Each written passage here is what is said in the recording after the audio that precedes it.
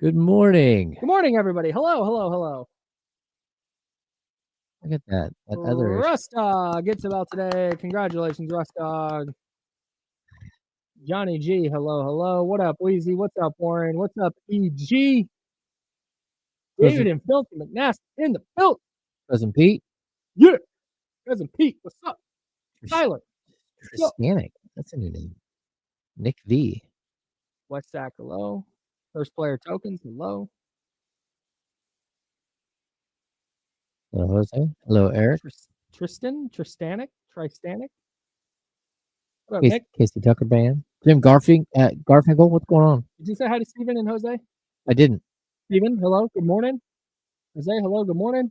Oh, that low-cal guy is here.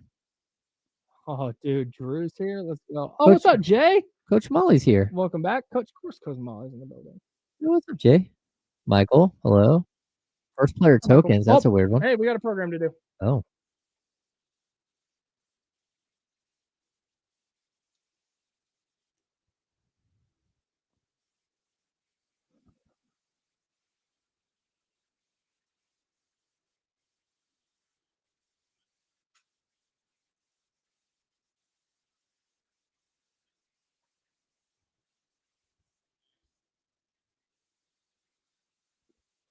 Hi, everyone. Good morning. It's the best day of the week. It is a Thursday, and it is the Insiders. He's James Sam. I'm Kyle Madsen, and we are rocking with you until noon. We're going to not... There's a line to walk today. There is a line to walk. Let me say this up top. The Kings looked like ass last night. Oh? They did. Now, they didn't look good. No. We'll talk about it. What was good, what was bad. We'll give it into the minutia. But I need it to be very clear that while the Kings looked not good last night, it also did zero to change how I feel about them in a positive or negative direction for the season. I agree 100%. I did not learn much of anything last night, outside of being a little bummed out that I wish we played a closer game. Yeah, they looked better. It was an 8-point margin, but it wasn't that close. No. Like there were, like I said, there was good and bad to take away. But overall, while they didn't look good, that needs to be made very clear. Neither James nor I are going to tell you today that, wow, look how awesome the Kings look. I was in the 40-ish win range for them. I'm still there. Yeah, I mean, look, they have so much work to do. And the first thing you need to get it out of the way, though, is playing your first preseason game. And again, I don't want to use this as an excuse. We talked about this before the show. I don't want to use it as an excuse. But when you sit there and play against your own team for 7 days leading up to a season, and we also have to understand, that's all it's been. Like, media day was Monday last week. And then they had training camp, and they, so Tuesday, Wednesday, Thursday, Friday, Saturday, they took Sunday off, Monday, Tuesday. They've played 7 days. That's not enough time to figure out who you are. But on top of that, the Toronto Raptors played on Monday. They already went out and got sort of this first look. It looked like it. Yeah, they look like a team that had played. Even if it's one game, they look like a team that had already had the shake the rust off game. Yeah. And the Kings didn't. Yeah, that I will say that I totally agree. I don't disagree with that. But also, one of the things I said I was watching for last night was the intensity and the way the Kings came out. And they looked like a team that went, hey, it's our first preseason game. Let's just go knock it out. This is so, I can't quantify this. But it felt like I was hoping they would approach that game. And I said this yesterday. I was hoping they were going to approach that game like, hey, every game is must win. This is the culture they're establishing. They are going to go out, and every time you play the Kings, you are going to get punched in the mouth. They might not win all the games, but you know exactly what style of play you're going to get when you play the Kings. And I think we were going to see that last night. And then we didn't. Well, Doug Christie addressed it. He did. He said there are two games that we're playing every night. We're playing the game that has a final score. Right. And then we're playing the game where who comes out and actually plays harder and forces their will and is the more aggressive, more physical team. They lost both. That's what he said as well. He said, we lost both. And he's, I just told the guys in the locker room. Like, he came in and talked to us. Yeah, I just told them. Like, that's going to be the last time we lose that battle. We can lose the game. That happens. You get a team that gets hot or the ball bounces the wrong way. There are things that happen. Yep. We cannot lose that out of the battle, and we will not lose that out of the battle, or I'm going to play other players. Like, I hope so. Yeah. It was pretty, like, I came away out of his post game with, like, oh, he's pretty upbeat for a team that just got crushed. No. I mean, realistically, their starters just did not well. We'll get into, like, individual play and stuff. Bad, sure. Yeah, but I still thought that, like, you didn't do the basic tenets that they're asking. And before the game, I'd actually had a conversation with one of the assistants. I'm not going to name names at this point. But he said, like, look, you have to understand that this is going to take a little bit of time because we're having to unteach a whole bunch of stuff. He's like, the whole high five thing, closing out to the shooting hand. He's like, that's not something you just change overnight. He's like, not only that, but they were tilting the court to one side the whole season. They were tilting the court. That's what their idea was. And so that's why they gave up all the corner threes on the opposite side. Because when you have everyone pushing to one side, all of a sudden the weak side, weak side is wide open. He's like, so we have to reteach that. So now we're doing things like, straddling the line at the key, on the key line. He's like, so guys can close out faster and get to places. He's like, there's just a lot of structural things that their instincts right now are counter to what we're teaching. And it's going to take more and more and more reps. It may take into the season a little bit, but to figure out some of these things that we're trying to work on. So I thought it was interesting. And that was before the game, not after the game. It was before the game. He's like, hey, this could look pretty bad. Yeah. And like, it did. It did. The defensively, and this is where, again, I'm trying not to wear purple glasses here. Yeah. But I'm also trying to give proper grace for preseason game number 1. Of course.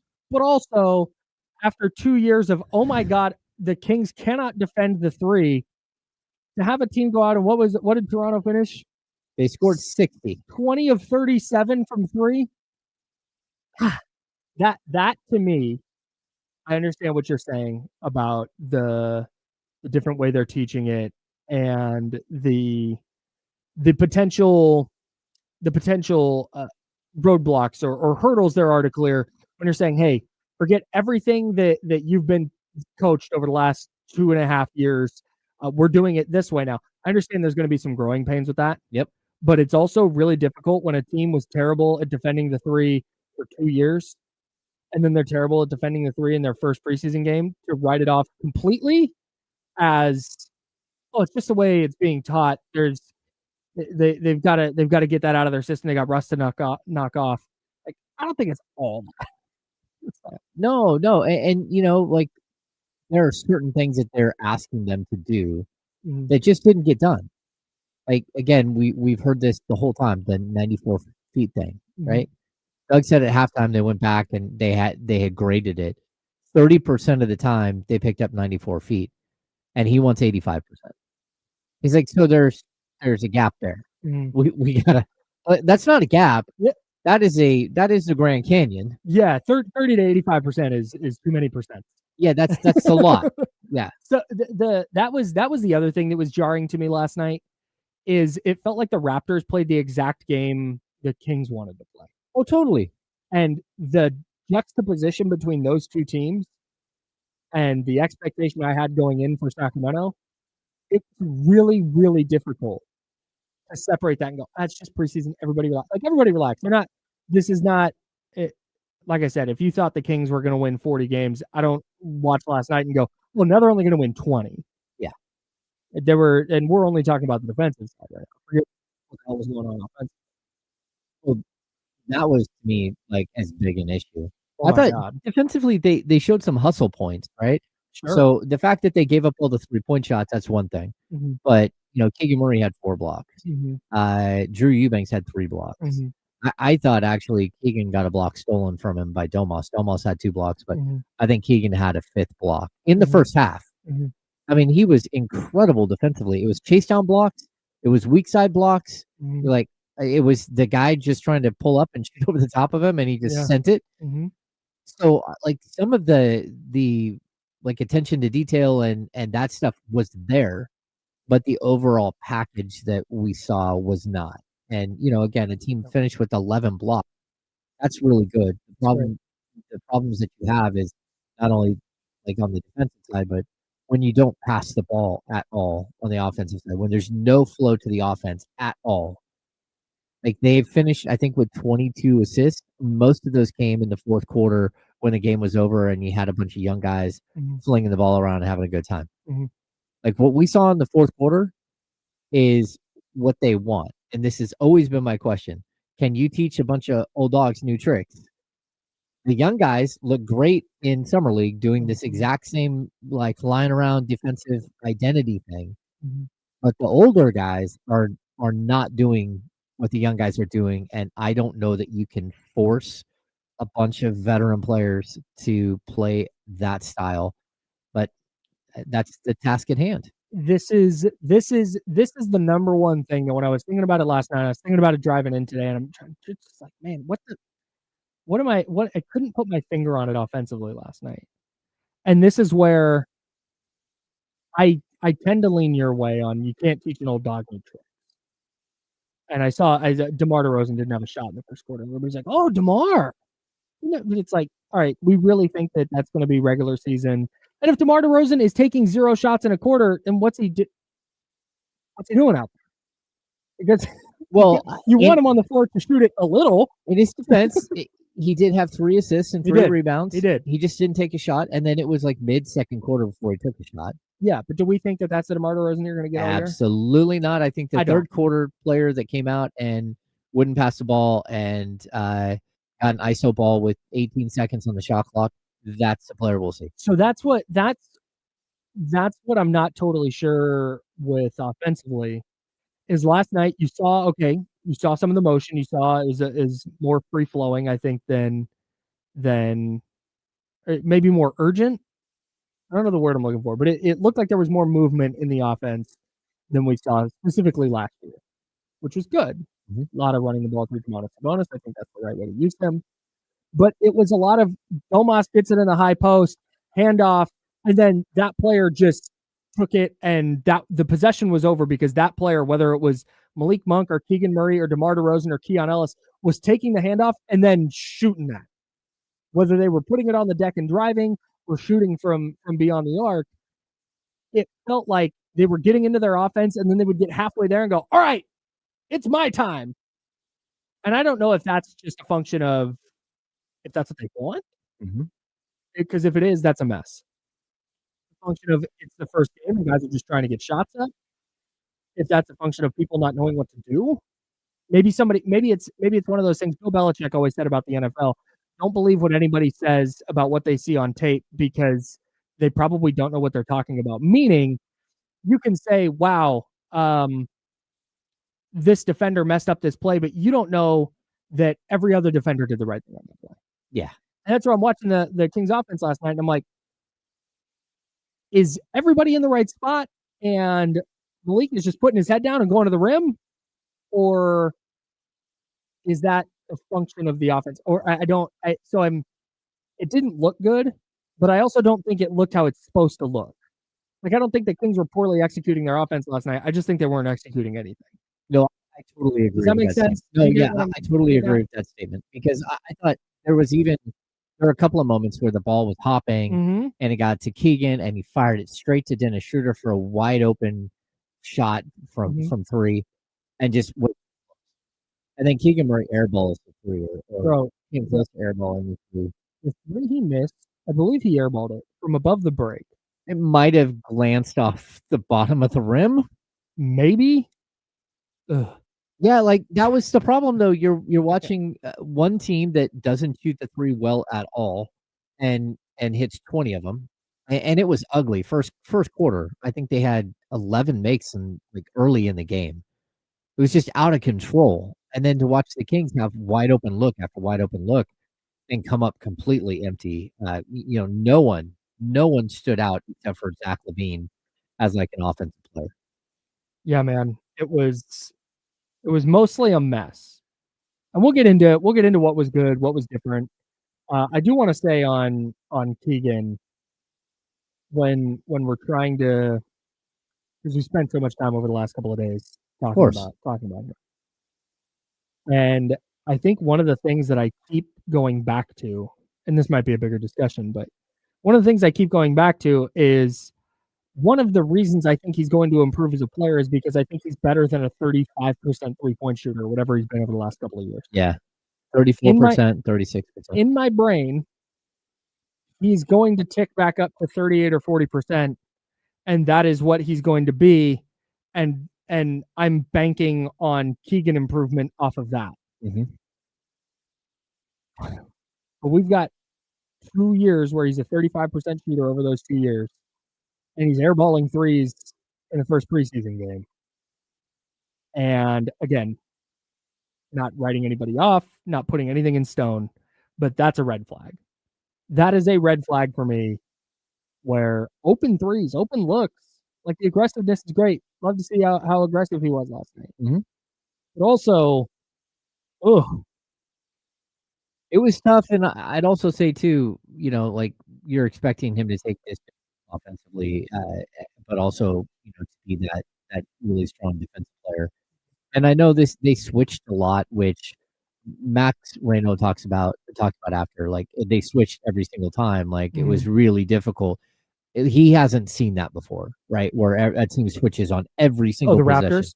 Yeah. Yeah, yeah, yeah. So Maxime Reno pointed it out, but I thought the Raptors were able to get Brandon Ingram into the right switch every single time, and he shot over the top of everybody. And Yeah, he was really good. he was really good, but also it just reminds you once again that the Kings don't have that player.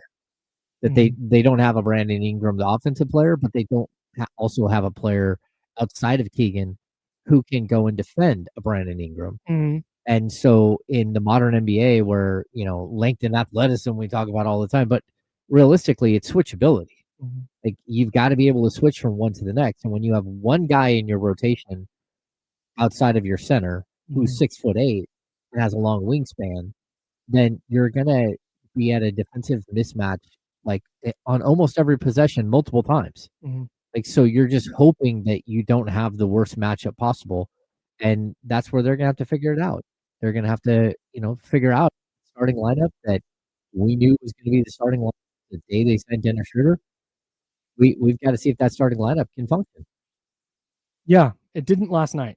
No. It's not at any kind of high caliber level. But it wasn't all bad. There was some good stuff. We'll dive into some of the individual performances. If you'd like to join the conversation about last night's Kings loss in the preseason opener to the Toronto Raptors, please hit us on the Elk Grove Kid Talk line 916-909-1320, 916-909-1320. That's the number if you want to join the conversation. Kings lose 130 to 122. We'll talk about the good. We'll talk about the bad on the Insiders. Brought to you by nobody on ESPN 1320 Sacramento Sports. Clear.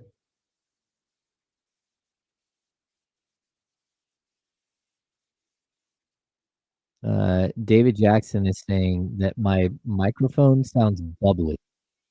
It's overmodulated, overdriven. I don't know what that means. Go ahead and yeah.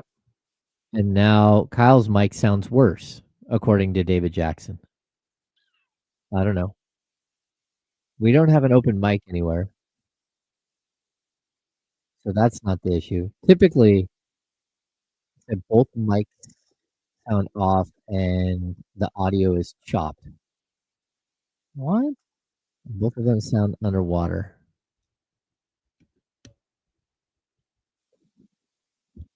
I will be like you sound fine in my ears, but if it doesn't sound good on the screen, You sound fine in my ears as well. okay. Um, Warren says we sound fine.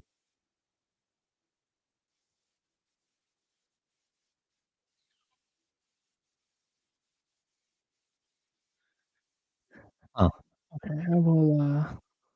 I blame Kenny. That's a good idea. I think he violated this chair and it may have messed up the mic. Um, um,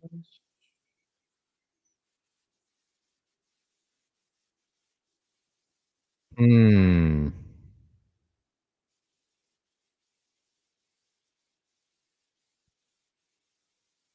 Yeah, they're saying that something sounds totally off. Some people say it sounds fine, other people don't. Weird. Certainly the camera's doing weird things too. Um, well, I'm gonna do this. I'm gonna leave the studio and pop back in.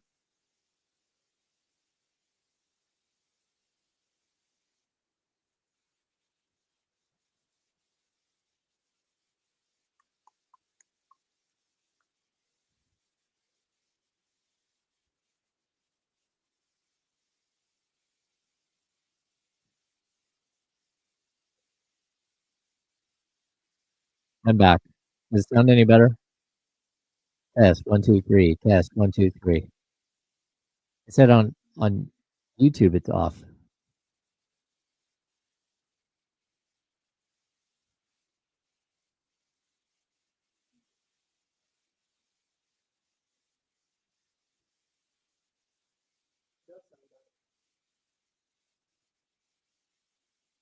Huh.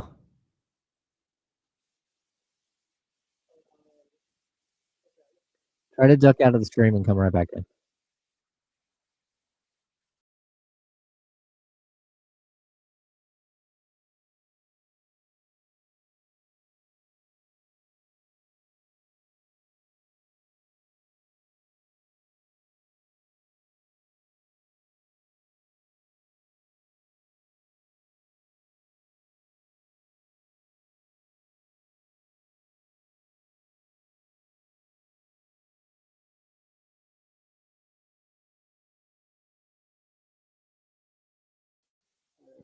Pause.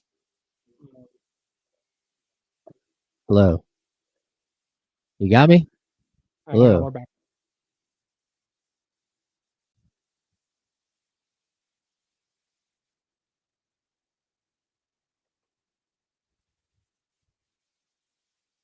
Welcome back to the Insiders with James Ham and Kyle Madsen on ESPN 1320. We're figuring it out, guys. James is over there. I'm Kyle. Your calls 916-909-1320, 916-909-1320. If you'd like to chime in on the conversation, we have somebody on hold. If you're on hold, salute. Appreciate you. We see you. If you want to call and it just keeps ringing, that's because in our current setup, I can only have one person on hold at a time, so it's just going to keep ringing and ringing. Hang in there, and I promise we will get to as many people as we can today on the Elk Grove Kia talk line. Let's just kind of go through because I don't want to do what was good, what was bad necessarily. Yeah. Because I think there's a little bit more nuance to it than that. So what I'm going to do, the game I would like to play, is I would like to go through. I'm just going to go through kind of player by player. Okay. And we'll talk about what we saw from each guy last night. But before we do that, let's hit the Elk Grove Kia talk line. Don has been waiting patiently. Don, you're on the Insiders. What's up? Oh, Hammer, what's up? What's up, TC? What's up, man? Oh, man, just vibe. Ham, what's up, man? What's going on? All right, no, just tapping in, bro. We all good, man. I know you was messing with me, bro. We good. Yeah, it's all good, bro. So, hey, look, so check it out. What I learned from last night is the first game, Hammer, but what I did learn, Kyle, is that, for one, we hit on our draft picks. I know it's early, but Scott Perry and BJ know what they're doing with the Cat, Meek, and Maxine. That's what I learned. Also, I learned we might have to tweak the lineup like we were talking about. One of the guys might have to come off the bench, right? And we talking about DeRozan and Zach. What we've been saying this whole offseason, so that's newsflash. That's not newsflash for anyone. We've been saying that. Also, moves will be made. The way Doug was talking last night was, hey, we're seeing what we got, right? I'm not calling anybody out, but we're seeing what we got, and moves will be made if you don't want to do what I'm putting forward. Yeah. I'm not going to go with the back and forth. You will be moved. That's what I learned. Maybe I'm tripping. That's all I got. Thanks, TC. Appreciate the call, man. I want to start with that second part, and then we can get to the Kings draft picks.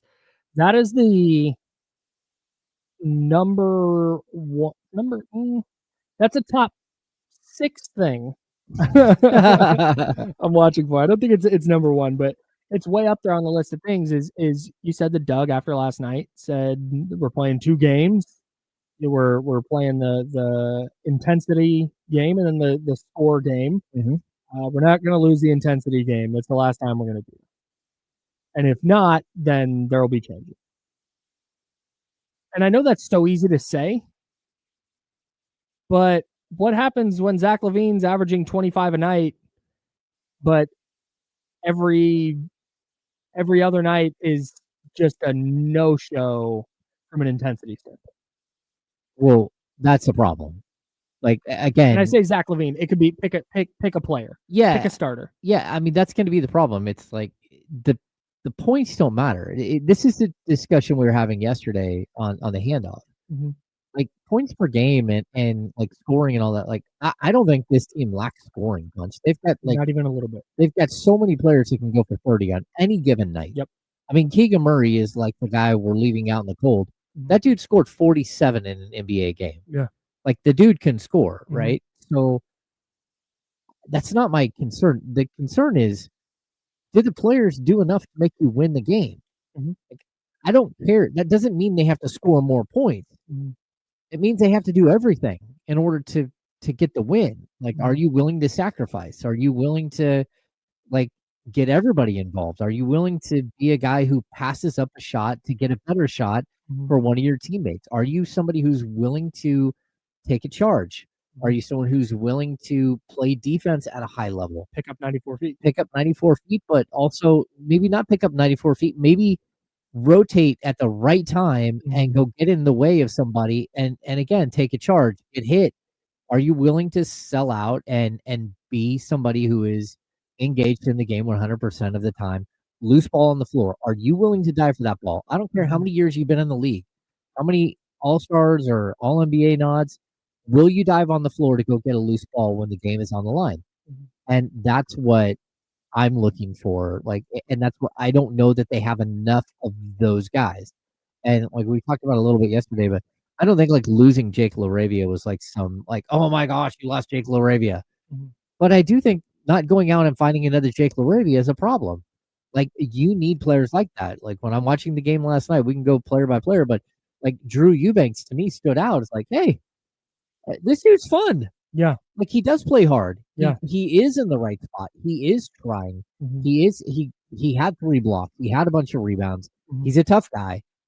Like but it to me it was a style of play as much as anything. And do you have enough style of play players to make this thing work? Mhm. You know, guys who are willing to sacrifice, glue guys who, Mhm. you know, do all the dirty work guys. Mhm. And I think the answer is no as of today. And you got to see if you can develop some of those. Right. Yeah, and the reason, this goes back to the conversation we're having on the handoff. The reason I say Zach LaVine is because he is one of the highest paid guys. That's why I picked him. It's harder to take Zach LaVine, Domantas Sabonis, DeMar DeRozan, and go, yeah, you're going to go to the bench. Yeah, because you're not playing the way that we need to. That I would imagine is going to happen with some highly paid player at some point this year. Or maybe it's, how do you want to do it? Maybe it's Keegan. Maybe they're like, Keegan, you need to shoot the damn rock. And he's just not doing it. Are they going to be willing? Is Doug going to be willing to say, okay, you're going to the bench now? Mm-hmm. And maybe he will, maybe he won't. I don't know. But I think that is going to be paramount to whatever they're trying to build this year. I think that kind of thing is going to be paramount, saying we're establishing this culture where I don't care how much money you make. I don't care how many points you score. I don't care how many blocks you have. Are you contributing in the way and playing the style of play that we are trying to establish here as the foundation of the Doug Christie, Scott Perry era? If you're not, you can go watch them. Yeah, there's the door. And it's so easy to say that. Just like it was easy for me to get on the radio last year and go, why doesn't DeMar just come off the bench? Like, because you can't just walk up to DeMar freaking DeRozan and go, hey, you're on the bench now. I get that it's easier said than done, but I think that is going to be absolutely paramount if Doug Christie and Scott Perry are trying to establish some kind of long-term culture, that they do that. And it's nice that Doug said that he would, but will he do that when I believe it is inevitable that situation will arise at some point this year. Does he do that? Does he pull the trigger? Well, I think that's going to be a huge question that he's going to have to answer at some point. Mm-hmm. I will say, like, if we're talking about individual players last night, like I always look for the check-in game. I thought DeMar DeRozan was like early in the game was like all of it was weird, but I thought Zach LaVine had his check-in game. I thought he was phenomenal on the offensive end, and then I can remember like 2 or 3 very, very good defensive plays that he made, and I was like, wait a sec, he's actually like locked in. He's locked in. Like there was someone tried to take him off the dribble, stayed in front of him. Like he made like forced one of the blocks. Like I thought like already we're seeing that pay off. Now preseason game 1. No doubt. Like he's got doubt. At this point he's got 85 more games to go. Like I've got to see it more than like a quarter here and there. But I I thought, can do it. Well, yeah, It can be done. I thought offensively it was like, oh man, like he is so good offensively. This is not breaking news, so I don't want to act like we're saying something that is new here. I am just so frequently aghast at how casually great he is offensively. He hit a step back 3 last night where he's dribbling into bodies where I'm like, what is he doing? And then he's so casual. Little step back 3, hand in his face, bucket, nothing. Like, God, it just when he's going, he's so sick. Yeah, we talked about it yesterday. Like, there's a definite possibility Zach LaVine could average 30 a game. Like, he's that type of offensive talent. Yeah. Like, there's no question that guy could average 30 a game. Yeah. I don't know if you're a good team if he's averaging 30 a game, but maybe you are. But the fact is, you can't have him average 30 and DeMar average 20 and Domas average 20 because now we're at 70 points and nobody touched the ball. And that's where you're going to start having problems, right? So I'm not sure how well that's going to work, but like as far as like gifted offensive players, he's unbelievable. And if he is going to at least try on defense, you know, I've heard like they know they're not going to get the second and third effort. They hope they can get the second effort, but they know they're probably not going to get like the third and fourth effort. Sometimes it's required out of Zach LaVine on the defensive end. That's not who he is. You know, like there are guys that walk into the NBA who have never played defense in their entire lives. They're just so good offensively that they cruise around scoring 30 in high school, scoring 35. Then, you know, in AAU, they're averaging 30 in every tournament, and they don't ever get asked to play defense. So, like, there are those people that are out there, and Zach is probably one of those guys. But at this point, like everything coming out of game 1 from Zach LaVine, like check in. Absolutely phenomenal. If you get, let's see, he played 15 minutes. What, 16 points? Ridiculous. Hella efficient. If you get that performance doubled-ish every night, you're in a great spot. Yeah. Averages 32 points in 30 minutes a night, you're in a good spot. I also, no, but I mean the style of play, the way he went about it. Well, that, and I thought he was the dominant player on the floor. I was like, oh, without question. Look at that. You're not like passing the ball. You're not like being meek. You're not shying away from DeMar or anyone else. You're actually taking advantage of the situation. And I thought the same thing about Keegan. The shots didn't fall, but I was okay with his shot attempts. I was too. And I wanted more, but I also, he gets to the line 3 times. Doug Christie talked about it after the game. I'd like to see him get to the line 6 times a game. He averaged 1 a game last year. That's crazy. That's just insane. That can't happen. Nah, I agree. Yeah. And that might just be who he is as a player, but if he's going to evolve as an offensive player, I think that those free throw attempts are just going to naturally pick up if he becomes a player. I think certainly you think he can be, and I think that's just a natural progression for a score. The other thing with Zach LaVine last night, and something that I wonder if they're going to try and do during the season is, I think that they can take more advantage of his gravity, where that's nice that he takes those tough step back threes and can hit them. But when he does that step back and there's 3 defenders closing out on him, I would like to see some of those tougher shots, like you said, become a quick dump off, and now it's Domas running down the lane. Yeah, that's the kind of stuff I would. But again, I'm not. That was less a critique of last night, more like, oh, look at the possibility. and I hope that that's something they're factoring into their offense, is the fact that teams do have to shift their defense. You can't just take your best defender and go, you got exactly it.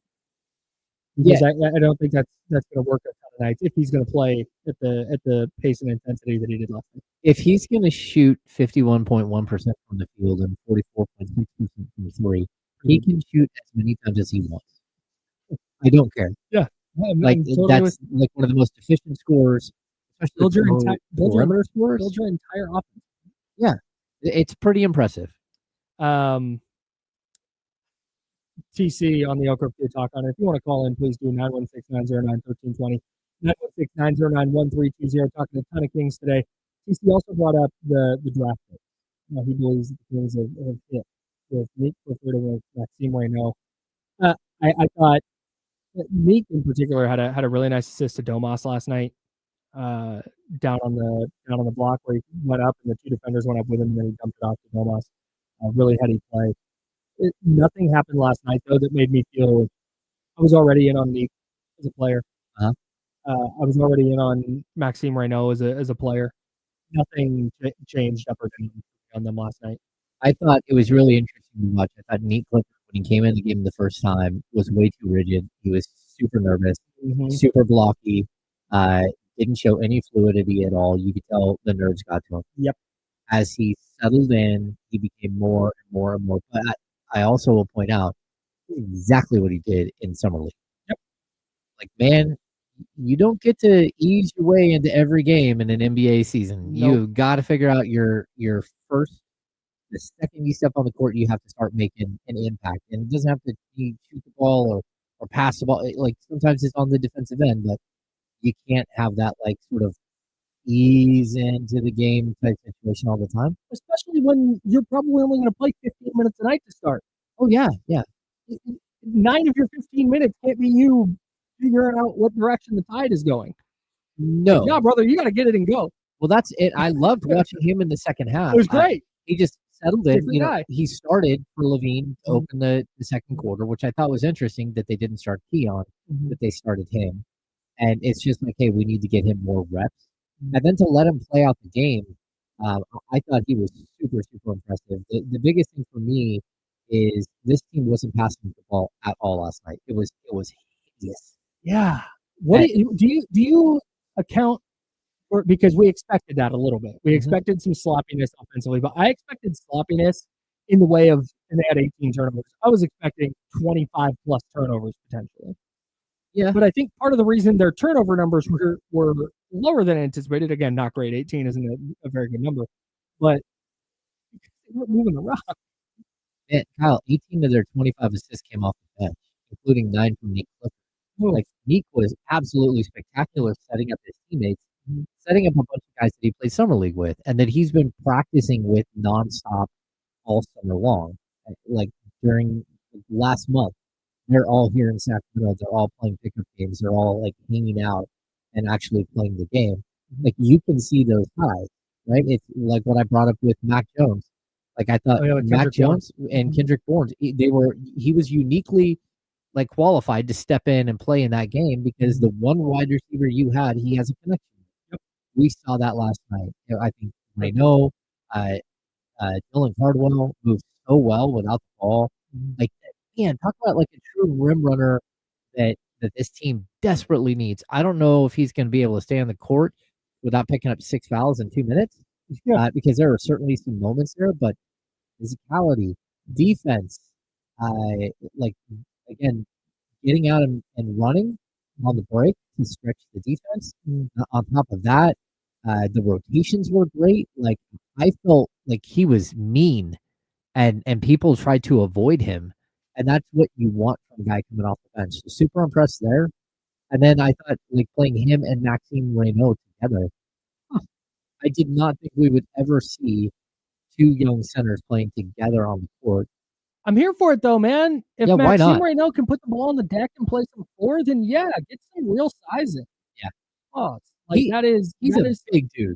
Yeah. I know. I'm here for any Maxime Reynaud plus a center lineup, particularly in the preseason. Yeah. It may not work out in the regular season. Yeah, the regular season, once everything starts, we'll see. We did talk to Maxime Reynaud after the game last night, and I thought it was really positive discussion. Like he said, like, very clearly, like, we are just two totally different styles of big men. He's like, I can go stretch the floor, I can space the floor, and he's gonna be the physical guy. And like, we both bring a lot to the table that's very different. And talk about, man, he is absolutely brilliant. Like Maxime Moreno, Stanford. he's a Stanford guy, but he's legitimately a Stanford guy. He's not like a Stanford guy who got a basketball scholarship. Sure. No, he's a Stanford guy, and you're like, holy cow! Like him breaking down the game and analyzing the game, you're like, okay, this dude gets it. Yeah. Like you watch him on the court, you're like, oh, I think he gets it. Mhm. You have him come off the court and sit there and talk, and it was like, okay, I'm here. Like Maxime Moreno is going to be in the league a long time. Yeah, you're 7'1" and can shoot it even a little bit. You're gonna be around. Yeah, arrow pointing up there for sure. There was one player last night that I had a major concern about. We'll talk about it next on ESPN 1320 Sacramento. It's called the Thieves, people. They're saying the audio is insanely bad. I don't know what to say.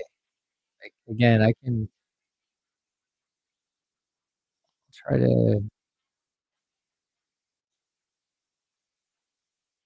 Oh, okay. I'm gonna leave the studio and come back and see if that helps.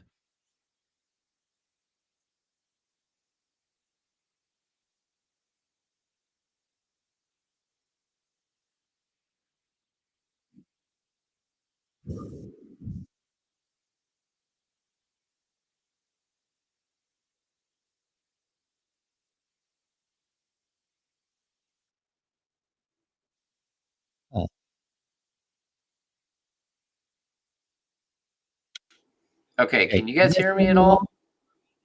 Test 1, 2, 3. Test 1, 2, 3. Test.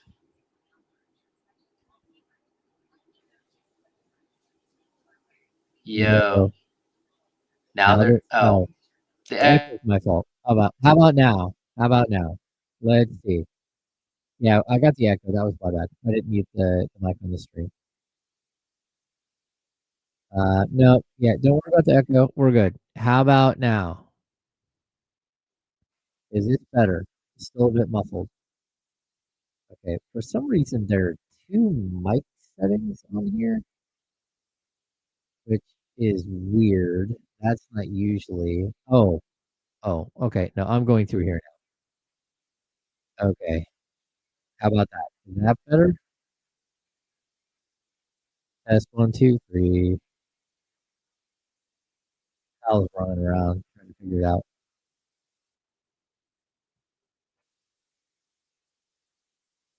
Yeah, it might be that we need to like reboot a computer or two, but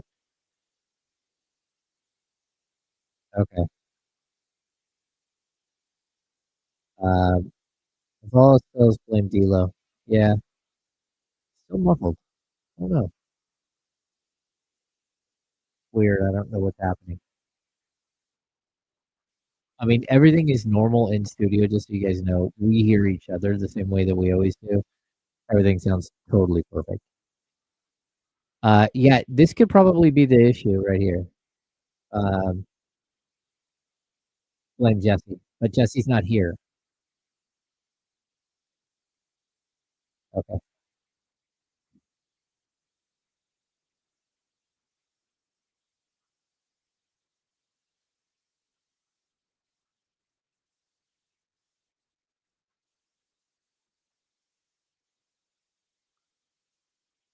Yeah, we're like starting the stream is like that's too difficult.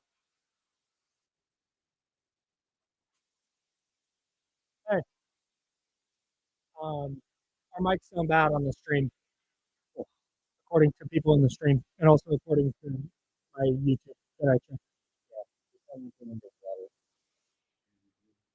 Nothing. Went underwater. We're broadcasting live from the submarine. I think so. Yep. Thanks.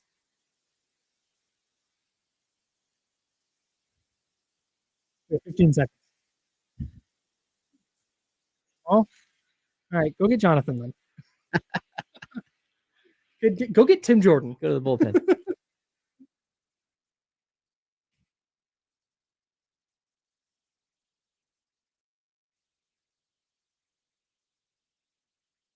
Bad call by me. Welcome back to the Insiders with James Ham and Kyle Madsen on ESPN 1320. That's James and Kyle. Seth, our engineer behind the glass. Having a good time. Is he gonna step I'm in having and a help good us time. out? I don't know if Seth, I hope Seth's Yeah. gonna help us out. Although I'm not sure I've earned it. We're gonna try though. Kings lose their preseason opener 130 to 122 last night at Golden One Center. Again, taking everything in preseason game one with a grain of salt. You can have some lime and a shot of tequila if you would also like that. Am I off base to be a little bit concerned with Isaac Jones' minutes last night? I don't know. So we talked about this yesterday. Zach Levine looking good in a preseason game. Okay, great. Like thumbs up. Better than looking back. What I'm looking for, summer league, what I look for in preseason. This is NFL, NBA, Major League Baseball, whatever. Looking for does that guy look like he belongs in this league? And Isaac Jones last night, to me, did not look like a player who was on track for a rotation. Okay, so first of all, he was in the rotation to start, which I thought was interesting. Yep. I think we can look at this and say we saw the 10-man rotation. Things can change, but just looking at, I don't know that Doug McDermott or that Dario Saric are going to be in the rotation, right? So if you look at the guys who did not play, Terrence Davis, Dexter Dennis probably won't make the team. Yeah. And then we get up to Doug McDermott and Dario Saric. But whether they're going to be in, playing regularly or not, I would say Doug McDermott's going to get an opportunity well before Dario Saric does. But I think when you look at Isaac is one of the players on the court that is reliant on other people to make him better. He's a player that has to have somebody passing to him. He's not somebody who gets to create his own shot. I thought he hit the corner three and it was totally clean. And he took another one and I thought it looked good too. Yep. But at the end of the day, if your team isn't passing and you get out of the first half and you got 6 assists, what is the guy like Isaac Jones supposed to do? No one is moving the ball. No one is doing what they're supposed to be doing. He's the one who's going to pay the price. Standing in the corner is one thing and shooting 3-point shots. There's going to be some of those just because that's the pace of this game. But I would have liked to have seen more on the glass. I would have liked to see more in general. That's it. Isaac Jones is a player that when I have watched him during his brief NBA career, it's a player that I go, okay, I may not get a ton of scoring, but as you mentioned earlier, the Kings have so many guys that you can get scoring. Yeah.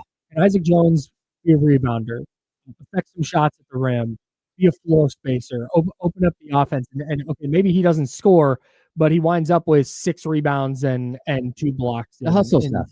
Right. Yeah. And that just, preseason game one, I'm not writing Isaac Jones off.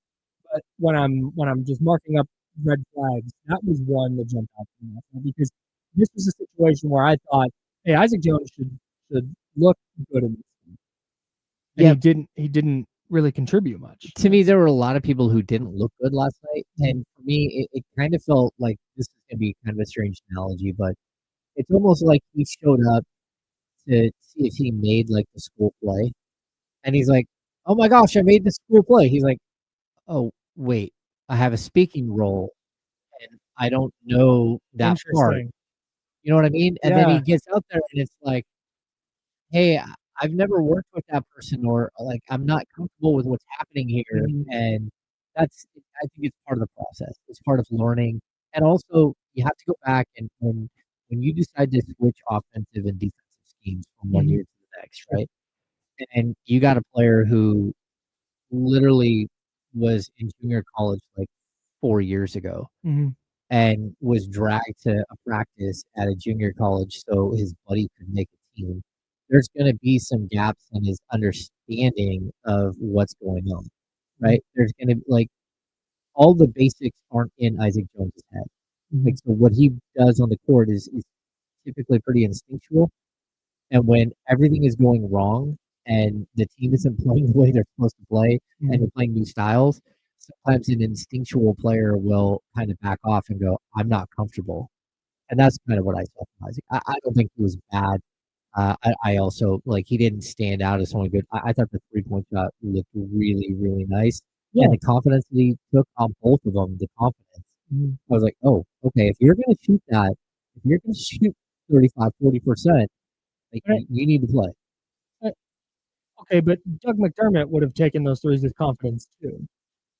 The floor spacing is nice. There has to be more to it, though. Well, yeah, but Doug McDermott at 6'5", 6'6", at 33 years old, who versus a 6'9" power forward, like, it's just a different position, totally, and a different style of no, player. I'm saying I need more from Isaac Jones than the 3-point shot. Of course, he's got to go out there and he's got to rebound at a higher clip. Did he? Let me. I might have. Did he look like a rotation player last night? I mean, maybe, not to me. But there were other players who also didn't look like rotational players. I mean, let's be honest. Like, on the offensive side of the ball, like, if that was the first game you ever saw Keegan Murray, you wouldn't go back to. he wouldn't get another shot, right? So I think that's the point. Like, everything was new last night. And sometimes it's the guys that are trying to fit in and trying to be, who are trying to earn their spot, that you go either one of two ways. Either he does too much or he does too little. I'm watching Isaac Jones like a hawk. You are watching. He is under the Madsen microscope right now. I am locked in on number 3. Oh, that's funny. Tomorrow, locked in on Nick Clifford last night. Tomorrow, Isaac Jones. Okay. Welcome to the Madsen microscope. Hey, look, I thought, like, the first quarter, that Nick didn't look like he fit in either.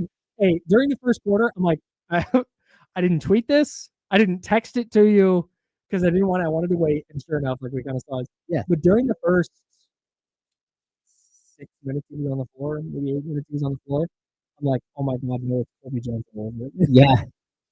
No, but Kobe Jones were like, in theory.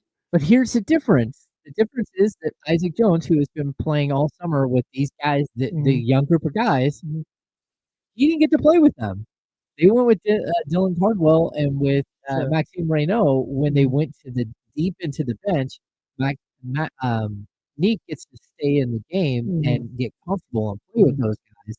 Well, Isaac didn't get that opportunity. And I think if we would have seen the switch there, if we would have seen him play late, we probably would have seen more. I'm open to that for sure. I was just a little bit disappointed by the Isaac Jones minutes last night. Well, and I don't know how many minutes he's played with Preseason. Like, I'm gonna guess not a hell of a lot. Hey, can Keon Ellis dribble now? That and 1-3 he had. There's like a little shake and bake in there. Created some separation. Drew the foul. Oh my God, what is that? That was pretty crazy. He had the steal and the dunk. I definitely he was definitely there, like, looking at Grady Dick like he is not an NBA player. I've seen that look. That's the look that players used to give Jimmer Fredette. Oh, like, it's like, bro. Like, I know I'm Keon Ellis, but you're about to get cooked. That was tough. Yeah. Keon brought the ball up some last night. Nick Clifford brought the ball up some last night. Yeah. All right. 9 assists for Nick Clifford. That's what we expected. The read and react, like what they were doing there, the way that he threw the lob to Dylan Cardwell. He found Cardwell on a couple of, like, really stupid. And Kings have to have somebody in the dunker spot. Like, having Dylan Cardwell there, that's great. And I hope that he develops and he becomes a ball player. He looks like we're not under the assumption he's going to be in Sacramento's roster. No, he's a two-way player. Yeah, no, he's not. So that's my point. Like, this team desperately needs that.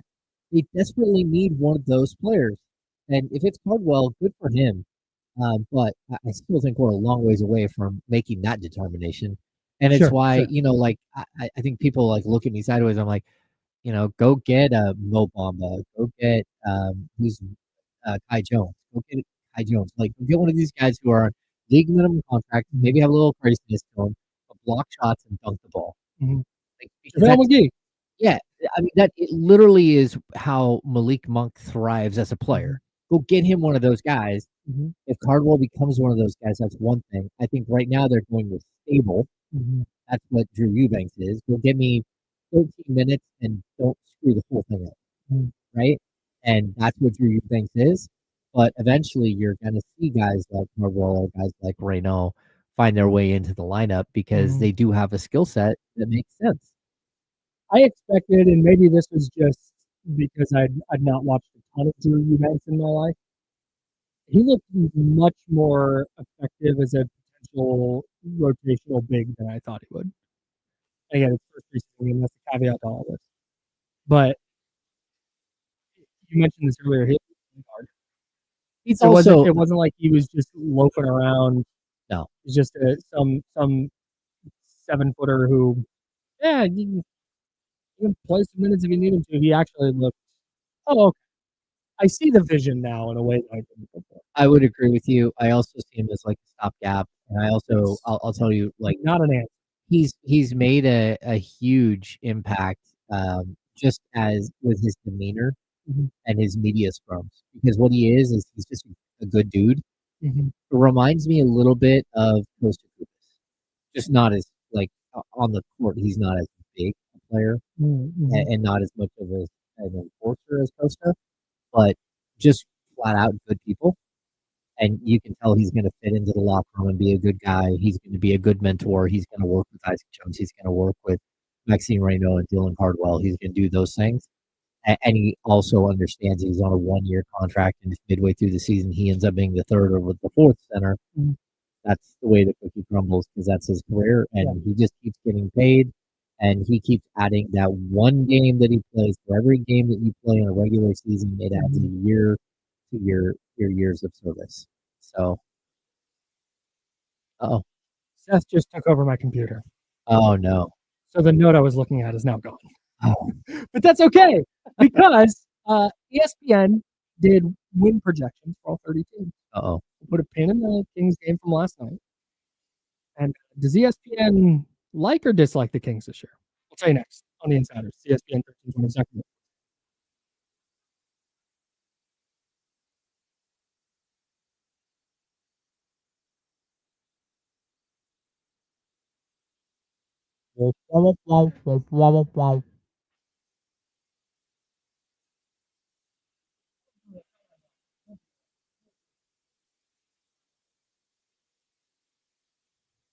Seth is an ideal NBA radio station. I just said such a nice thing about you, and you didn't even hear it.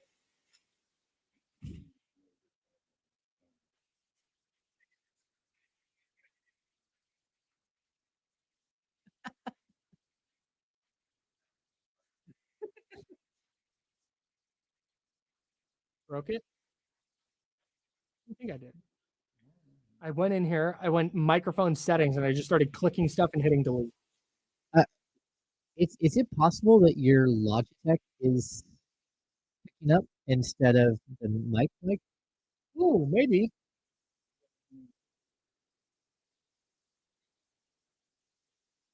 Yep. Yeah, it's definitely that mic. It is.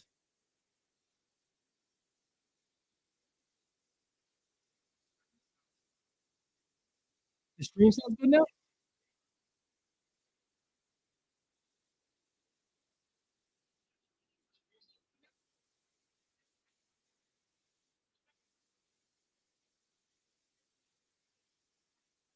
That's crazy, Bryce. You cannot say that.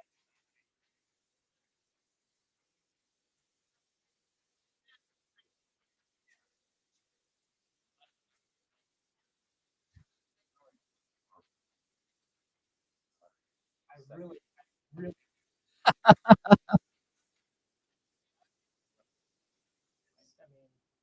Yeah, because all the other mics are off. I'm just wondering if it's not something. Yeah.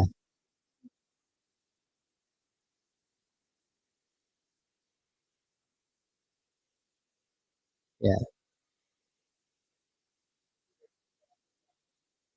And if Kyle drops out of the stream and comes back in, will that kill the stream? Well, technically, we're all hosts.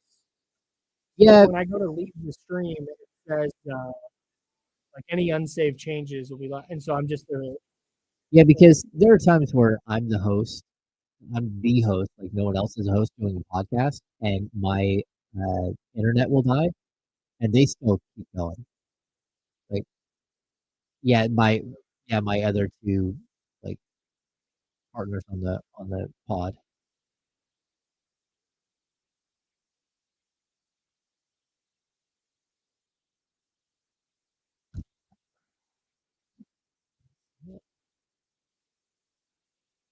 I think it's a loose connection.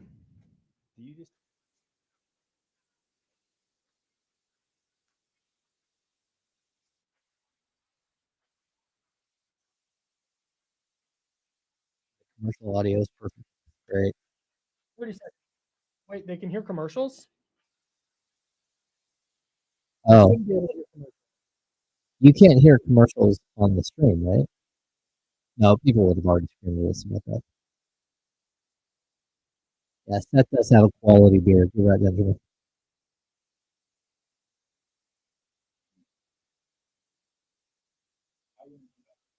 Okay.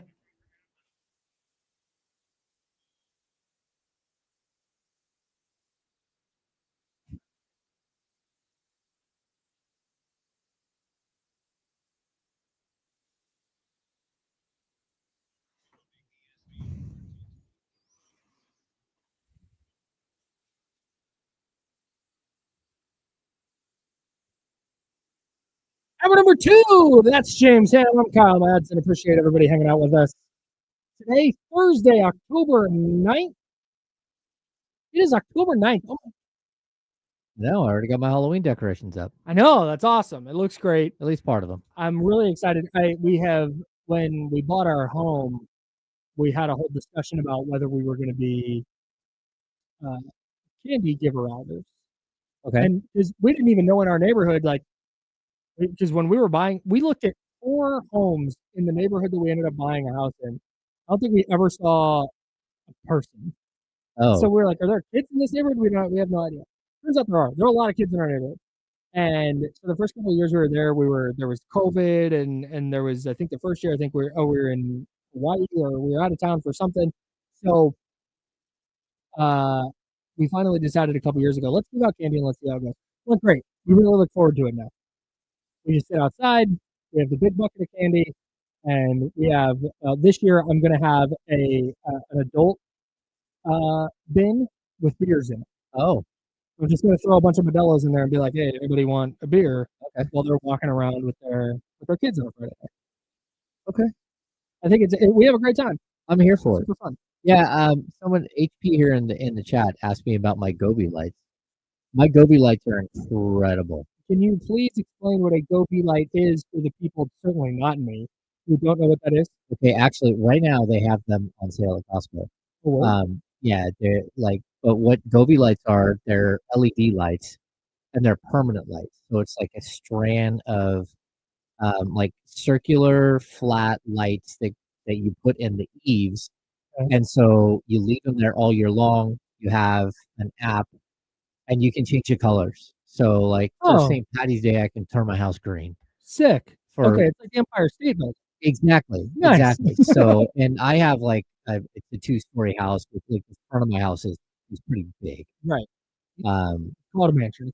It's not a mansion. Well, it's a good sized house, but we added a lot of what you see. But the Gobi lights are just incredible, and we get compliments on them all the time. Like people will drive by, like, "Oh my gosh, So for like the 4th of July, I can do red, white, and blue lights my whole house. Open. Like, well, you showed me a picture and it's orange right now and it looks great. I thought those were just orange lights you threw up, like Christmas lights. No. They're But that is hiding in just the eaves of my cool. house at all times. Michael, look at that. Yeah, and then so I So had them installed. There it is. Okay. So No, we're bringing you. small breaking news. Okay. The Sacramento Kings have waived Dexter Dennis. There goes this segment. The hell are we going to talk about now? All right, anyways, shout out to Dexter Dennis. Hope he catches on somewhere and has a Hall of Fame career. So come Christmas time, you're not going to need to rehang lights. No, I don't have to do. You just do your yard stuff.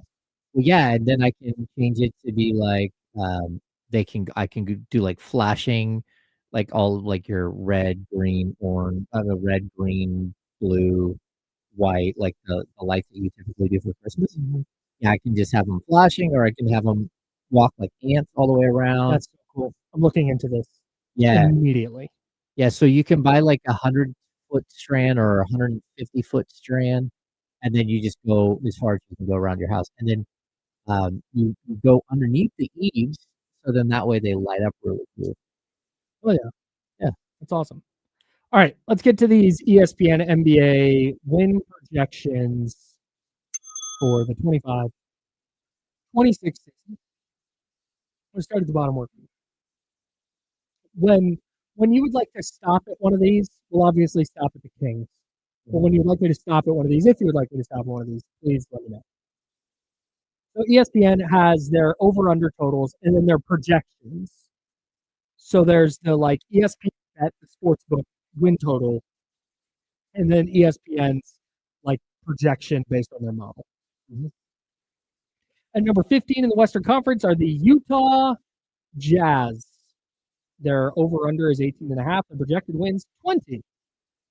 I got nothing on the Jazz. They're the least interesting team in the sport. They are. And number 14, the New Orleans Pelicans. 30.5 wins. The projected total of 32.6. New Orleans winning 33-ish games, I think, would probably be. They're not going to view that as a success. Yep. That is more than I'm expecting. So basically, we understand here. Am I in on the Pelicans? I might be in on the Pelicans. Let me workshop that take. I got to think about it. Okay. So basically what we're looking at here is one is what basically the Vegas line is. Right, the ESPN Sports. And then the projected, using their projection tools, their model. Okay. So New Orleans at 32.6. I'm just going to use their numbers. I'm not going to round. The Phoenix Suns at number 13.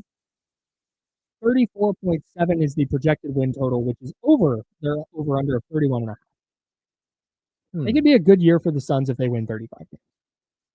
Okay.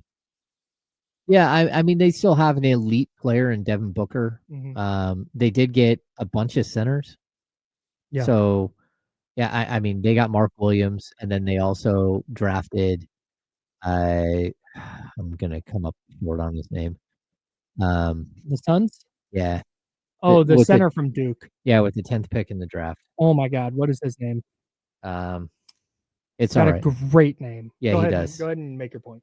Yeah, like I do think that the Suns have added some pieces and gone away from the dysfunctional kind of not nice guys that they've had before. So, like Bradley Beal did not get along with people there at all, and neither did Yusuf Nurkic. Malawak. Yeah, Malawak. There we go. So I do think that, like there could be a better flow to that team. I think Ryan Dunn's going to get a little bit more of an opportunity. Grayson Allen's still there. They did in who they pick up in the Kevin Durant trade. They've got Dylan Brooks and Dylan Brooks. So they do have talent. I also like Nick Richards as a player. I just, I think he's got some upside. But they've got a lot of centers out of nowhere. Yeah, they do. I feel like the vibes are just really bad there. If they're kind of in the mix for a play-in spot, I think that's a good year for them. Yeah. Just given where they were a season ago. At number 12, the Blazers, their over-under is 33.5. The projected win total is 35.8. I think they might be my Blazers this year. Again, I'm workshopping which team. Last year I had the Pistons. Last year was my Pistons. I really like the Blazers. 36 is probably more correct. But if you told me that a lot of things went right for them and they won 40, 41 games, I wouldn't be shocked at all. I like what the Blazers are doing. I do too. I also like they do have quite a few injury-prone players. Yes. No doubt. Sharp is always hurt. They're already dealing with the injury to Scoot Henderson. I just don't know that their veteran young guy mix is gonna work out. I also wouldn't be surprised if they won 30 games. Yeah. They might have the biggest variance. Yeah. We'll go over. We'll do that another day. The Blazers. Nope. The Spurs. Over under 44.5. They're the first team that ESPN projects to go under at 40.1, and I think that's probably right. They're not going to have a normal trajectory because Wemby is going to change their ceiling, but their guard situation is weird. And they're all hurt. De'Aaron Fox, Stephon Castle. Yep, nobody's healthy. I mean, Fox is going to be out for a while. Really? Yeah, he has a hamstring injury. Oh my goodness. Yeah, he I think before he signed his major contract, he has a tear. So they have De'Aaron Fox, who they paid. They have Stephon Castle as a rookie of the year. They drafted Dylan Harper, number 2 overall. I don't think the Spurs roster is going to look how it looks now by the time the season ends. At some point, I think they're going to move somebody and take some kind of major swing. But they're not on a normal trajectory where it's like, oh, this is the year they're going to win 45. Yeah. And then they're going to be they're all over the place. So that feels okay to me at number 11. Yeah, I could even see them winning closer to 36 to 38 games. And hey, let's not forget the fact that they have an inexperienced head coach who is trying to bring along way too many young players at one time. You've got Harrison Barnes and De'Aaron Fox there to sort of stabilize Keldon Johnson. But you also, outside of them, have a bunch of young players. And there's no telling how that thing's going to go. This is not Pop's team anymore. Yep, for sure. At number 10, your Sacramento Kings. The over-under 34.5. ESPN has them going over that number by the second highest jump in this list. Oh. They have them projected to win 43.5 games with an over-under of 34. So 9 games up on the over-under. Yeah. Huh. We'll get to the one that's more than 9 games up on the over-under. But there's that projection, and there's why they project to be better or worse than their total. The explanation is similar to Dallas. Sacramento appears to have, this is from Kevin Pelton, more talent than the narrative about the team suggests. I think we're all in agreement there. Remember, the Kings won 40 games a season ago with a positive point differential, and while they dropped to a 36-win pace with Zach LaVine in the lineup after the De'Aaron Fox trade, they've upgraded a point guard with Dennis Schroeder. The ceiling might not be high for Sacramento, but it's unlikely the Kings are anywhere near as out of the mix as their line suggests. That is spot on. I have zero disagreement with that. I agree. And if you told me to set an over-under for the Kings, I'm setting the number and I'm trying to get 50% of the action on each side, 43, and I would probably be at 42.5, maybe 41.5. I would have been 38.5. So 43.5 is a for a projected win total. So 43, 44 games. That to me is a lot of things went right. A lot of guys stayed healthy. And a lot of what Kenny and D'Lo have been talking about, the way this team can get better from where they were last year. That's just those things going right. I think for the Kings to get to 43 or 44 wins, not even that much has to be. I don't think anything out of the ordinary has to go well. They need to not have anything terrible happen where Domas misses a bunch of time or Zach LaVine misses a bunch of time or DeMar DeRozan misses a bunch of time. If they're just healthy and those guys are playing, 43 feels reasonable. Yeah, I mean, look, I think a lot has to go right, and especially the first 19 games of the season, 20 games of the season. A lot has to go right. I mean, going right. Let me backtrack on that a little bit. I mean, out of the realm of massive injury. Okay, so yeah, I'm going to fast forward a little bit. Golden State is number 2 on this list. They have an over-under of 46.5, a win total of 56. That's wild. For Golden State to get to 56 wins, so many things need to go right. They need Jonathan Kuminga to be the contributor they think he can be. They need a guy like Buddy Hield to Buddy shoot Hield 40% from shoots three. lights out. Yeah. Quentin Post is a big time contributor. Like, there's all these things. For the Kings to get to 43 wins, I don't think that many things outside of the ordinary. Mm-hmm. Like Golden State getting to 56.5 means you're getting like 75 games out of Steph Curry, Jimmy Butler, and Draymond Green. And you're getting high level play for 70. I don't think that's necessarily realistic with all of them being 36 and older. No, I don't think it's realistic at all. Right. So if you say 56 wins, I'm like, man, you need a lot of stuff to go right that is outside the realm of what I think is going to go right or what could go right. For the Kings to get to 43, it's like, oh, okay. They just need everybody to kind of be what they are. And maybe Dennis Schroeder is the best version of Dennis Schroeder that you can get. Okay, so when it comes to the Warriors, I'm going to try to not be a jerk here and be like an anti-Warriors guy. Mhm. But a couple of days ago, you had 9 players under contract, hoping that a guy that you don't want to play for you resigns. And if he does resign, then you can sign 4 veterans to league minimum contracts that haven't signed with anyone else all the way up until October or September, late September. That's a lot to think that, and like we can say that like the 9-man roster they had before that was completely imperfect. It's like 3 very old guys and then a bunch of like Brandon Pajemski, Quentin Post, Moses Moody, league average to below players. Sure. Yeah, and so to project that they'll there's a so let go ahead. But I would say this: like if their projected win total is 46, and the ESPN's projecting 56, I would take the money that they win 36 versus 56. Ooh. There's a chance that Jimmy Butler implodes. There's a chance that Draymond Green just gets really old, and there's a chance that Steph Curry gets hurt and misses 40 games. Also, they're starting 39-year-old Al Horford. Al Horford. But this is a different conversation than the one we're having about basketball. But this is why games are played and not played on stat sheets. Yeah, and why like the numbers matter and the analytics and such. But this is just a purely he has an analytic model that he's running teams through. Yep.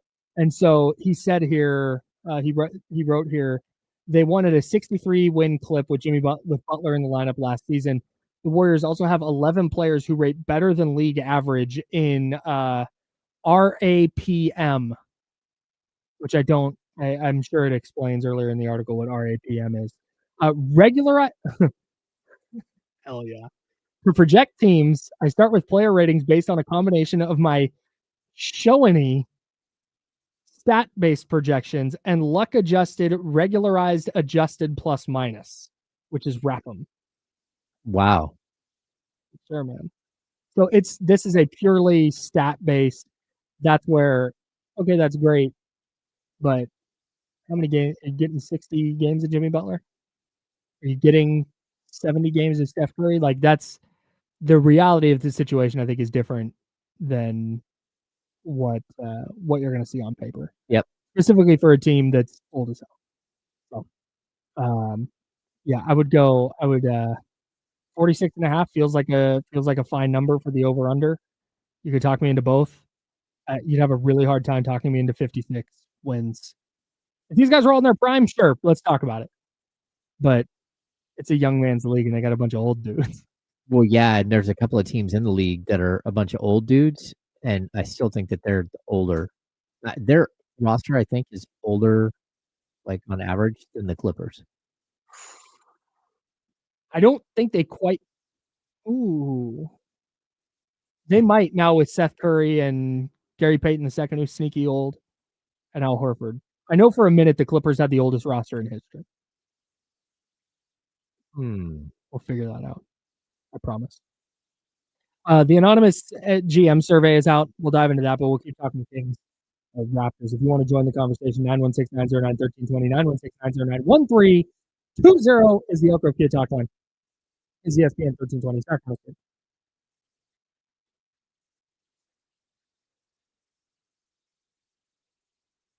Oh, all right. I was wrong. The average age of the Clippers is 33.2. 27.5. They're second. The Rockets, 27.39. The Kings, fourth, 27.27. Average age? That doesn't feel right either. I feel like the Kings are older than average age of 27.27. When you consider Schroeder at 32, DeMar at 36, Levine at 31.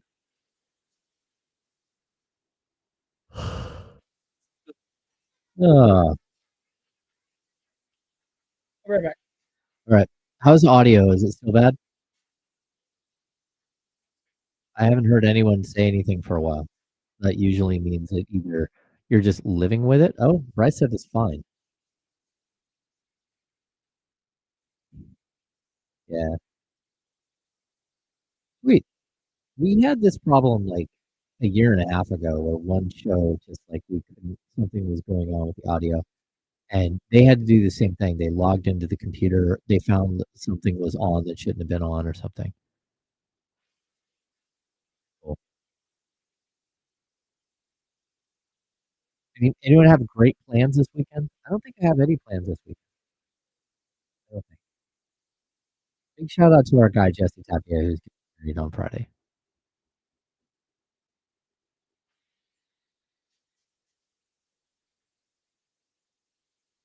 Bryce, today's your last day at the parks, but you'll be back in like a week. So come on, man. You live at Disneyland. Sal, I don't think Shaden Sharp player comp is Zach LaVine. Like, I really hope that Shaden Sharp figures out the injury thing because I think he's exciting and he's a very like athletic player. But the sheer volume of injuries for him has me thinking that it's going to be tough for him to ever reach the heights. And Zach has had two pretty substantial injuries. He had the ACL tear, and then he had a broken, I want to say broken foot. Is that what cost him? But yeah, and I'm not going to compare him to D Rose either. Derrick Rose won an MVP. Like there are certain players that just their careers never take off because they can't stay healthy. All right. I guess Sharp played 72 games last year. I don't know, possible he develops, but he also shot 31.1% from three. Yeah, but he was like 4 or 5 last night. 2 nights ago? Damn, John Poles, that's tough. Audio is still bad like the Kings. Yeah. It's just that's not being very nice.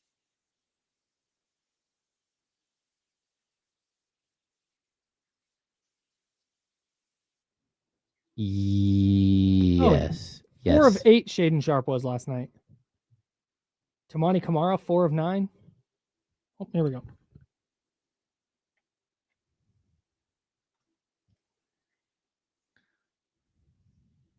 Welcome back to the Insiders with James Ham and Kyle Madsen on ESPN 1320.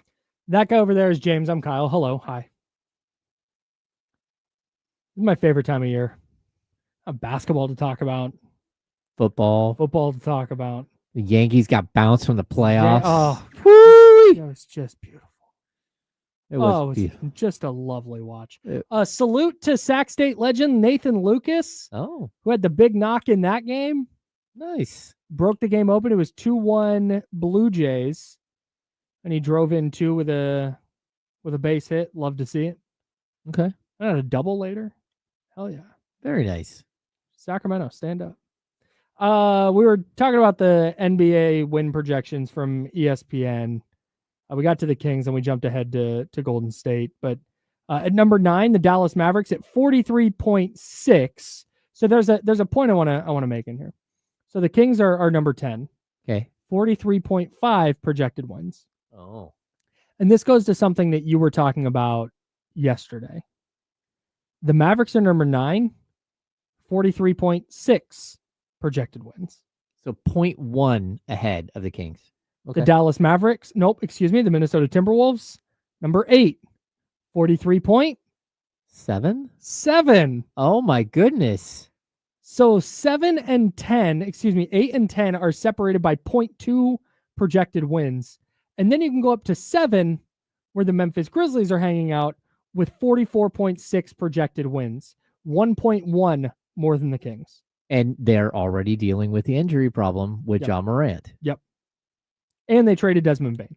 And Zach Edey is still healing from foot surgery. And Brandon Clark had another surgery. He had a abridgment surgery of his knee. Yeah, not good. Tough. Their over-under is 40.5, by the way, the Grizzlies. So that just goes to show. And then the Lakers are number 6 at 45.8. So if we're taking these projections, I'm going to put my purple glasses on for a bit. I've been very negative lately. I want to spin that around. If we're taking these projections at face value, and let's say 46 wins is the number 6 seed in the West this year, the Kings are projected to win 43.5. That means they need to find 3 wins outside of that projection. Okay. What does it look like? Because we've said, need some things to maybe not necessarily go right. Like they don't need anybody to play out of their minds or anything, but they need a lot of just nothing to really go wrong to clear 40 wins. What do you think has to happen for them to get to 46? What is a 46 win version of this Kings team look like? Okay, so chime in on the Elk Grove Kia talk line, 916-909-1320. Okay, so if I'm going to say, or like, how do they get to 45, 46 wins? Number 1, health. They have to be healthy. That's okay. Number 2, they have to avoid the drama, which the drama seems to hit this franchise all the time. And I'm going to write these down. I want to rank these. So you have health. Yep. Nope, that's the wrong thing. Health. And then we have drama. And drama can come in all kinds of different ways. Yeah, I want to crack that one open. Okay, so like drama, like keep listening and then we'll go through. Keep going. Health, avoid drama. They need they need Keegan Murray to average 15 to 17 points a game and to ascend. And they need Neat Clifford and Isaac Jones to be rotational players. I think that's how you get there. I think of all of these, okay, we can save the Keegan thing. We can save the Nick and Isaac Jones thing. And then health is for every team that's just baked in. It is. I think for other teams, when you're talking NFL, always the case. When you get a team like the San Francisco 49ers, it's maybe a bigger concern going into the year than it might be for another team. Well, yeah, and I'd say this, like if you have an injury, let's say that Zach LaVine misses a little bit of time, I think you can withstand that. Yeah. Like, I know Zach LaVine, how good he is offensively, but I think you can withstand that because you've got Keon Ellis, you've got Neat Clifford, you've got the combination. You can slide Malik Monk over and play that position. You've got, again, Devin Carter. Like, you have options, right? And even, hey, like, there's always, you're going to have an open roster spot potentially.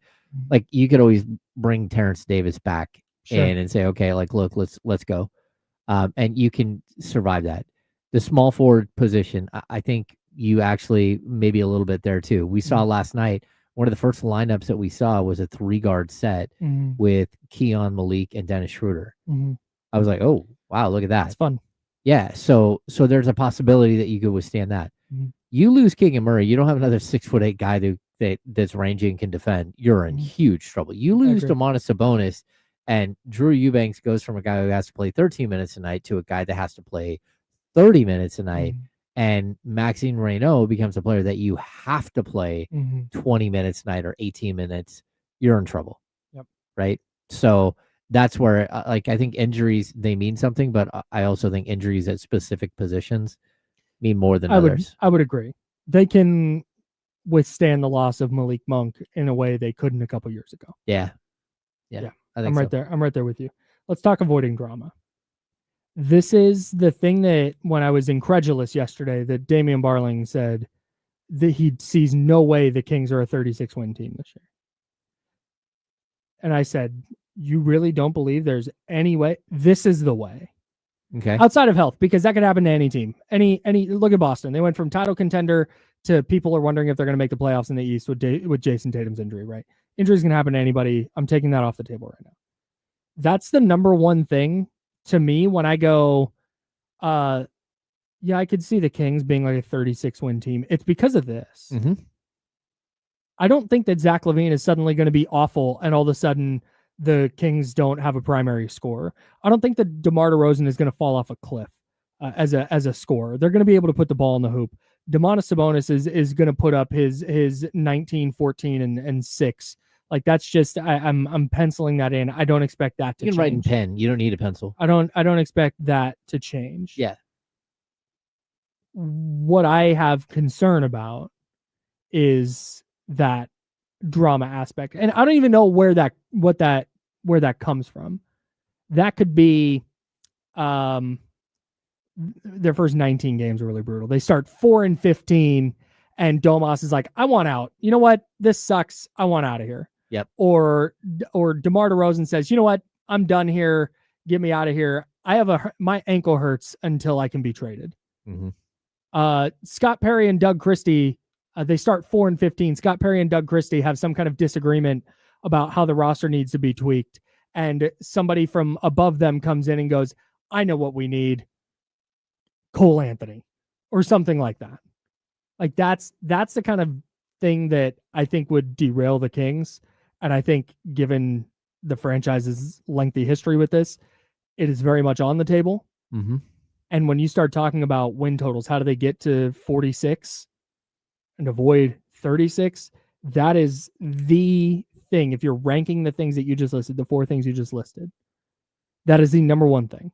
Yeah, I think drama comes in all kinds of different shapes and sizes too. Like a 5-game losing streak that can either stop at 5 or it can go to 7 or 9. Like that's how you avoid drama. And then it becomes like, oh, has Doug lost the room? Yep. Oh, is this defense going to be right? Or does this player want out? I also think like starting the rumor trail at like December 15th, all of a sudden we're like, oh boy, players' names are being mentioned again and again and again. Like it just takes the wind out of your sails. Like again, the last 2 years, there really hasn't been that much. The last 3 years, there's a little bit of chatter with the Malik Monk situation when it came down to the deal potentially getting closed with Malik for Pascal Siakam. Sure. Where it's like, oh, Malik's name was mentioned at the last second, right? And the King said no. Okay, well, Malik is like a player who like puts it all out there, who is like his energy and his ability to change the tempo of the game and all that stuff. You can see how it's such a positive. But if all of a sudden he's on the trade block and you're going through 6 weeks of Malik Monk having to either bring the energy or not bring the energy or like whatever, that's going to be a problem. I think that's where you start getting into the like, we got drama. We've got drama around this team. Are you going to make a move or are you not going to make a move? Is somebody feeling anxious and nervous? They just bought a house here and all of a sudden you're going to trade him. Like you don't need the shutdown moment where players all of a sudden, like they don't want to talk. All of a sudden they're not playing up to snuff. All of a sudden their shooting percentages start to dip. If Keegan Murray doesn't get a contract extension and he starts the first month shooting 20% from 3. If Zach LaVine gets hurt and Keon Ellis is a star and his playing instead of him is the guy, and all of a sudden we have a Mac Jones, Brock Purdy situation, but one of them is not under contract. Like that's how you start to see drama. Like again, we get to the trade deadline and Keon Ellis is very clear with the Sacramento Kings that you should probably trade me because I'm not signing back. Drama. Yep. Yeah, like I'm not coming back, so you should probably trade me now, and let me go wherever I'm going to go. Yeah, that's what we're talking about. Drama. The 46-win version of the Kings doesn't deal with any of that. None of it. Like literally none of it. No, it's a kumbaya season. Yes. Everyone loves each other. Like you know how the vibes are up right now. Hey, everything's great, practicing hard and togetherness, and look at Zach LaVine's defensive effort. It's that all year. someone gets hurt, someone steps right in and fills the role. That's how you avoid the drama, like the next man up mentality, everyone supporting everybody. Maxine Renault is all of a sudden way better than you thought, and Drew Eubanks is sitting there supporting him and like stepping aside and all right, it's his time. I get it. Like that's how the drama can come in so many ways. Yeah. So when you're an NBA team, and I know this because I've seen it happen so many different times. Like avoid even like the basic stuff. No off the court issues. No DUIs. No DVs. No, none of that stuff. Like do your job.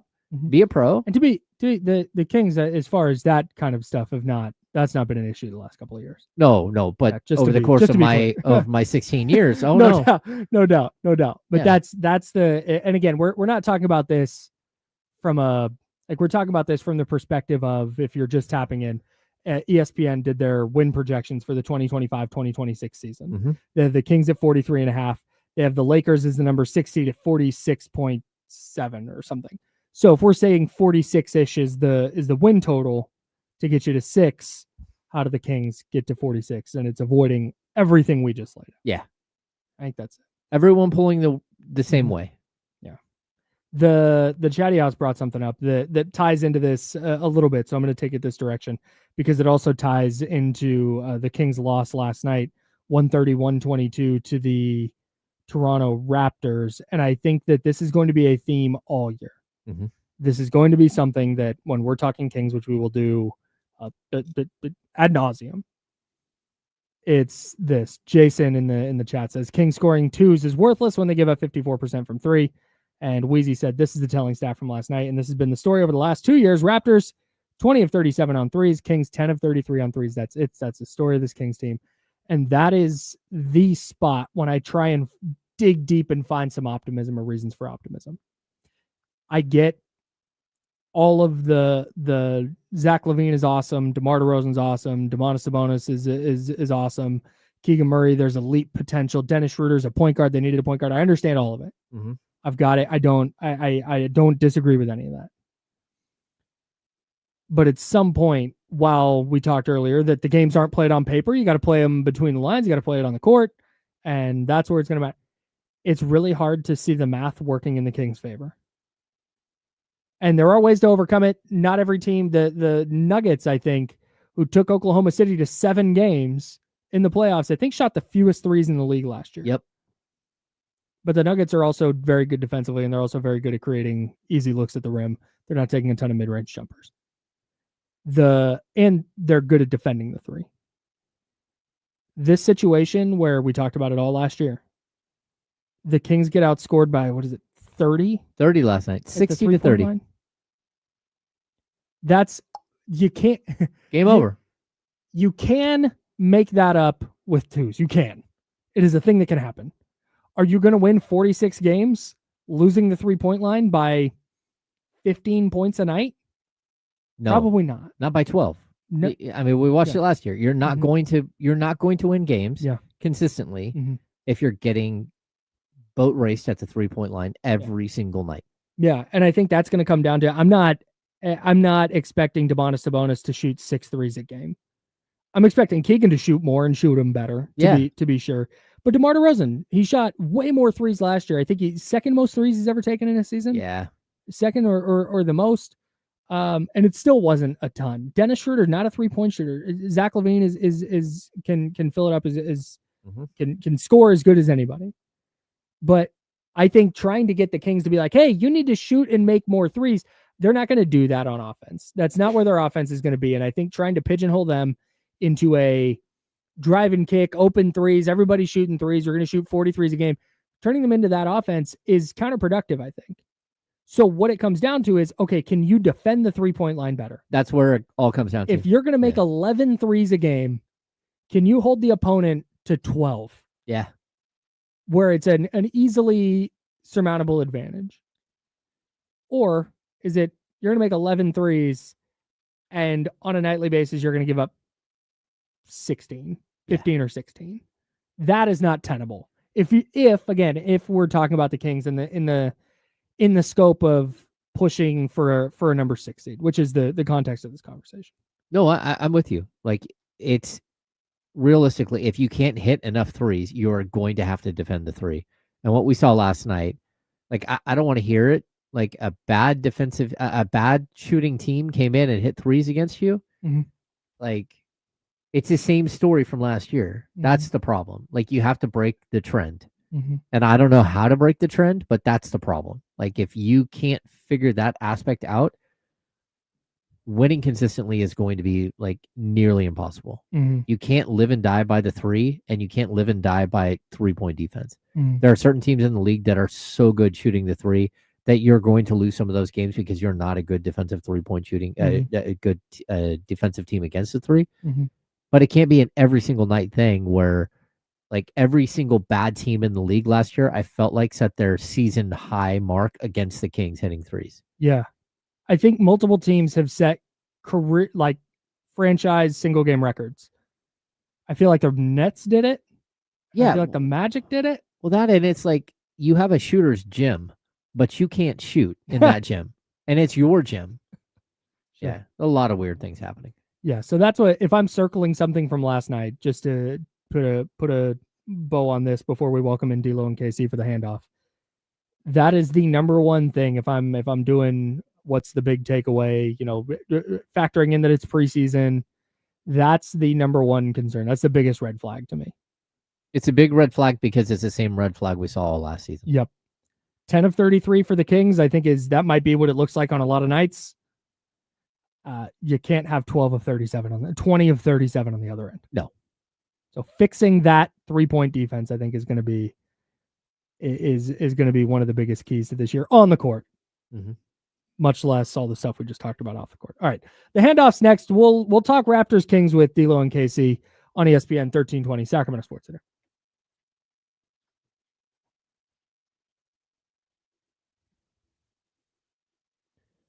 I have a crazy story to tell you, but you have to mute the mics.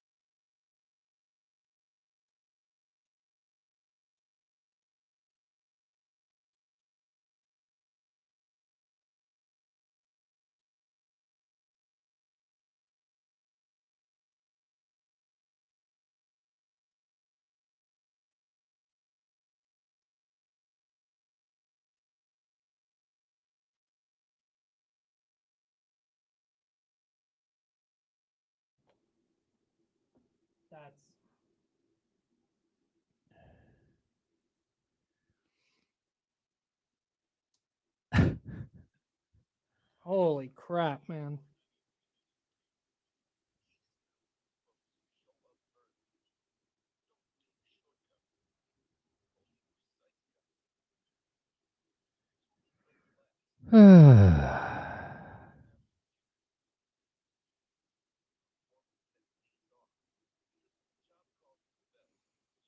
Oh no. TJ McConnell pulled his hamstring. He's out a month, at least with a hamstring strain. Golly. Yeah. Wild.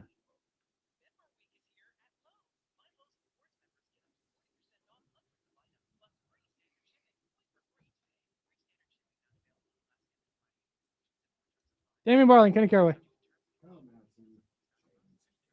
Hello, friends. Oh, I don't think I need this here right now. We have about 60 seconds.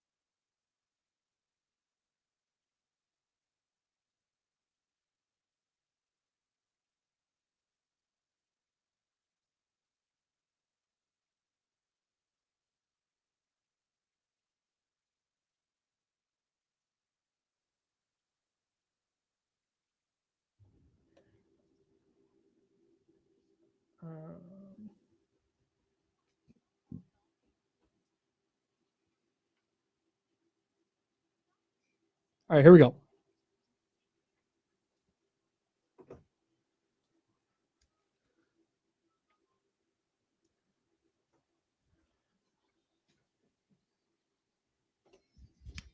Welcome back to the Insiders with James Ham and Kyle Madsen on ESPN 1320.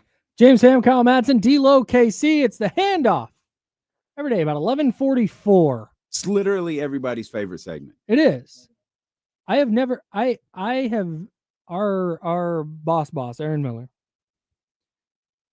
I have not. I'm sure he taps in here and there, and I have never gotten. We don't really talk about like the show that much, but every time he has mentioned it, he's been like, "Guys, listen to the changeover today." So they're like, "Yeah." I've had more people just randomly reach out about how much they like this segment. Yeah. Oh yeah. Did they say like, "Hey man, I love that podcast you guys do with the handover. That's really cool." We get that one. I love your guys' podcast. Yeah. Well, I mean, it's just kind of that's sort of the thing. Even our man Jake at Baker Family Wines was like, "Yeah, this guy said he was listening to your podcast." It's like, oh, come on. That's great. I don't care. It doesn't bother me a bit. To me, however, that's what I'm saying. However you listen, call us whatever you want to, as long as you're calling. We're meeting you where you are. That's right. Podcast, apps, YouTube, Twitch, radio. We do have a podcast. We're here. We try to be everywhere, man. Mm-hmm. You can find D-Lo and KC at D-Lo and KC, wherever you find your podcast. And where do we find the insiders? You can find the insiders at the James Ham and Kyle Madsen show, wherever you get your podcast.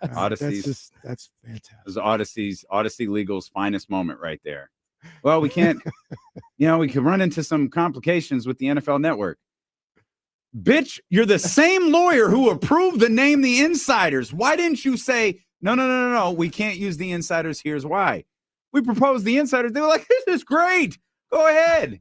I wish, as long as you don't plan on marketing it or anything, it's perfectly fine. I wish Ian Rappaport would call me. That's right. That's right. Cease and desist right here. Can I just say, Damien, you and I talked about this a little bit earlier. I've not talked about this on the air yet. But I did talk about it on the air yesterday. The Kindle Scribe that I was thinking about buying. Oh my God. Oh yeah. This dude is so excited. I bought it today, guys. Ooh. He bought it and got it to his house within like an hour. No, not just that. Like he is taking notes for a full-on meeting, and he's just, oh, this is great, and he's just sitting here, oh, this is so cool. It's like, bro, we're in the middle of a meeting. No, you guys got to see this. He's showing it off. For what it's worth, I got asked about it. No, he did. Well, yeah. After you spent 45 minutes glowing about your new little pencil and pad. Yeah, it's fire. No, it's kind of fire. I've been writing stuff down and just deleting it when I'm doing it. Looking like. It's an iPad, for God's sakes. It is. It just has. It has all of this fire. It's great. Will it convert it to regular writing or no? Try double tapping it. Double tapping with your pen. See if it converts to typing. That's what you do on an iPad. Maybe you're not there yet with your little Kindle. Oh, it's not that advanced. But that's the thing is, I don't need all that. I don't need. I just. Need I always need excess. I just need to be able to scribble some notes. I regularly need stuff I don't use. What are you talking about? It's true. Well, I'm with you. This is how I get down. Okay, so this is how I forever. Not that that's wrong. I wish I could convert to that, but I need this. So I did too for a long time. And then I realized I'm just You got throwing a notebooks 5-star away. notebook over there. Like Literally a this is 5-star like- notebook. Like he's about to go into English 101. This is how I gotta do it. I love it. I love Got writing. all of his classes separated Yeah, I love right. writing by things. dividers. Does it give you? Does it, Kyle? Does it give you the same? Would that be the endorphins? Like the Writing. tactile writing. Yeah. just like it feels writing like you're down. scribbling on there's like, yes, it feels like, and I have that too. I have but all of these pages are just nonsense. I'm going to throw this away when I'm done. This Yeah. is such a waste. But it just And then when I it- gotta, pen to paper just feels great. and that's why this feels like pen to paper. Yes. Okay, that's good. That's good. It's fire. Just because of this, I'm going to start using my iPad to take notes. It's the best. I'm going to hold that pencil in my hand and I'm just going to. It's the best. stuff Well, down. and now, but again, I jot down a little note. I don't have to type it in there, but I just jot down a little note that Mike Bibby is joining your program at 12:45 today. That's right. Head coach of SAK State men's basketball. That's right. And I can just jot that note down. I don't have to like write it and make it a whole thing. Well, you're Type it and make it a whole thing. you're still writing it. Yeah, I know, but that feels better to me. Okay, that's fine. Preference matters. No, it Preference does. matters. And I can just doodle. Well, do- who doesn't You know- want to do that? You know what I haven't gotten used to yet is like when I'm watching the games, I try to take notes of the game, whether it's Niners, Kings, something like that, and I use the notes app in my phone, I use that app and way it just, too much. It works. Like it gets the job done, but I wish I had the space or did what I needed so I could just write. I took notes of our meeting this morning on the notes app in writing. So this is what it looks like. That's what it winds up looking like. It's just like scribbled stuff. I don't know. if But see you it, use yeah. the notes app, and you can use because you have the pen. yeah, I was doing it on my So iPad. that's probably what I need to do. But your I mean, setup or is the better. Kindle, Yours is either more one. organized. Mine's not organized. I just scroll through like, hey, what were the notes from our last meeting? What were the notes from the promotion? I need to do a better job of organizing stuff. So when I call back on a promotions meeting or I call back on a Miller meeting, I can just go to the tab, click it, and it's right there. Instead, I just have to scroll through and go, what is a mermaid oyster bar and why is it why did I make a note for it? I apologize to the trees. I'm That's sorry. it. That's it. That was it. It's just like I'm just wasting paper. I'm but you're wasting a not. note sheet, but I am. I'm wasting a note sheet to write something down. Like today, James went through. I said, "What do the Kings need to have happen to get to 46 wins? What does a 46 win Kings team look like?" Mhm. And so James probably said 29 other teams getting in plane accidents. Ouch. 27. Oh, sorry. Just Pelicans and Jazz. Oh, are no, down they're there. fine. Okay, Yeah. got it.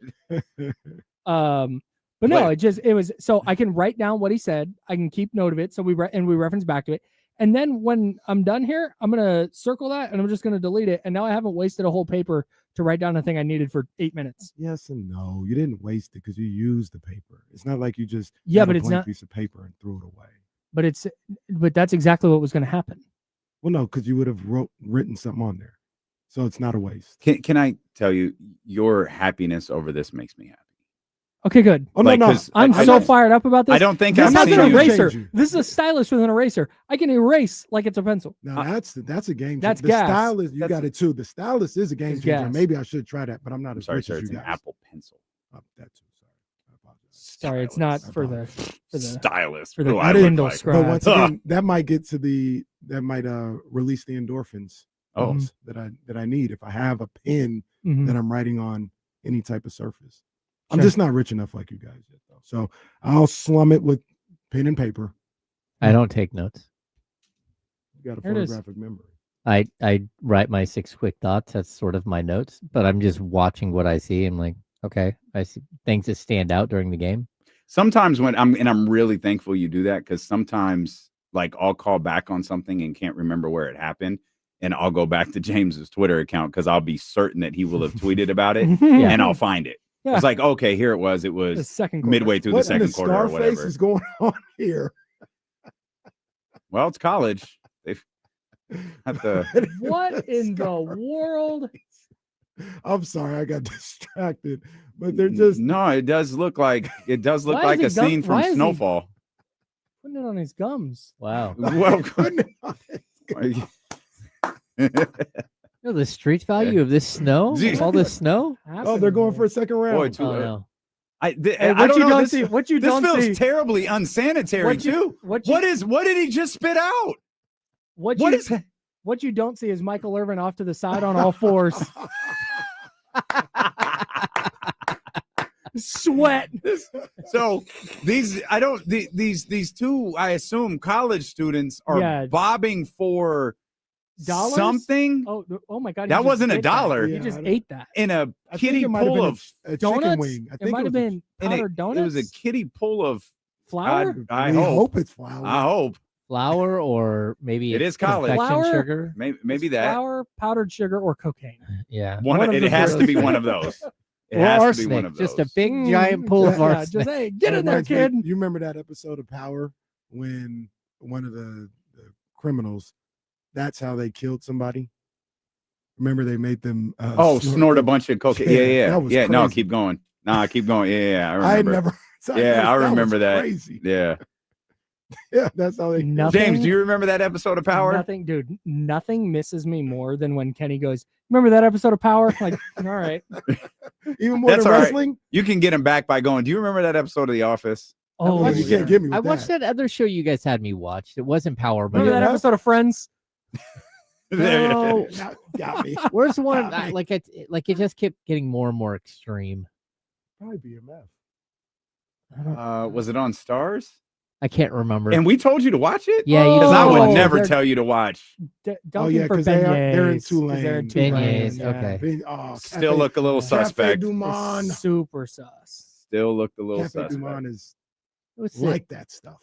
Ice something So or How you guys- much experience do you have Snowfall? with cocaine? maybe it was Snowfall. He said, "Dude, beignets are like that." I was like, "Well, how much experience do you? How do you got experience with beignets? Now explain to us your experience with cocaine." I can imagine No. that's what that would be like. Mhm. Oh, Cafe Dumont. There's like in all seriousness, there's like how do I explain it? Like a country 5-star rated beignet place in Arden Mall. What?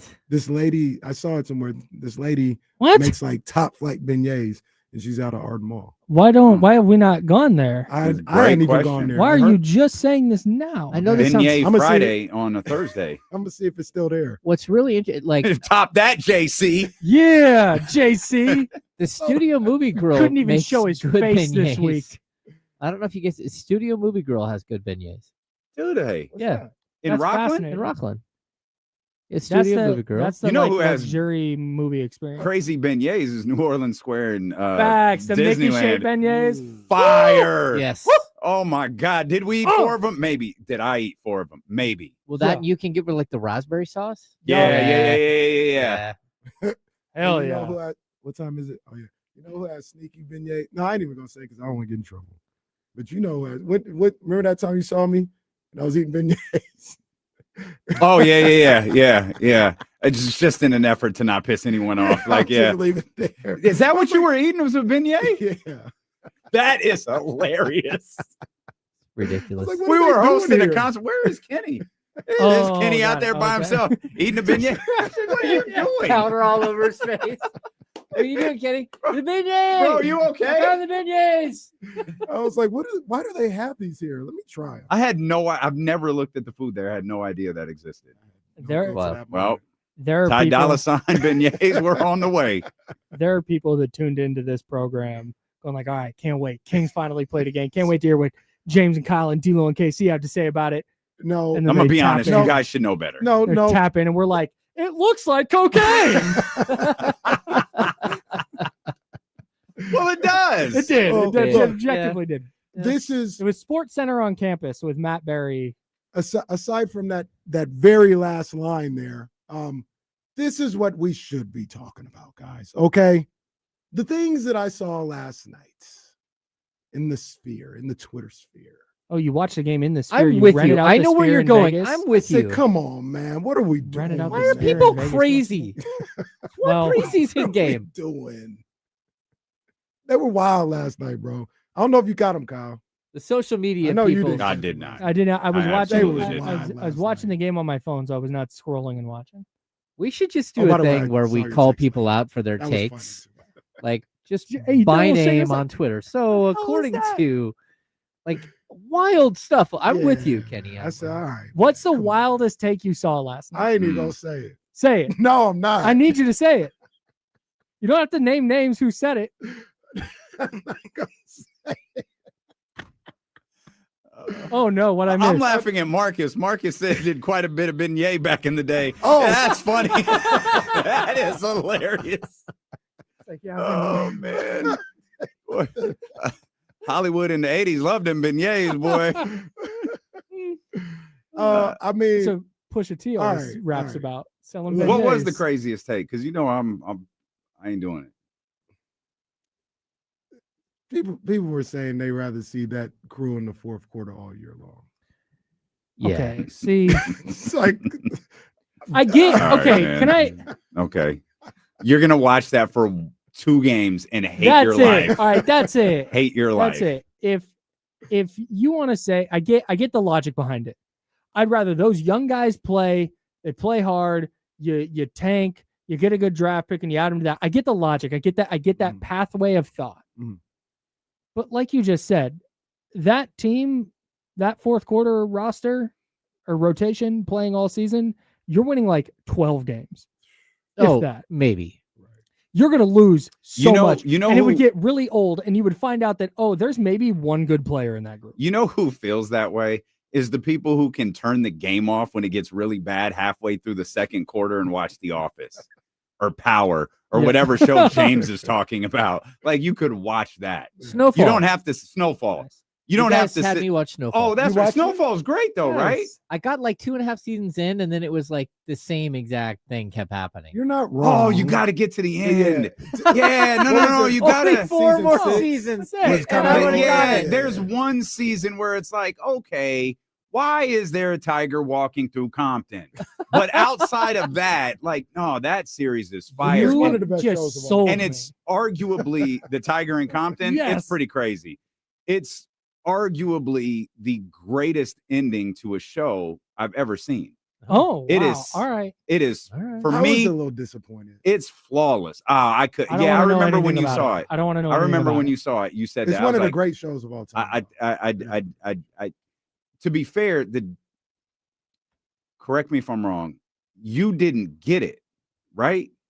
no, Did you understand what happened at the end? yeah, Don't say what happened at the end. yeah.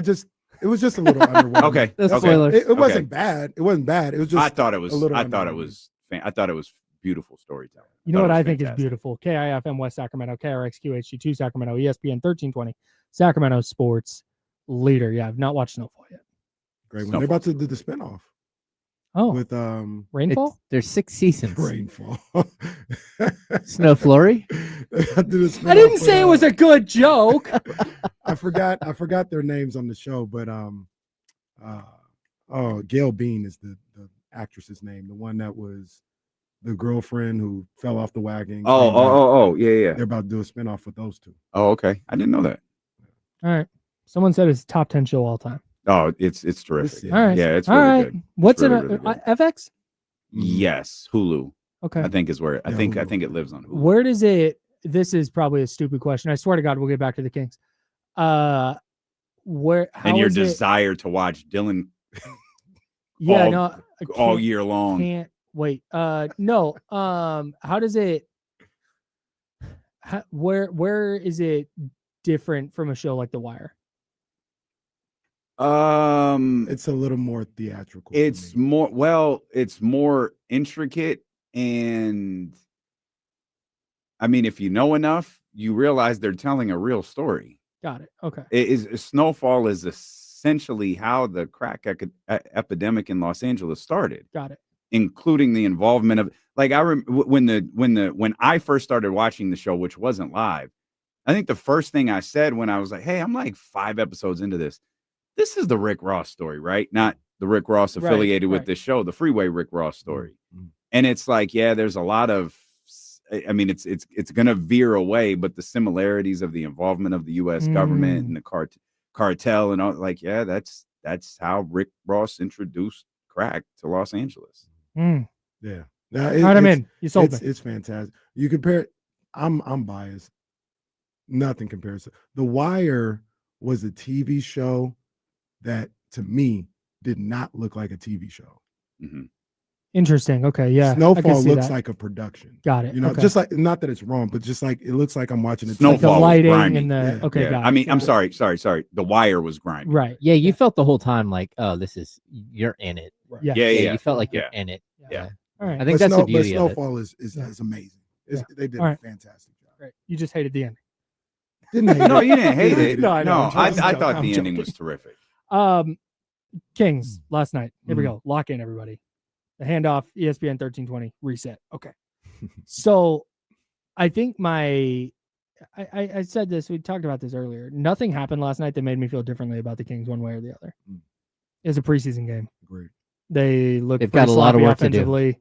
Yeah. They have work to do defensively. Like none of that is like, it's not like we've been sitting here going, hey, their defense is going to be so locked down. I can't wait to see this group in action. And then they weren't. Like, nah. Just kind of, it would look like a sloppy version of what I think the Kings are going to look like this year, which is game one of the preseason. I'm not. If you thought they were going to win 55 games and you watched last night and go, that's not what I expected. Like, well, that's on you. That's a you problem for thinking they were going to look like they were going to win 55. Well, taking the 55 out of it, I did expect it to look a little different last night. Sure. I don't think it looked anything like what they talked about. I agree. I didn't feel like they were moving at any different pace. Agreed. I think there were possessions that they did. The 94 feet thing was like, Doug said they did it 30% of the time, and he wants 85%. I think that is a generous grading on Doug's part. In the I first did not half, think. yeah. Oh, okay. Okay, In the so first half, he said- 30% of half the game, that I'll buy. That I'd be more likely to buy into a little bit because They did it 30% of the time, 50% of the time. the dumb thing is like I was watching the game and I'm kind of just watching it as a basketball. Like, what am I like? Watch two things. Watch the end of each possession. And it was just like, no, like this just kind of looks like basketball. Banter basketball. It looks like everything I always see. I'm willing to give some grace though, in that they're still trying to figure it out on both sides of the floor. So that's why I'm not. But I was already in the like, yeah, they're probably like 40-ish wins.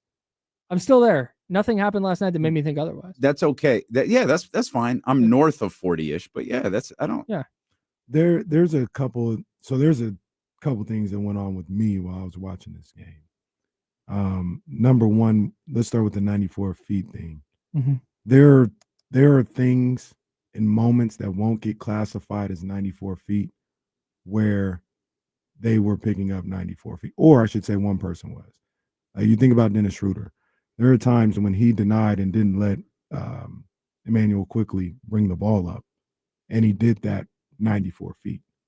Now, can I add one thing to that? Mm-hmm. They're not all five defending 94 feet. That was never an intention, right? So that's exactly what I was going to say. I don't know what the game plan is and how many people's job it is to pick up 94 feet.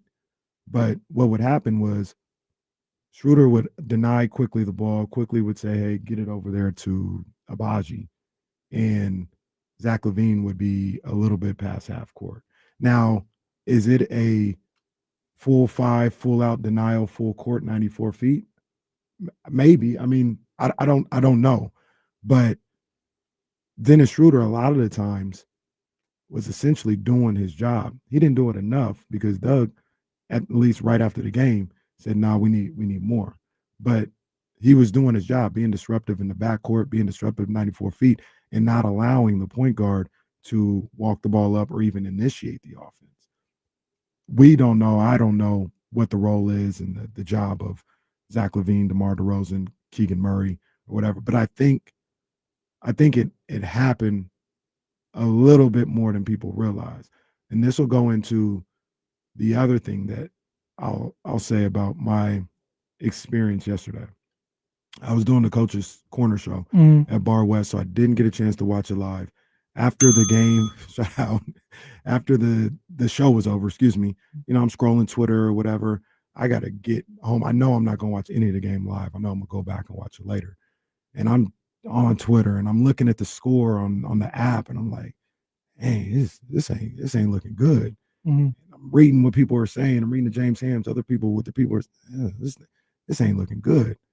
Then about 11 o'clock at night, I sit down to watch the game. And I'm not saying it was good, but it wasn't what I expected after reading all that stuff. No doubt. Like Damon said, it was just kind of a basketball game. It wasn't a disaster. It wasn't they were awful, or it was just they had some miscues. If anything from what I saw, I thought the second unit was where the game got out of hand. I thought that group was mismatched. I thought offensively they were all over the place, and the missed defensive assignments and the separation between the two teams happened when that second unit came in. I thought from everything I read, I thought it was going to be the first unit where I would see all that. I didn't really see that. I saw more so with the second unit. So James, they opened that second unit with Keon, Malik, and Dennis, right? That's how the second unit opened up. And I was kind of surprised to see that a little bit. With Eubanks and Isaac Jones. Okay. Yeah, that's what it was. Like, because I was like, oh, that's a different looking lineup than I thought. So a couple of things with what you said. First of all, I thought Toronto did exactly what I think Doug Christie wants the Kings to do. They did a really good job of that. Yes. And you're right. The Kings have been, it feels like it's Dennis Schroeder's job to go chase people for 94 feet, and everybody else goes and does whatever they want to do, like have a snack. I don't know what they're doing, but it doesn't feel like they're engaged. Toronto had 3 guys causing problems in the backcourt. It was like they slowed the Kings offense down so much by having 3 different dudes. Now, if you start hitting outlet passes and you're moving, the Kings couldn't even inbound the ball. Like every time I watch the Kings go to inbound the ball, they have like a super short guy trying to inbound the ball against like a 6'11" guy who's jumping up and down, and they can't get the ball in. Every play was almost a 5-second call. So that's something that like Doug is going to look at and go, okay, we've got to figure out our inbounds play for sure. But I thought Toronto did exactly what the Kings wanted to do. And then the other thing, the Kings got all the way down to 4 points at the end of the second quarter. And then Toronto hit 3 threes in a row and ended the game. Like they just let off the gas for 2 seconds, and the 3-point thing just wouldn't go away. Like, stop giving up wide open threes. What are you doing? Against a team that hit 10 the last time they played. So here's the thing that I saw on that. And once again, I always want to preference this because I learned this from Greg Cosell, right? Watching football. We can sit up here and analyze the results or what happened, but we don't know what was supposed to happen. Mention that. Bill Belichick always says that. Right. So I don't know what the defensive philosophy was, but one issue that I really saw was I saw unnecessary overhelping. And that led to at least a handful of wide open threes where the guy who was guarding the ball, maybe he's on his shoulder. Maybe he's not just like crazy locked down. He can't move, but he's got the guy contained. And for whatever reason, and I saw it with Sabonis, I saw it with Keegan, those two specifically, where they dipped down to help. And it's, why are you helping? He's contained. Guy kicks it out to who's the lefty Euro 3-point shooter. Well, Barrett was hitting. Not Barrett. I don't want to say white guy because I don't know if he's white, but the lefty, the big guy with the tattoos. That's who Sabonis. Valley. Yeah. Oh yeah. Good knowledge. Mamu. He kicks it out to him. That's in that sequence that you talked about at the end of the second quarter. Wide open 3, cash out. And my first thought is, why are you helping there? He's guarded. You don't need to help. And this may go into what you talked about at the beginning of the show of not bad habits, but a strategy and a philosophy that was learned over the course of the last 3 years that they have to unlearn. That's what I got. When I was watching the help issue, it was exactly what I was told before the game. Like, hey, don't expect the defense to look great because we have to unlearn this whole thing. That the especially last season, their defense was to tilt the defense to one side, to push everything into one side. And it's why they kept getting beat by the weak side 3-point shot all season long. Yeah. But they were trying to mask a couple of things.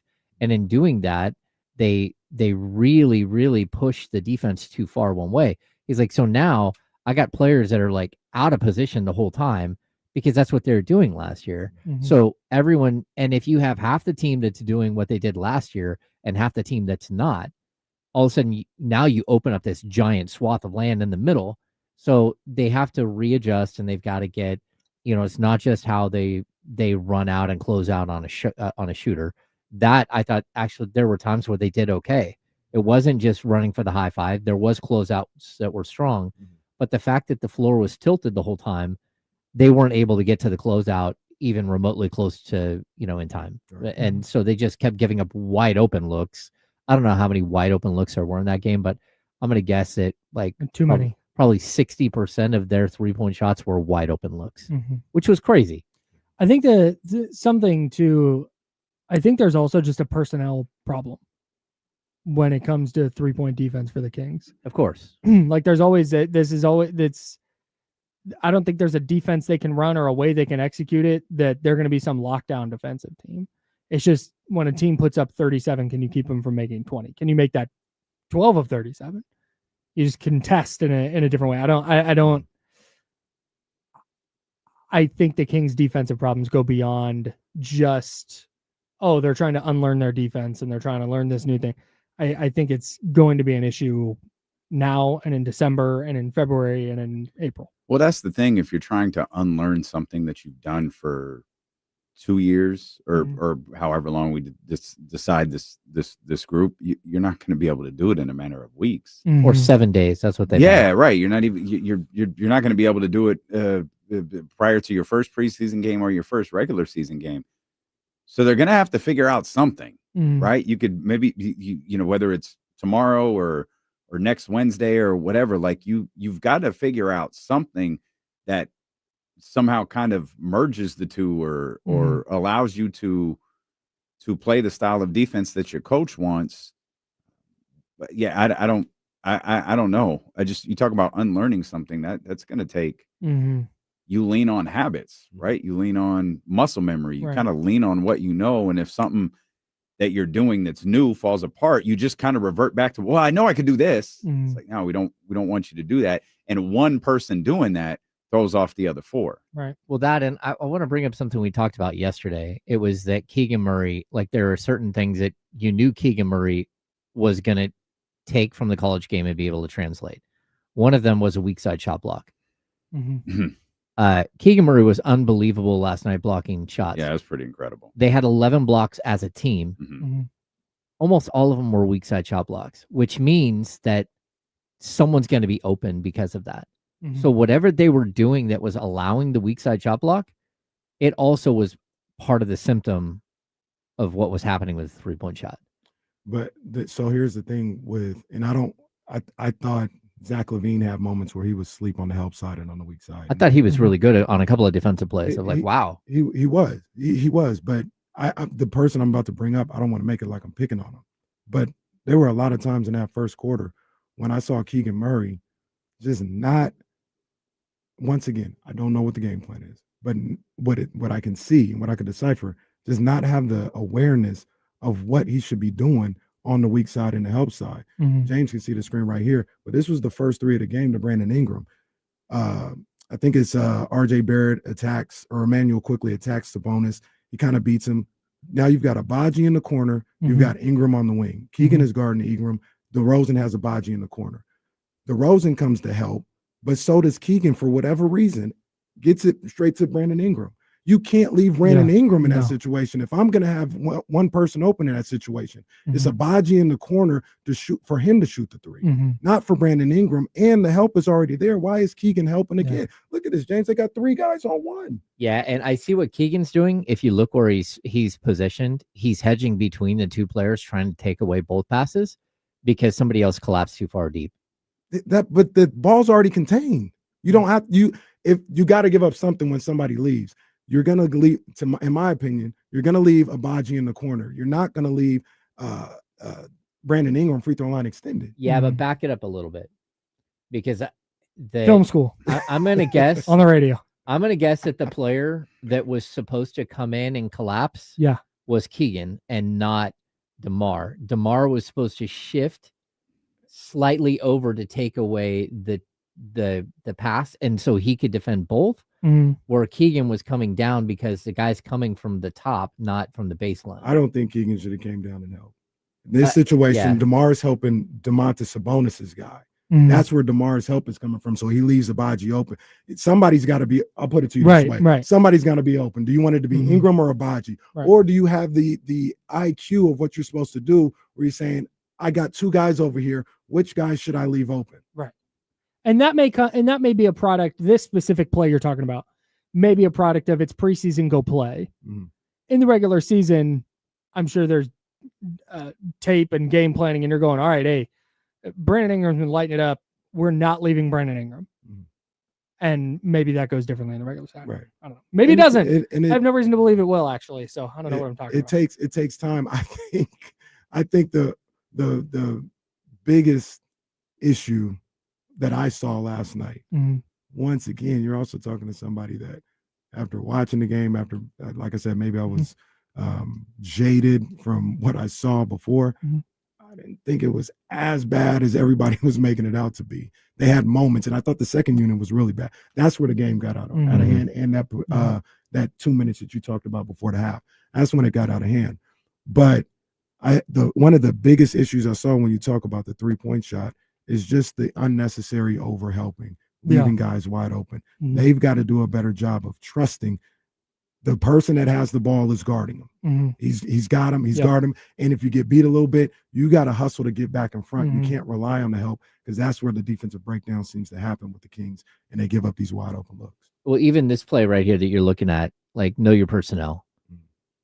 Domantas Sabonis can defend that guy He's man there. on man. Domantas is there. DeRozan He's should not go out of back. position. He should go back to Abaji in the corner. He should have stayed there.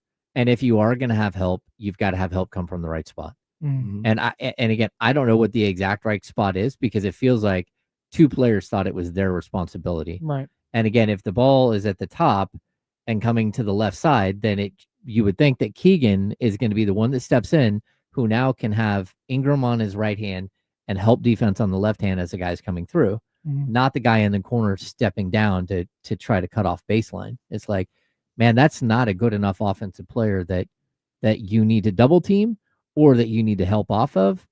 What that does is, I mean, that shot in the corner, that's a 40% shot on average in the NBA. It's the best shot in the game. You don't give up the corner three. Two in this specific play, and I'll show you guys later too. Can't in wait. This specific play, this is the overhelping I'm talking about. Sabonis is back. He's recovered. We're on the same He's got play. him. Yeah. Okay. He's recovered. He's got. I'll even do a Mike Brown and put the full screen up here. No, please. Sabonis is recovered. He's recovered. He's there. No, DeRozan doesn't need the help, and neither does Keegan Murray. And against realistically, a second-rate offensive player, not even probably second-rate. Like, he's a defensive. Is that Mogba or what? I think that's I think that was Jonathan Mogba. Yeah. Yeah, I mean, like, he's not an offensive weapon at all. Mhm. Like, Domas has got him. Just like stay on your man. And that's where I go back to. I thought overhelping was one of their biggest issues last night. Yeah. From everybody. Mhm. I thought all five of those, at least the starters, the second unit just needs to be better all around. Yeah. But from the starters, the overhelping was an issue, and that goes back to what you talked about in the conversation you had. I think it should already be learned, but maybe it's some things that should be unlearned from what the previous strategy was. Yeah. I mean, it's going to take time. I mean, I think that's the thing, and it's 7 days. We're 7 days into camp. I also I'm gonna keep going back to this. I also think that there's going to be problems like this all year, just because of the nature of the players they have. It's just, can you be league average or a little worse defensively and really good offensively? Yeah, I think it's going to be the. And to your point, you have all these players say, "Oh, I can defend 1 through 5," and it's like the Kings have maybe 2 players that can. Well, I think Keon can defend the 1 and the 2. I think Dennis Schroeder can defend the 1. I think Keegan defend the 2, 3, 4. Some ones. Okay, and some ones, but as a whole, most players are like, well, I might be able to defend my position, maybe, but I'm certainly, like, again, when you see the switches, like, they were just getting Brandon Ingram in the right switch every single time and then shooting over the top of him. It's like, when that's what you have a bunch of 6'6" and lower guys who aren't defensive 6'6". Like they're not Oklahoma City Thunder 6'6" guys. They're all of these 6'6" dudes. Like, okay, you're just going to get shot over the top of there, especially if they're going to keep switching and getting you into the right switch. And that's where I felt like the Kings weren't using. They might have been lost in trying to play the defense that Doug wants, as opposed to just actually playing defense. Right. And so eventually they might figure some of that out. And even like Maxime Moreno talked about after the game, he's like, like all the switching, I didn't know what to do. Like all of a sudden I've got a guard on me. Keeps winding up with guys like wide open. Yeah. Like, there's got to be a fix. Yeah. I just watched this. It's 9-4 right now. And, there's a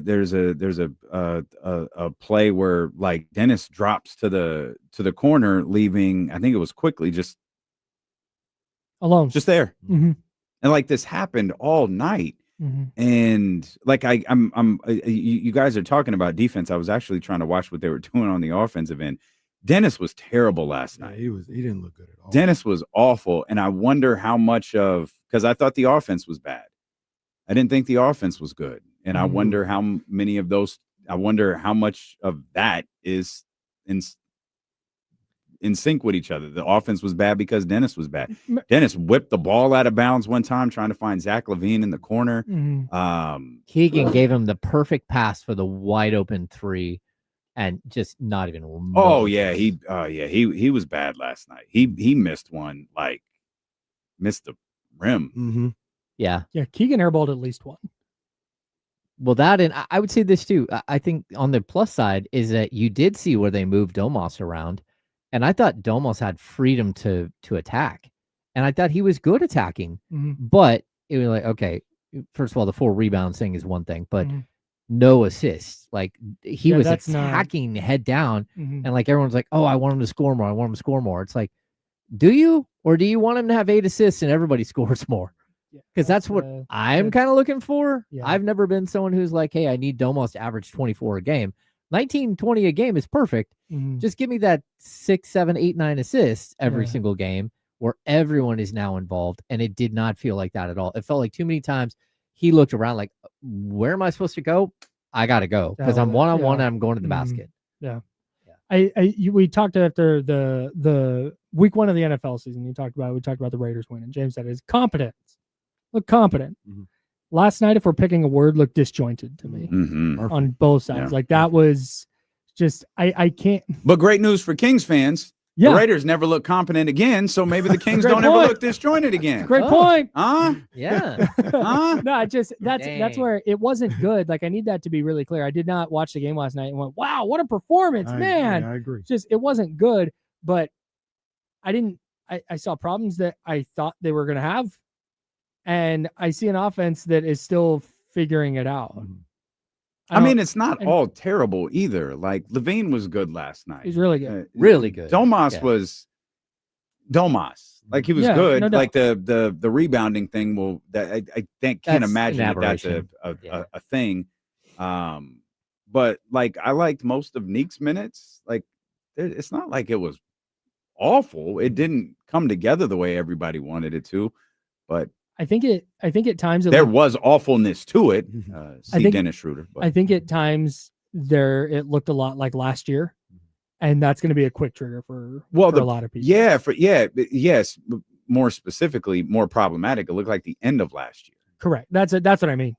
It just looks like, oh, they're going to be the same team. Like that sucks. But again, it's for me, it's one preseason game. If it looks like this, all 4 preseason games. Oof. But I'm giving them a little bit of grace here. But even then, they have a week off before the season starts, and they'll be able to look at all that film and go, okay, now we have film on ourselves that's different than film against our own players. When you say like they play Wednesday and Friday next week, right? Yes. And then they play Wednesday, so it's not. I mean, they're off 4 days. Okay, yeah, I know it's not the same. Yeah, 4 games. I'm being picky with James's words. That's fine. What do you guys got tomorrow? I will ask you my question. It's classic 96-hour tease. The tough part is it's related to week 2 of the NFL season, so it's not going to have any. Is it real? way further back. Oh, great. Too. Can you tell me what it's about? It's about the 49ers. Okay. And why they should have 15 Super Bowls. Oh, yeah, obviously. It's about, I don't know if this gets talked enough. You may have talked about it because you're one of the great 49er minds I know. That's so nice. But I think just in general, this doesn't get talked about. And it actually is one of the biggest heists maybe I've ever seen. Great. So I have what's great up on news D-Lo for and KC? everybody involved. I think you're with us all day tomorrow. Yes. So Oh, yeah. No, I am for great, sure. Great. You Yep, can ask him 100%. anytime you want to tomorrow. We won't get to it. Yeah. No, that'd be amazing. Mike Bibby coming up in about 15 minutes. Mike Bibby will be with us. Brendan Marion will be with us later in the show. Matt George will be with us in about 45 minutes. So it's going to be an eventful start to the show. Don't go anywhere. Mike Bibby in 15 minutes. We'd love to see it. James Ham, we're the Insiders. I'm Kyle Madsen. Back tomorrow, 10 a.m. Till then, drink water. Be nice to people. Bye.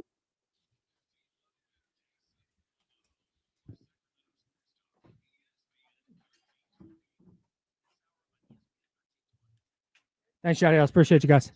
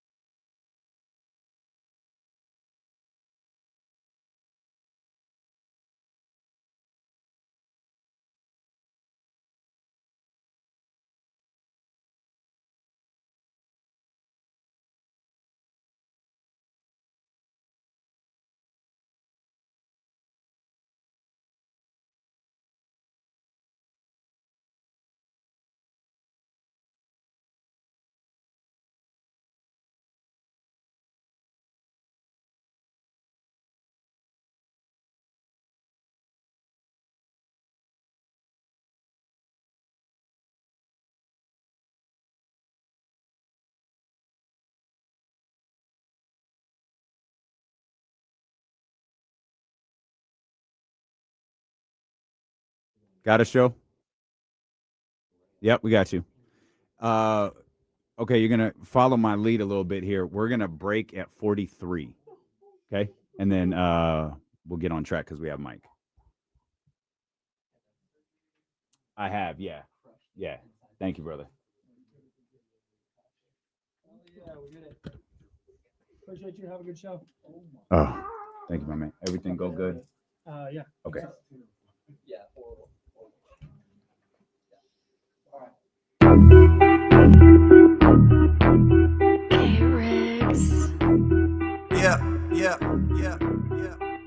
We got them screaming D-Lo, KC, D-Lo, KC, D-Lo, KC, D-Lo. We got them screaming D-Lo, KC, D-Lo, KC, D-Lo, D-Lo.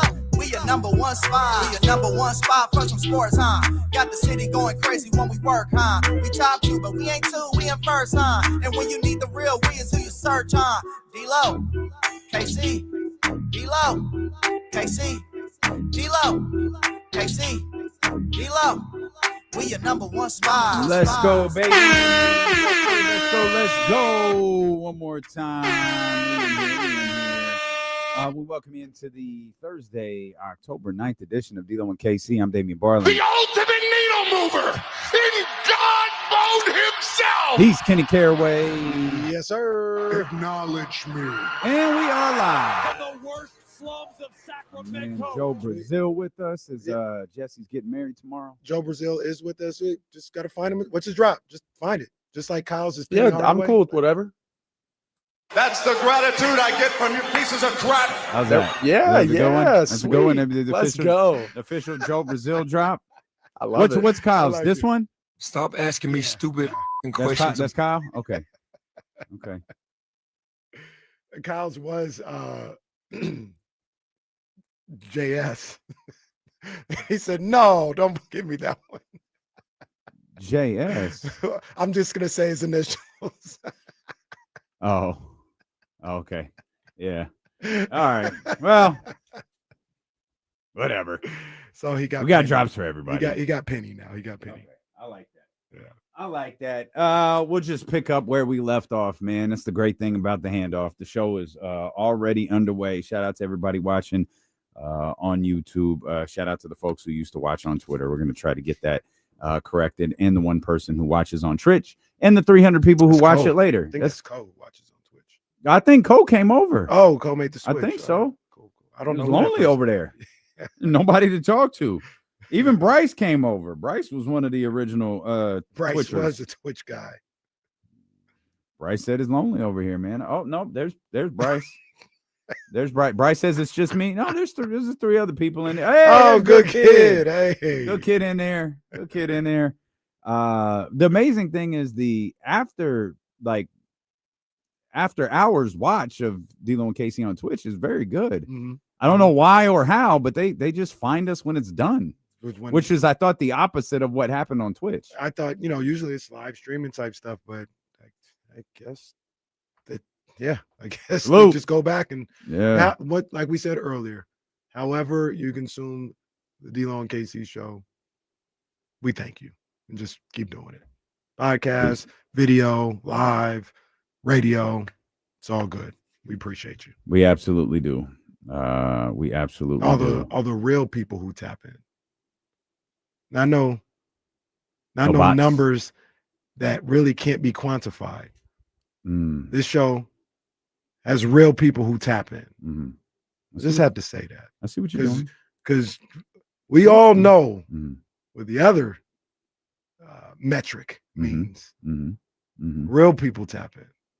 And no, there isn't more real people in this city that tap into another show than D'Lo and KC. That's facts. This is number one. That's facts. As Keep It Real G says, I don't have no dreams no more. I am the dream. That might that's too disrespectful. I'm about to say that might have to be a drop. That's no, you know what? Hey, No, hey, no. hey, I can't lie. I thought about making that the open. I thought about making that the open. I don't have no dreams no more. man. I am the dream. We can't do that. To That's Dr. art. King. That's a better heel promo than anyone in W. Can you imagine if John Cena cut that promo Oh, but it's fire. instead of AI MLK? Been fire. Michael Cole losing it over Martin Luther King's heel turn was just fantastic. AI is so terrible, yet simultaneously so amazing. That's the crazy thing too. Michael Cole's reaction to it. What did he? I can't believe it. I can't wait till someone cuts AI versus Dr. King versus Malcolm X. Oh my gosh, it's happening too. The heel Dr. King versus the babyface Malcolm X. Hey, shut the internet down when that happens. Just shut it. No, just like Snake Plissken in Escape from LA. Just 666. That's what he did. He sent us back to the Stone Age. Just do it. Stone Age is tough too, man. You know what's dumb before we get, because we've got, start with this. Calm down. Everybody calm down. We're talking about AI and how Biggie and Tupac and Dr. King keep showing up on AI videos. I was listening to this podcast. It was about Biggie. And the only person I can think of this happens with is Big. Every time they get to the end of the story, I get sad. Like every time they start, like every time the podcast, the movie, the documentary, the books get to the Soul Train Music Awards, I immediately get sad. Like, I know how it ends. Like, I've lived it for 20 years. I know what it is.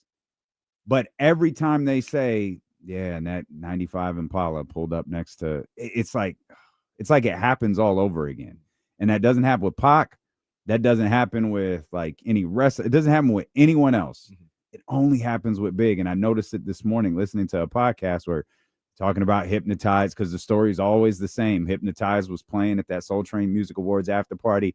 Everyone was going crazy, coming up, congratulating him. The entourage leaves, and that car pulls right up. Bop, bop, bop, bop, bop. That's it. Damn. You know what kind of has me feeling that way sometimes, and it's kind of newsworthy because one's on a promotional tour, the other's going to be here at SAK State in a couple of weeks. Is talking about the Migos, and Offset did an interview the other day where he said it's just always sad, just in general, when you think about Takeoff passing. But Offset was like, he was the one that kept us together.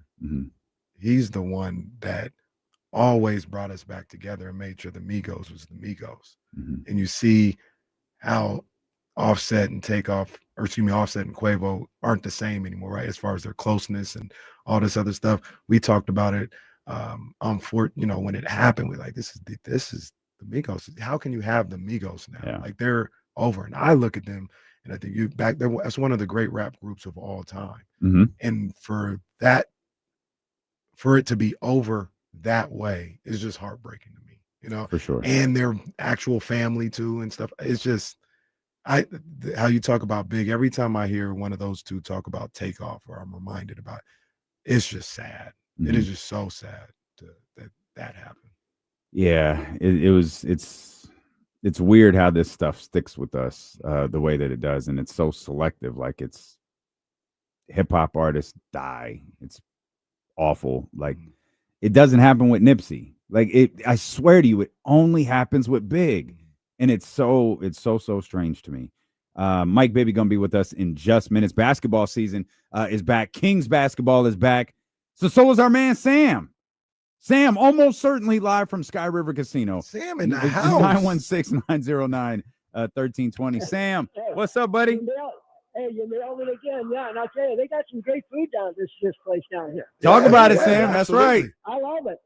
No, they got all these nice things. It's a cool place to come. I mean, they did a great job. Hey, well, listen, that's what I didn't call to talk about. But, the problem with playing 94 feet defense is that I would give the slight edge of the offense over the defense if the defense is going to press me 94 feet, because I know where the passes are going and they're kind of on their heels. So, I think maybe you're going to start picking them up maybe at 3/4, but you better have a couple people back, because I just don't think that pressing them all the time so it's going to work, because you figure it for yourself. Once you get on your heels, you're going to lose the game. And so I think half court would be a little bit more advised, with 2 or 3 maybe chasing them around once in a while in the front court. So, Sam, we appreciate you as always. Have fun out there, Sky River. I think it's like, I absolutely understand what Sam is saying.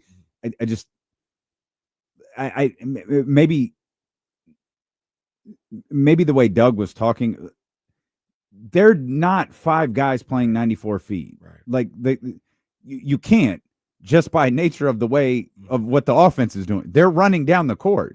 There's going to be 2 guys, the inbounder and the receiver of the inbound. So you have at most 2 defenders down there, or you just have the one. The rest of the guys are following their assignments. Right. And I think this idea that all 4 guys, or all 5 guys, that's not going to be the case. It's we're picking up on guys the way I understand, and we should ask Coach JT. It's his tagline. The way I understand 94 feet is you're playing defense from the moment the ball is inbound. You're not letting guys, come down, get comfortable to adjust in the armband. No, you're guarding them. Then you got Dennis Schroeder or whoever the designated ball guarder is. You have him on there, and then you probably have whoever is guarding the inbound. Maybe not at 94 feet, but maybe they're picking up at 90, 85, somewhere down there to where they're running along the court with them. Right. No, that's exactly how I would think of it, especially in the NBA. You might have one maybe 2 guys picking up full court. And I'll say like this, the Raptors did a really good job of it last night. They had guys picking up full court, true 94 feet, making it difficult to inbounds. Let me ask you a question. Was Brandon Ingram one of those guys? No. No. Absolutely not. So you've got guys like Zach LaVine who sometimes wasn't picking up 94 feet. But I believe, and we'll talk about this later, you can't have your top scorers picking up 94 feet. You can't ask them to score 25 a night and guard these guys like they're Tony Allen. Like that's asking a lot. So we'll break it all down as the show goes along. We will. We're gonna take a break right now because we expect Mike Bibby to be with us here in just a heartbeat. Steeler and Casey, we're just getting started. We're thrilled you're here with us on Sacramento Sports Leader ESPN 1320. Oh, I need this. This looks great. Oh my God. Look at this thing, this grill cleaner.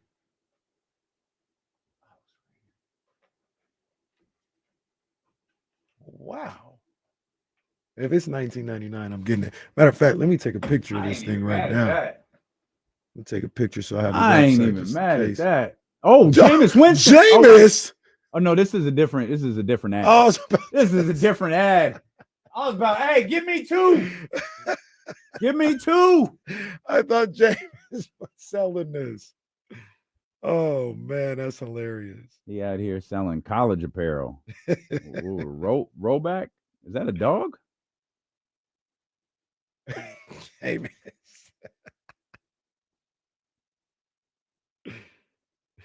I absolutely thought Jameis Winston was selling a grill robot cleaner. That is hilarious.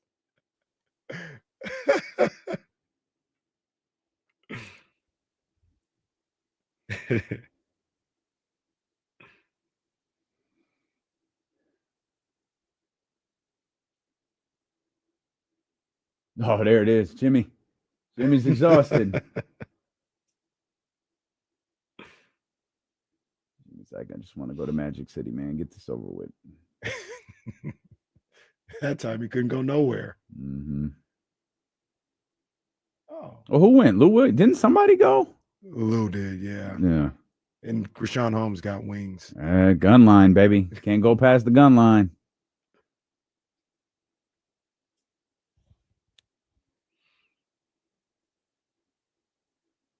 Oh, right on, Bryce. I love the wait is 100 minutes. Bryce, I love Radiator Springs. That's fun, but 100 minutes, man. Sheesh. Holy crap.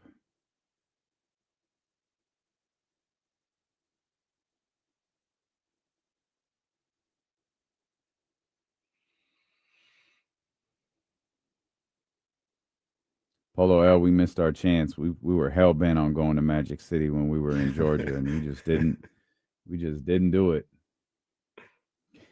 Casey called me late that night and said, "Hey, we're going to get wings." Not there. Man, not there. The wing spot we went to was fire too. I can't remember what it was called, but it was really good. Like an Atlanta staple. You guys have like a favorite spot around here? I love wings.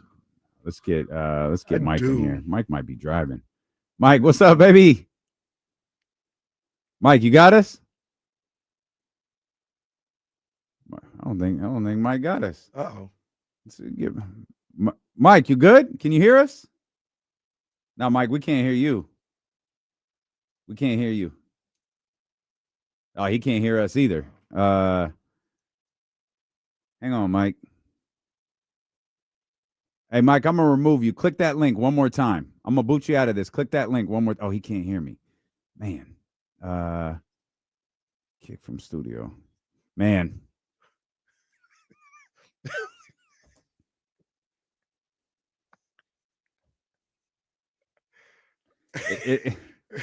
It's a tough day. I just had to boot Mike Bibby out of the studio. Mike clicked the link and he couldn't hear us and we couldn't hear him. So I'm trying to tell him, hey, Mike, I'm going to kick you out of the studio. Click the link again. And I'm realizing he can't hear you, stupid. So I just had to go into this tab and boot Mike from the studio. just hoping he clicks the link again because come on, Mike. That's tough. Come on, Mike. That's tough when you have to boot one of your one guys. One of the goats, man. You got to boot one of your homies from the. There he is. Just kick or at least there he is. We got him now. What's up, Mike? What kind of bootleg stuff y'all got going on there, man? Hey, that's my bad, man. I'm so sorry about that. I'm glad we good though. We got you back. I was like, I can't kick Mike out of the studio, man. Yeah, I can't kick Mike out of the studio. Thanks for having me on, y'all. Yeah, no doubt, man. We're excited for you. We're gonna talk to your counterpart, Coach Brendan Marion, here in a little bit.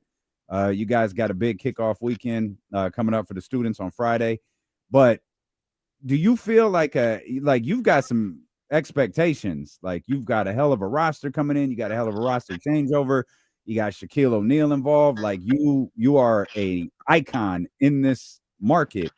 And that carries like a lot of weight. Like we're seeing the expectations of what the football team has been dealing with. Does that add a little anxiety to you headed into the start of the schedule? No, everything is done. Everything happens for a reason. You know, I was brought back here, you know, for that reason, and you know, to change the culture here and change into a winning program.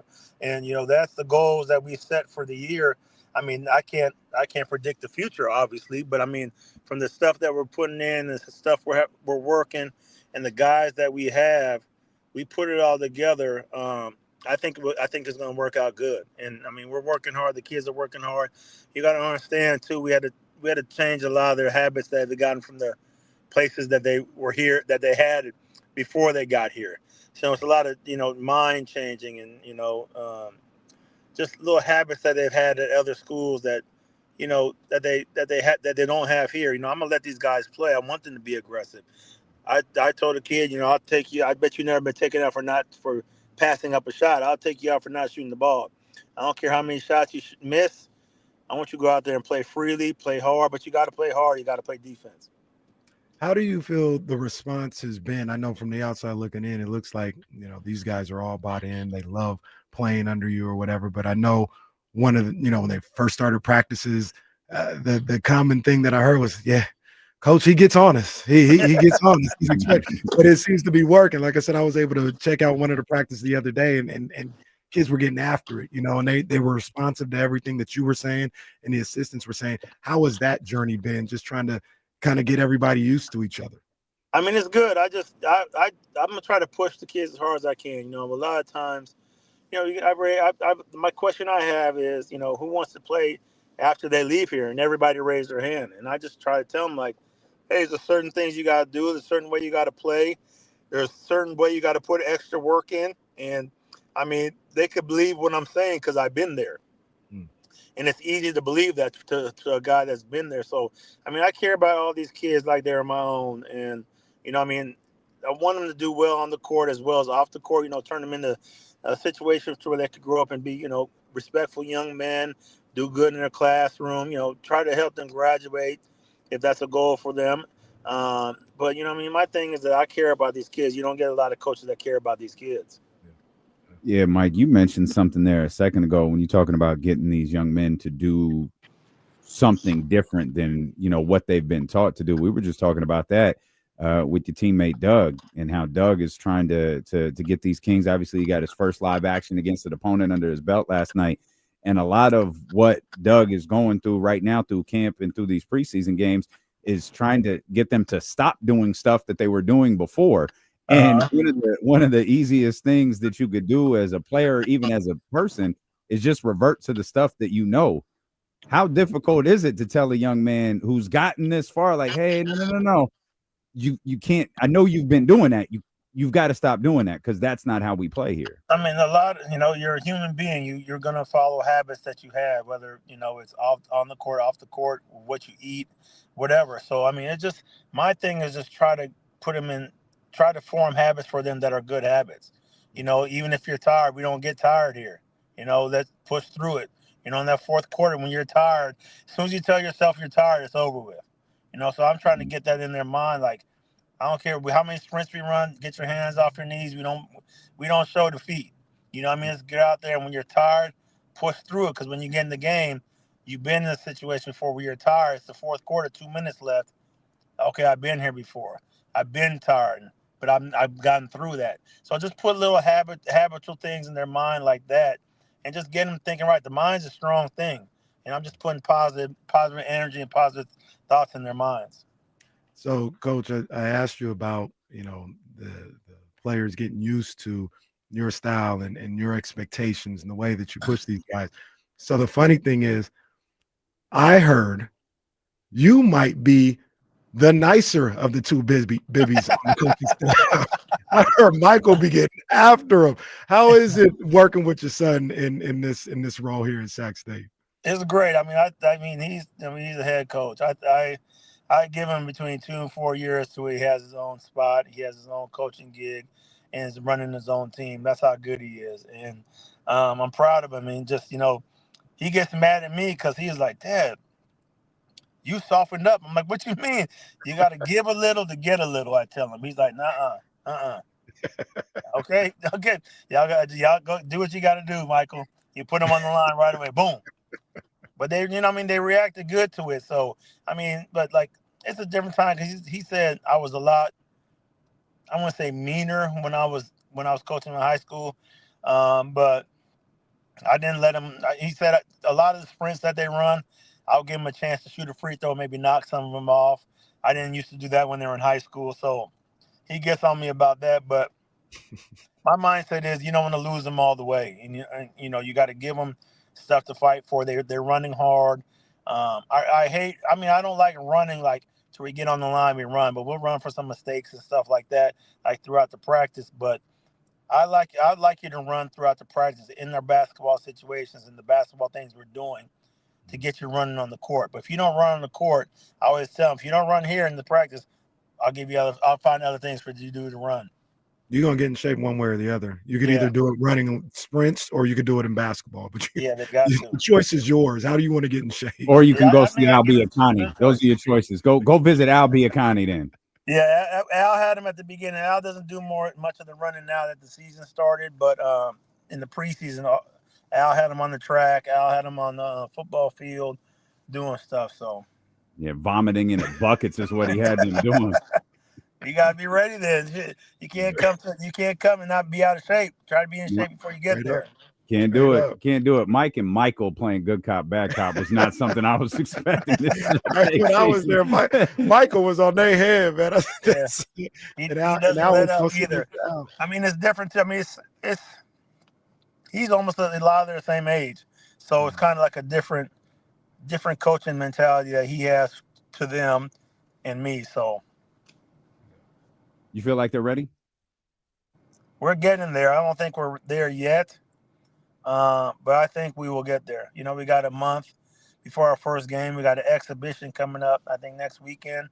And, it just be a test for us to see where we stand. Everybody will get a chance to play, see what combinations work. Obviously you want to win it, but that's not our main goal right now. Just trying to see what combinations we could get and see how we match against somebody else and see if we're really good or if it just looks if we're good because we're bad.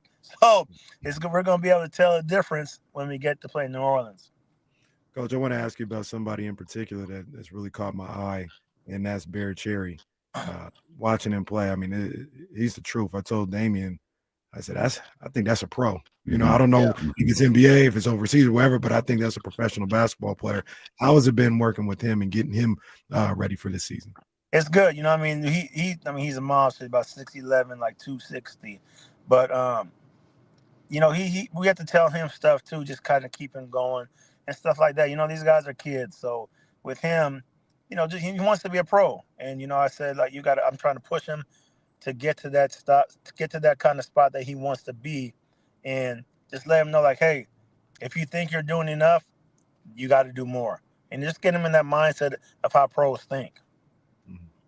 Yeah, I don't know how old that young man is, but that wasn't a kid. That boy, you said he was cat without the sass. My goodness. Yeah, he's a big guy. He's a big kid, man. He's a monster. He's tough. He talk a little trash to you. So it's good. I think he's the captain of the team, leader of the team, and just how he talks to the guys, and guys, listen to him. Mm-hmm. This you guys got kind of a midnight madness thing jumping off this Friday for SAK State students. From what I heard, you're going to be battling a student in a 3-point contest. I wouldn't call it battling.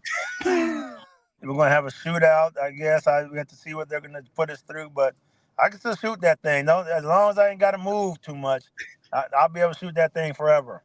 Look, the shot never leaves. No, as I was gonna say, I'm not an NBA player. I'm definitely not Mike Bibby, but I tell my son all the time, I'll be able to shoot forever. I might not be able to catch up to you, like if you start moving, but I'll be able to shoot to the day I die. And I know Mike Bibby the same way. And it's crazy because my son thinks he's a better shooter than me too. I mean, there's been shooting drills, shooting things that he's won a few times, but I gotta remind them, I was shooting before you were alive, so there's no way.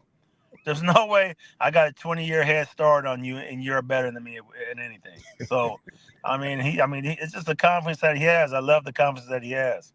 Yeah. Hey, is the crew going to be here for the opener? What do you mean, crew? Dane and E, everybody, they coming out for the opener? I think Dane will be here. Dane has some business stuff that he does with the Bibbalicious marijuana stuff that he does. So he'll be out there. He comes back and forth. He does a lot of stuff out, a lot of business out here. So he comes back and forth. Not everybody, we still got a lot of friends that live out here too that will be at the games and everything. Have them send some samples out of I got you. Just whenever he gets here, I'll remind him and get you guys some. All right, man. We appreciate you. Have fun this weekend. Have fun at the Midnight Madness, man. We'll be tapping in with you as always. I appreciate it. Thanks for having me on, guys. Always, brother. Always. Yes, that's a man, Mike Bibby, right there. I'm so excited for their season to get underway. I'm really upset. I was thinking about this later after our conversation. I was really upset after seeing the videos and the pictures of Bear Cherry that he's not sassy. After all of that, the young man looks like Karl Anthony Towns. Like he is like you call him a kid. Like I've never would ever refer to that man as a kid. Man, he liked that too. But Bear Cherry is the sassiest name I've ever heard. So the fact that like if you said, hey, if I asked Kevin from the Wake Up Call, who's your best friend, and he said Bear Cherry. Come on, man. Like, oh yeah, no, okay, yeah, for sure. Hey, and look, you get that boy on the court. He plays like my mom likes the big guys to play. Like he'll knock you down. His videos I saw. He looked like it. He's a Cheryl Nell Grove exclusive right there. You get a Bear Cherry jersey? Is that a thing? They need to. Ryan, we got Bear Cherry jerseys available at the. We need some SAK State jerseys, somewhere, man. Yeah. Absolutely. Well, if anyone can get one, it's you. So just go ask Bear for one. You got a go Sacramento hat on. Yeah. You had your own football jersey on last week. My name wasn't on it yet. It wasn't on it. So it was nice. I allegedly got a basketball jersey somewhere. It's in Louisiana. It's in LSU with Coach Patrick. That reminded me too. You got a text last night. I did. I believe. Hold on, there he is. Hey, bitch, how come you aren't down here at Bar West so I can F with you? And it's funny because he wrote F, like he didn't write the word. He said, so I can F with you. I hear you have a new hole in your nose so Katie can put a ring in it and lead you around. I didn't know what he said. That was he just said he was gonna text you. That's hilarious. That is my dear friend Al Biacani. And I wrote back, I was like, yep, she's got me on lock. You gotta meet her. And I said, that's Casey's thing. I stay out of the way. And it's like, hey, he lives out here. So I was like, hey, we need to just hook up out here. Yeah. But yeah, that's the normal interaction with Al, especially when he hasn't talked to me in a while. It's, hey, panties, come here. Or, hey, you little bitch, where are you? Like, it's like, I've known Al like 2005. I've known Al 20 years. That is exactly how he has talked to me for 20 years. He's funny, man. Oh, Al's hilarious. He is absolutely hilarious. Oh, and but no one understands, like, for Al being, I don't even know, in his 70s, maybe older, like in a practice that is constantly evolving. No one understands kinesiology, strength and conditioning, athletic training more than he does. Absolutely no one. Like, when he took over that Chinese national program, they were trash, like absolute trash. Men, women, all of it. That program was garbage. By the time he was done with his much longer than intended stint there, that the women's team was competing for gold medals. Yeah. Is the shoot. Like, they were competing for gold. They were playing U.S. in gold medal games. Yeah. Like, he can turn a program around. He was the Kings and Monarchs head coach at the same time for 10 years. When the Monarchs started, he was the strength coach for the Kings for like 20 years, but he did the Monarchs the first 10 years of their existence. Man, he is the absolute best at what he does. There is no one better. And he was, he's talked about it. He says, I'm gonna push you. That's my job. But everybody respects that and accepts that because he lets them know, and they know once you step out of these doors, nobody better mess with you. I got you. I got you. Two of the greatest trainers, conditioning coaches I've ever worked with are at SAK State, Al Biacani and Lim Adams. Lim is a lot different than Al.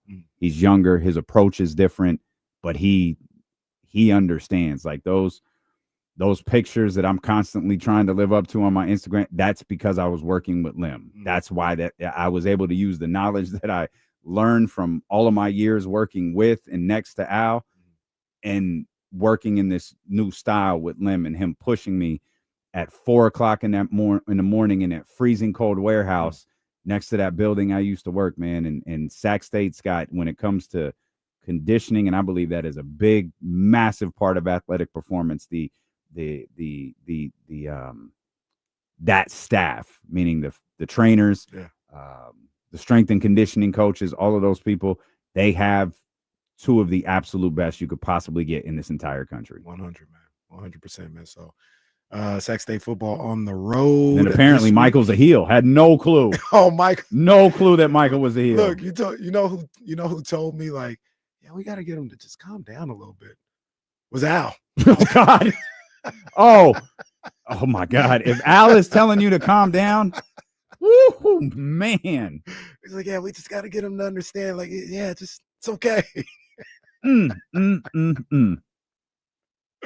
Yeah, so he be getting after it, but he's a good coach. I agree with his dad, with Mike Bibby. He's gonna have his own staff in a few years. He's a good coach, man. So a lot of good things going on. Like I said, football team, they play Weber State. They're on the road, but they'll be back next Saturday. This Friday, they got the Midnight Madness going on, and within a week or two, SAK State basketball gonna be here. And we got to talk to, and we're gonna set this up, Ryan, if you're listening, and we'll set it. We got to talk to the women's coach, my man, Coach Andy. Yeah, because he got a couple of Aaron, no? Or excuse me, what I say, Andy, Aaron, Coach Aaron, because he's got a couple of preseason All Big Sky girls on the squad this year, man. So I think the girls team is gonna be popping. Okay, it's gonna be popping. So we got to get them on here, man. Yeah, this is Sacramento Sports Station, man. This is what we do. We rock with SAK State. We rock with our crew. Adam Schefter just tweeted. He didn't tweet about SAK State, but he did tweet about the San Francisco 49ers. Oh, no, it's never good news. 49ers quarterback Brock Purdy not practicing today due to his toe injury, putting Mac Jones, on track to start Sunday at Tampa. Kind of expected, though. Kind of expected. I didn't expect Brock to be back this week. If he was out for that Thursday game. But that was a quick turnaround. Yeah, but and what I mean the line on I guess it had to have, it wasn't Sunday, it had to have been Monday. Or maybe it was Tuesday where he said someone asked him, well, if the game was today, could you play? And he said no, but I have 2 more days. He didn't say no and then leave it. He was like, no, but I got 2 more days to be, Fam, you had 12 now. Right. But maybe this injury is a lot closer to Joe Burrow's injury than they're willing to admit. Yeah, it probably is. I mean, there's degrees to it, but it's usually, it doesn't feel like, at least it's, you're either out a week or you need surgery. It's probably you're either out 3 weeks or you need surgery, right? Like, it's not just got turf toe, but I'll be back in 5 days. Like, that's not usually how it is. And to that quote that he had about if then I wouldn't be able to play, but I got a couple days. To me, that kind of lends to the fact that it got re-aggravated, or it's a little worse than it should, we initially thought. Because if you're going to play, it feels like there should be no time when you're like, nah, I couldn't play today if I needed to. Mm-hmm. Mm-hmm. Sure. Like, yeah, it's sore or whatever, but I can play on it. If there was a time in the week or in the last week and a half where you're like, I couldn't play if a game was today, you probably shouldn't be playing. I don't imagine Mac Jones feels great either. After the beating he took against the Rams, I'll throw him out there. Well, you know, he loves getting quarterbacks hurt. I'll say this too, like you talk about Brock Purdy. I'm not sure. Maybe you can recall the game that he did play. What his movement was like, but you're dealing with a toe injury. I'm sure every movement is difficult or at least uncomfortable. This Bucs defensive line is a problem. Yeah, it is a major, and I know we have sang the praises, and rightfully so, of Baker Mayfield and what he's been able to do with that offense, what that offense has been able to do without Mike Evans. But that defensive line is a big reason why they're 4-1 5 weeks into the season. Yeah, man. Yeah, and they've had to deal with, like you said, some of their own injuries on both sides of the ball, but they've been able to keep it afloat. Not only keep it afloat, but be my number 2 team in my power rankings at 4-1. Shady, but well, no, I mean, it's just, what are you gonna do? You're going up against this juggernaut in Tampa Bay. It's the number 2 team in the nation. We just you're the nation now. Yeah. The number 2 nation. You're the AP poll. I'm the coach's poll. Okay, got it. Put it together.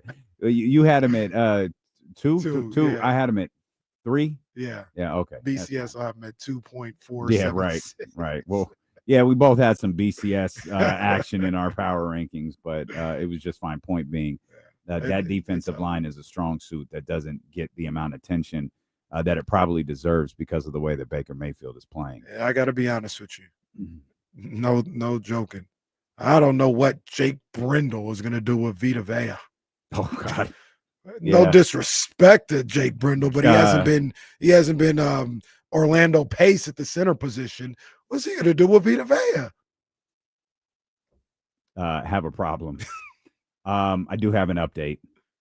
There are no Bear Cherries yet. No Bear Cherry jerseys yet. I just got a direct response. No Bear Cherry jerseys. Are we gonna get a jersey? What's up? That's your department. I wanted a Bear Cherry. I wanted to walk around with a jersey that said cherry on it. But I've been told directly from sources at SAK State they are unavailable. Let's get this kid an NIL deal with Fanatics so we can get Bear Cherry jerseys. Man, I'm wearing it. If I get one, I'm definitely wearing it. Is there a 10 on SAK State? Because that'd be a little intimidating, wouldn't it? It's a good question. Let me see if there is a 10. No, there's not a 10. Okay, that's probably the right call. Yeah, Bear Cherry's 9 though. Okay, well that's not 10. It ain't 10. 10 carries weight when your head coach is Mike Bibby. They got this. I want to call him a big 3 just yet, but between Mikey, Bear, and this young guy, Prophet Johnson. Can we talk about how elite these names are? Mikey, Bear, and Prophet. These are awesome names. Are you Put kidding it on a me? shirt. This is a national championship team. Put it on a shirt. You can't lose when your name is Prophet. Ryan, if you're still listening, are there Prophet jerseys available? Prophet. Man, this sounds like Prophet got some Malik Monk in him. It sounds like when you simulate way ahead in 2K and then you have a bunch of random guys, like the names, they get crazy. Prophet was cooking. Yeah, that's awesome. I love it. Prophet and Bear. That's what I'm gonna start. Who are your favorite basketball players? Prophet and Bear. Yeah. Who are yours? Oh, LeBron. Right. Steph. Prophet and Bear. Good luck with that one. That is not that. There's no Riz with those names. None. LeBron. Okay. Just real quick. So there's a lot of very foolish people were upset with LeBron's announcement. Gosh, bro. You've got lawsuits happening. You got all of this stuff. You got journalists upset. You got JJ Redick calling journalists idiots.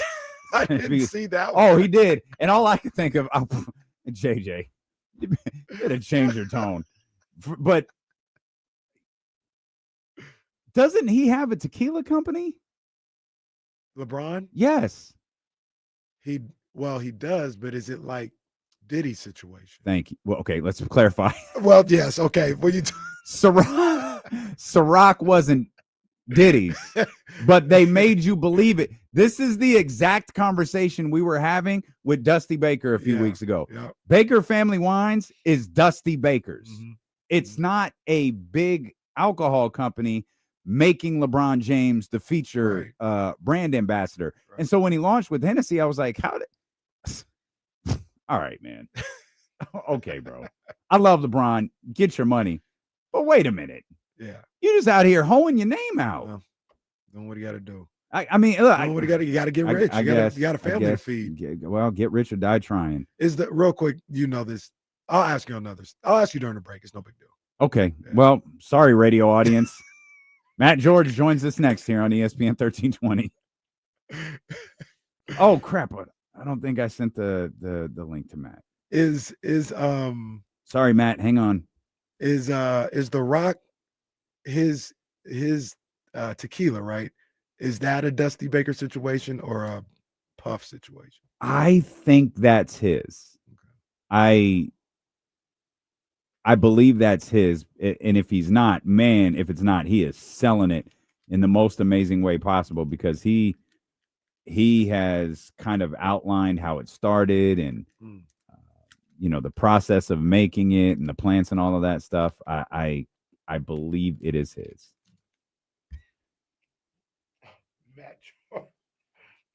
The Fiend, Matt George. Yeah. Sorry, Matt. I just sent the link.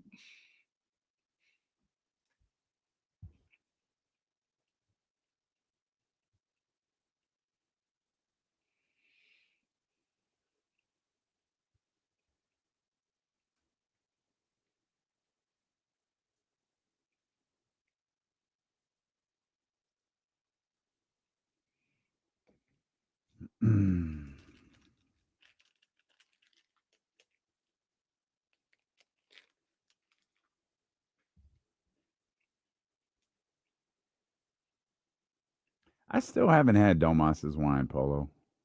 I don't think I've ever seen it. I'd like to try it. Is it called 11? Is that what it's called? I don't know.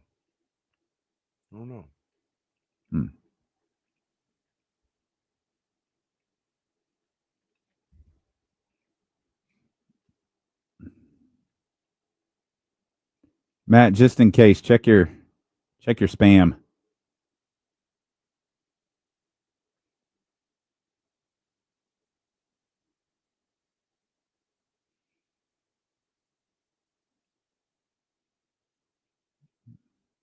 There he is. Matthew. Hello. What's up, my friend? Jesse would never do that to me. Yeah, it's my fault, man. It's my fault. Matt's getting his tattoo worked on at 3. That's why he's with. I mean, it's shady. Like what getting it finished. So I have all of that done on the outside. And so they just got to do the inside now. The inside's all blank canvas still. So all the outside is done, but just the inside. I've heard that's, I guess, sketchy. Well, we'll see. Couldn't be worse than the elbow. The elbow sucked. The elbow was not fun. I thought about getting a sleeve recently. I don't know what I want for a whole arm, though. Not a single tattoo. Figure at this point, there's no reason for me to ever have one. You want to do it? You want to get a friendship tattoo, D'Lo? Nope. No. Come on. Your One that's friendship is enough for me. I One don't need to just for us. put little rings on our finger. You put my initials on your finger. No, just something Prince related to honor the good times. Oh, there you go. Yep. Yep.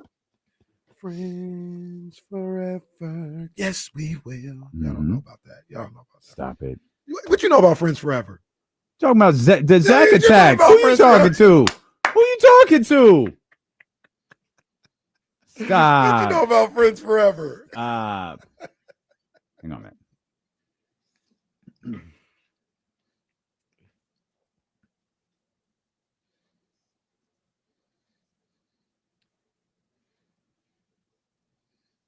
Matt George is with us. Matt, did you not watch Saved by the Bell? You looked confused during that interaction during the commercial break. Didn't you need to start? No clue any of what you guys are talking about at all. Really? Nah, he's a little young now. Kelly Kapowski means nothing to you? Is that like the lady that everybody like thought was hot back when they were kids? We didn't think she was. Yeah, I think she's beautiful today. Yeah. But, I'm sure. I mean, I've seen references to Stacey that show, Carosi? but who? Stacey Carosi. Yeah, he definitely doesn't know Stacey Carosi. I will admit I have not followed Saved by the Bell. If you admit you don't watch The Office, Casey. Oh, I do watch The Office. What you talking about? Well, then I watch Saved by the Bell. Matt is a little young though. Like when it comes to that, I think I don't. How old are you again, Matt? I was born in 1994. I'm 31. Okay. Yeah, nah, he wouldn't watch Saved by the Bell because he would have to be home at like 8 years old watching TBS. Well, he was home. Yeah, he was reading the Bible though. In Utah. That's what Matt was doing. He was reading the Bible when he was home. I was a Nickelodeon kid. I was a SpongeBob and Yeah, see that's Fairly Odd Parents and Rugrats. Fairly Odd Parents. Jimmy Neutron was good too. Side Matt, question, Yeah, go ahead. Kilo. Yeah. How many cartoons are on in your house now that things have changed for you? Are you just getting used to cartoons again? Yeah, I mean, it's just all sorts of. Oh, it's like, Bluey. That's right. You were talking about Bluey. It's Bluey. I think there's something called Gabby. They watch like the same couple of movies like over and over and over again. Like there was a 2-week stretch where we were putting the Smurfs on like every, couple days. So yeah, it's definitely different than it used to be for sure. Yeah. Like I never thought I would see a single episode of Bluey, much less 1,000 of them. Proud of you. Proud of you. Thank you. Welcome. Yes, I'm sure you are. There's 1,000 more too that you haven't seen. You watch more. And it wouldn't matter if they did because they'll just watch it again. They would just watch the same episode over and over and over again. Doesn't bother them a bit. Yep. Doesn't bother them a bit. Hopefully we're not watching the same Kings basketball game over and over and over again because that would bother a lot of people. Matt, your immediate reaction to last night's game from the Sacramento Kings? I think it was, just disappointing because I went into the Golden One Center just hoping to give me an aha moment, or it's like, there it is.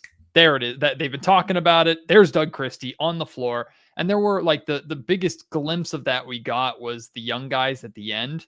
But it's not a new thing to see guys that are hungry and fighting for a playoff spot, playing hard and making the most of their opportunity at the end of the game where, like, important note here, they're also playing against the other guys on the Raptors who are doing the same exact thing, right? It's not like Dylan Cardwell was dunking on Brandon Ingram. So it's just important not to undermine anything that group did because they gave us something to be excited about towards the end of that game. But that was really the only extended stretch where I saw that new identity. And like, to me, I like to break each season down into like, what is the bar? What is the ultimate goal? And I tend to use that to hold the team to that standard. And Scott Perry and Doug Christie made it very, very clear from the beginning that the standard this year, the purpose of this year is to establish this new identity. So that's the bar that I can hold each individual game to. And then Doug Christie added onto it after the game. I love what Doug said. Newsflash, Doug is a phenomenal communicator. He said there's 2 games. There's the basketball game, which they lost 130 to 122. Then there's the fight. And he said, this is the last time that we're going to lose the fight. Like, we are going to win the fight every single game. So now I have 2 bars. Kings fans, we have 2 things, 2 standards to hold this team to every time they take the floor. Their new identity, and did they win the fight?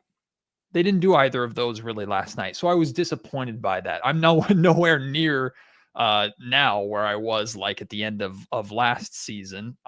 There are things that were certainly concerning, especially from the top guys at the beginning, but it's one preseason game. They've got 3 more. I trust Doug Christie to be able to, and his staff who are rigorously taking notes. I was watching the Kings bench a lot last night, and just the amount of times Doug is turning and communicating with everybody, and they've got all the advanced everything on the planet. They're going to be studying this. They're going to be working this. They're already workshopping it in practice right now or today.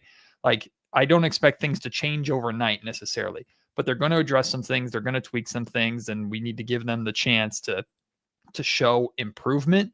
But I don't blame any Kings fan who goes, that looked exactly like last year, especially defensively, and that's sending off alarm bells. So I understand kind of both sides of that coin. Matt, do you feel like some of the ways that maybe you and others felt about last night and the performance last night from the Kings is a little bit because of what you hope to see, what you had been hearing in training camp, and then what you didn't see? I only say that because I was telling the fellas earlier, I didn't get a chance to watch the game live, but I was following along on Twitter. I was looking at the box score, all this other stuff, and I thought it was a disaster from that premise, right? And then I actually got a chance to watch the game, and it wasn't good. I'm not making that argument at all, but it wasn't as bad as it was sounding from everybody else. Do you think kind of like what you hoped for affected maybe how you took in that game yesterday? Oh, for sure. Definitely. I think like this fan base, as you guys have gauged it, I've gauged it. I know we've talked about it.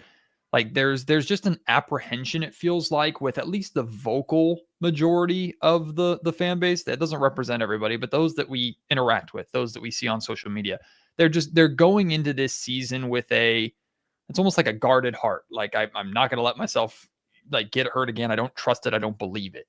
And I think last night validated those feelings or validated those fears for a lot of people. So it kind of just sent them right back to game 83 or 84, whatever it was, when game 83, when they got destroyed on their home floor by Dallas. Like it took them back to that place. And I don't blame people for that necessarily, but there were elements, Casey, of like what, Domantas Sabonis said after the game, he's like, that's not how we've been playing in training camp.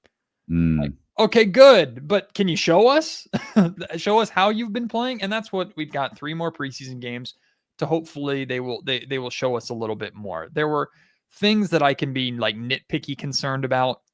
I thought the starting unit as a unit was not inspiring to me. Like I don't know if Dennis Schroeder was tired or what. I just didn't see much from Dennis Schroeder, and he's supposed to be, they're talking about him as like the extension of Doug Christie on the floor. I didn't get that sense from watching him.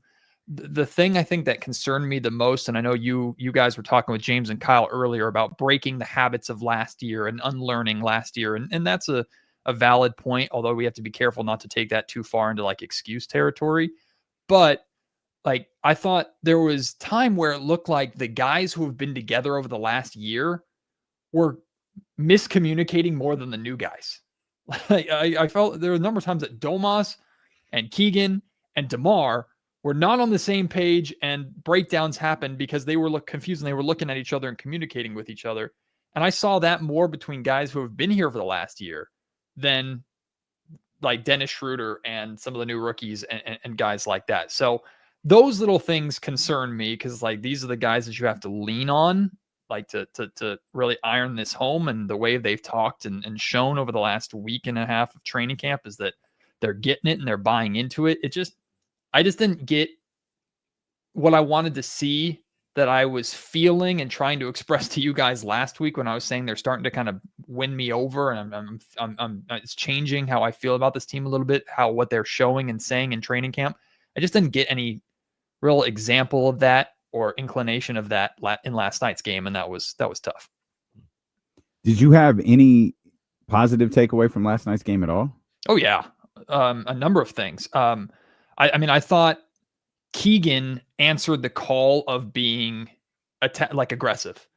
That's the main thing we've heard with Keegan. Be aggressive, be aggressive, be aggressive. And in the first quarter, 4 blocks, 1 steal. I think it was like 1 for 5. And his bucket was a dunk that he got in transition, or a strong take to the rim that finished in a dunk. Like, I saw the aggression, which was really positive to see. I do know that he wasn't perfect defensively either. That entire starting unit wasn't. The amount of wide open threes that starting unit gave up was part of the miscommunication thing that I was talking about earlier. That concerns me. That hopefully will get better. We should expect will get better.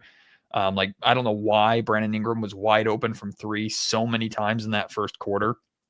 I mean, I jotted down a note here, like with the exception of Domantas Sabonis checking out and Drew Eubanks checking in at or because Domas got in foul trouble early, like Doug didn't go to his bench unit until the 3:53 mark of the first quarter. That's a big difference from Mike Brown, because Mike would go to his bench and bring Malik Monk in and have Fox come out like 4 or 5 minutes into the game. Like, that was part of his rotation. Doug seemed like it was I'm going to stick with my starters longer.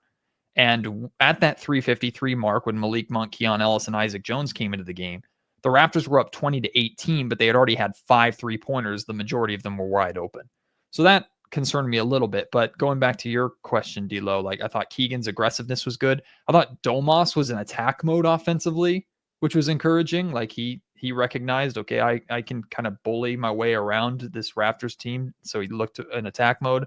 Zach LaVine shot the ball exactly like he shot last season, and he had some good defensive moments as well. I thought Drew Eubanks came in and made a noticeable impact in those backup center minutes, and then the young guys at the end of the game showing some good fight too. So there were definitely positives from last night for sure.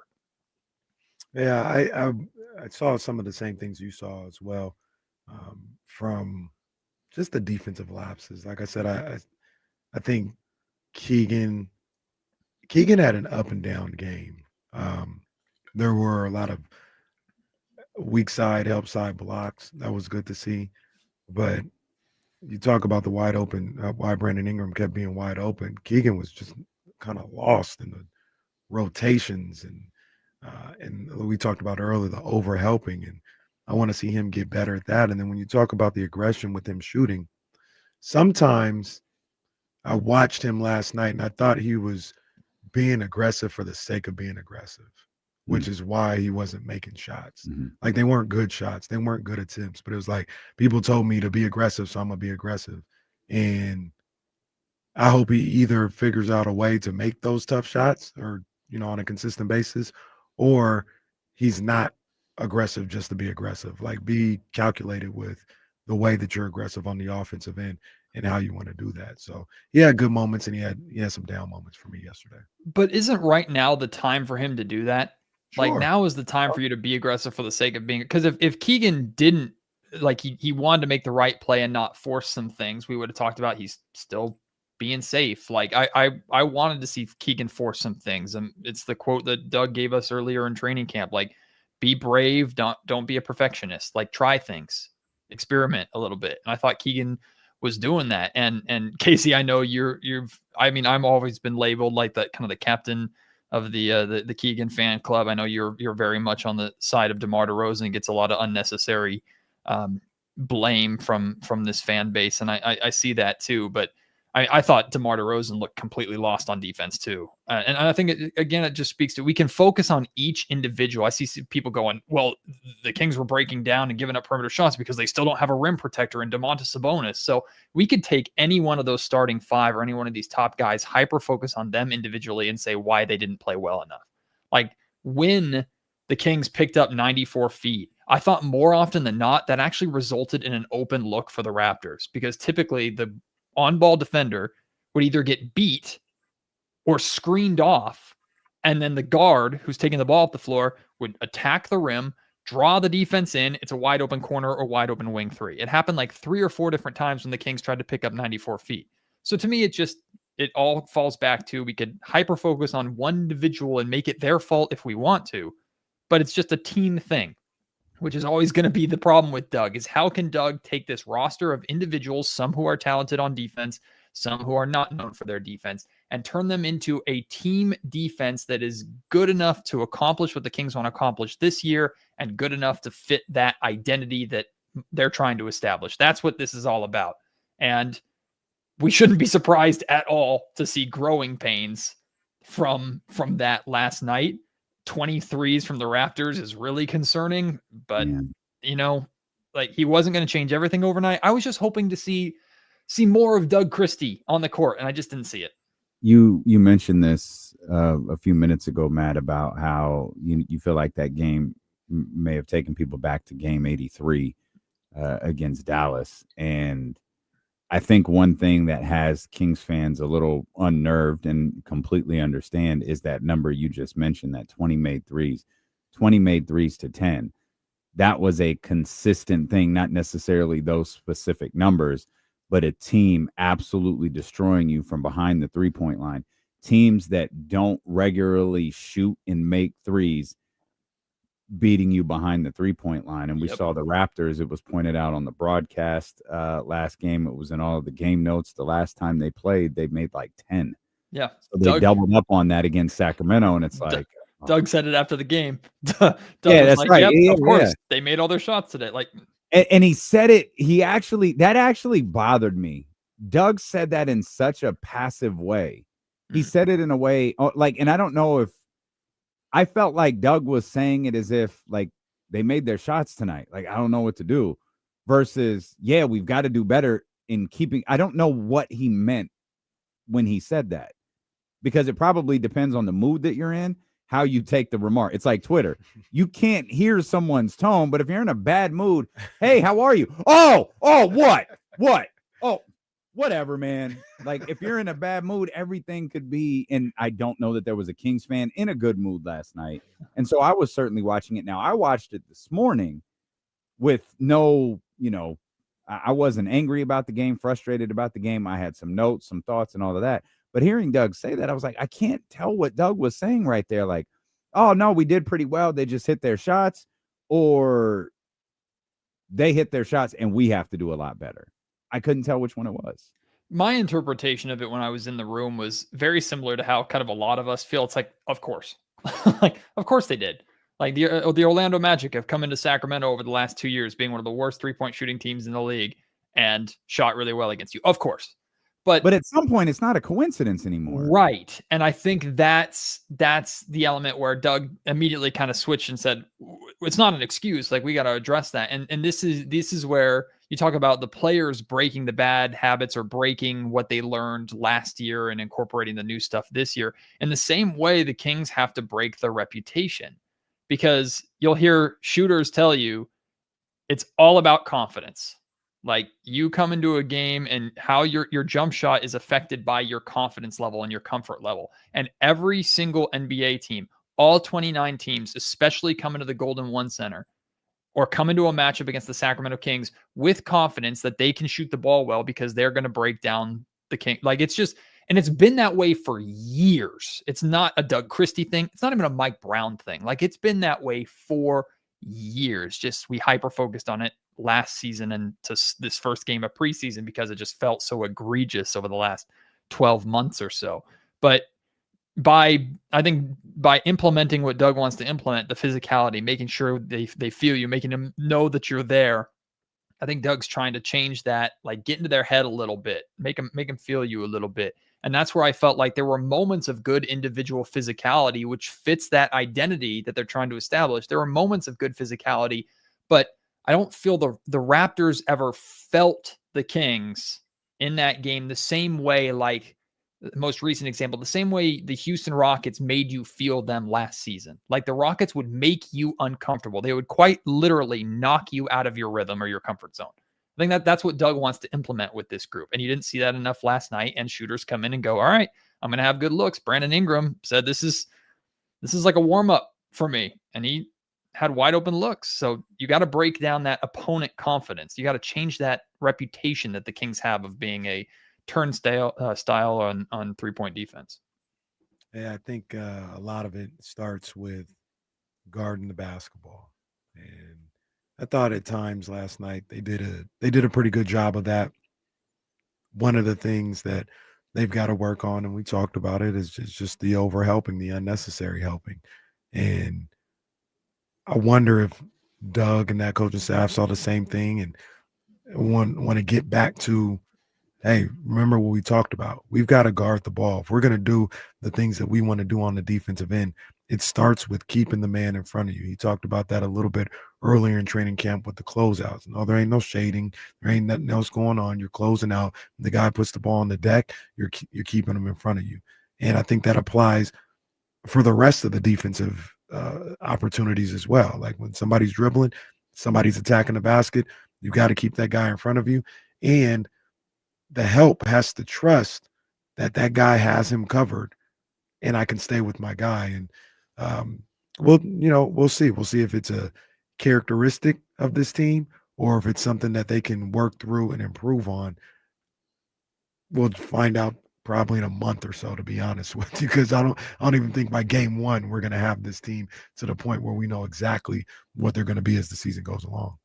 It's probably a bad idea, and I'm curious what you guys think on this, but I almost want to see the pendulum swing the complete other way on Friday. It's make an effort not to help much and let individual defensive breakdowns happen and just and like almost overcorrect to a point where what you want to find is a happy medium, but like let DeMar, let Keegan, let Sabonis, let all these guys get cooked one-on-one. And if it results in a wide open layup, okay, now we have the film of too much help. Now we have the film of no help. Where do we find the middle? Right? I almost want to see an overcorrection in that sense at a time right now where the final score doesn't really matter. I don't think they're going to do that, of course, but it'd be interesting to see if the Kings just went, we're not helping, play one-on-one, figure it out, how good or bad it would look, if it would make their perimeter defense any better, or if they just become a layup line at the rim. You know who I think played pretty well yesterday? I thought Drew Eubanks played pretty well. Yeah, he did. I thought he had a ton of energy. Like I saw him. Yeah. Use your old line. Like I saw him. Right. He did play. I agree with you. Yeah, his presence was felt out there. Yeah, definitely. Apologies to Drew Eubanks from a lot of people. To everyone. Pretty much. Pretty much everybody. Yeah. Dario Saric didn't play. He did not. No Doug McDermott either. I do feel like the Raptors are weak at the center position. Like that's just an area of weakness for them. And whether it was Doug's game plan or just the bigs recognized it, I thought Domas and Drew and at the end Dylan Cardwell, like they really exploited that. So I'm going to give the coaching staff credit and say that was part of the game plan too, but it just looked like the Kings knew we have the advantage from the center position, and they should feel like they have that advantage a lot of the time when Domantas Sabonis is on the floor, and I felt they attacked it. So that I thought was good. Well, you got a tattoo to go get done, so we appreciate you, my friend. Thanks for always making time for us. No problem. Let's see how it goes against the Clippers. Plant a tree in LA, and we'll see how that goes. Well, we got the Blazers next, right? Oh, that's right. It's the Blazers. Yeah, we got the Blazers on Friday. We don't have to wait all the way till next Wednesday, so we'll see. I'm sure Doug appreciates. They practiced today. We'll run some sound from Doug Christie here in a few minutes, and they get right back on the floor tomorrow. Casey, don't get too excited watching your boy Shaden Sharp, okay? Well, hey, he's a bucket. He's got a bag. That's your boy. That's your boy. Have fun today, Matt. We appreciate you, my friend. Thank you again. Good to talk to you guys as always. Thank you.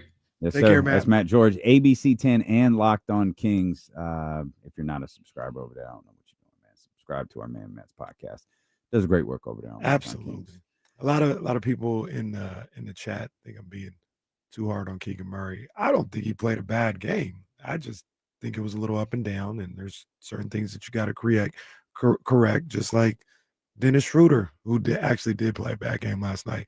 There's things that he's going to have to correct I am critiquing and looking at it like it's not, none of it is a big deal. There's time to work on all of it from each player. Okay. Well, obviously there is. We'll talk more about that. And I mentioned Doug Christie. The Kings did practice this morning. They're going to be headed to Portland tonight. They play the Portland Trailblazers tomorrow, so they'll have a chance to get right back there on the floor, and we'll have a chance to put last night's game behind us or just be upset about 2 bad games. Who knows? Either way, we'll talk about it, and we'll hear from Doug Christie. Plus, I guess it's Coaches Thursday. Brendan Marion's going to join us coming up, SAK State football coach. He's coming off a bye week. My guess is he's not really thrilled with not playing football. So we'll talk to him coming up in about 30 minutes here at Steve and KC on Sacramento Sports Leader, ESPN 1320. I'll get that bubble on the way back.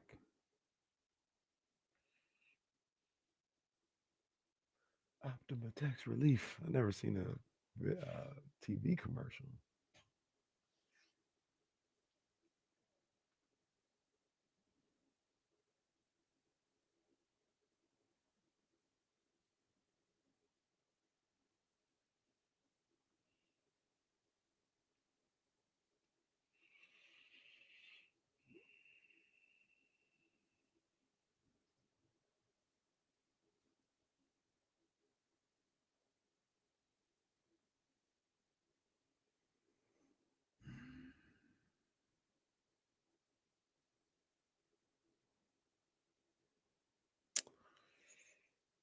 Yeah, Mr. Rancho, they got to fix that.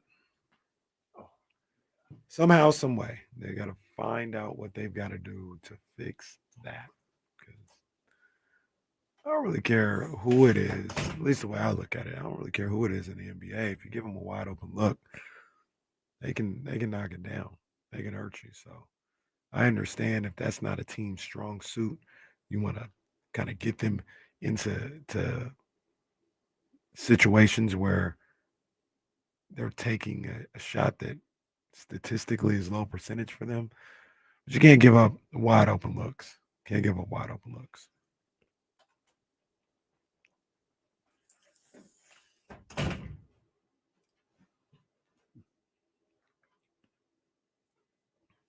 That was very nice. That was very, very nice. He played really well yesterday. I don't know what to do with it. He played really well. Yeah. I mean, that was a fun fourth quarter. They scored like 40-something points. Did I read right that the Warriors scored 51 points in the fourth quarter? Did they? I'm going to double check on that. Because I saw they were down to the Blazers by a lot throughout that game. And I thought I saw Bonte say something like that. Yeah, they did. They came back and won that game. They were down by like 22, 51-26 in the fourth quarter. Oh, my God. To win by 6. I knew they had won. I didn't know the story of that game at all. Yeah, they were down by like 25 the whole game. 20, 25, something like that. Looks like 51 in the fourth is 51 in any quarter is crazy. Looks like the Warriors scored. Excuse me. I'm sorry. It looks like the Blazers scored 73 in the first half. My boy was. Remember when the Kings gave up 70-something and like it was like a meme and a joke? Like how many 70-point halves were there last year? Damn near all of them. It felt like. I only scored 71 points. I don't know what's wrong with them today, guys.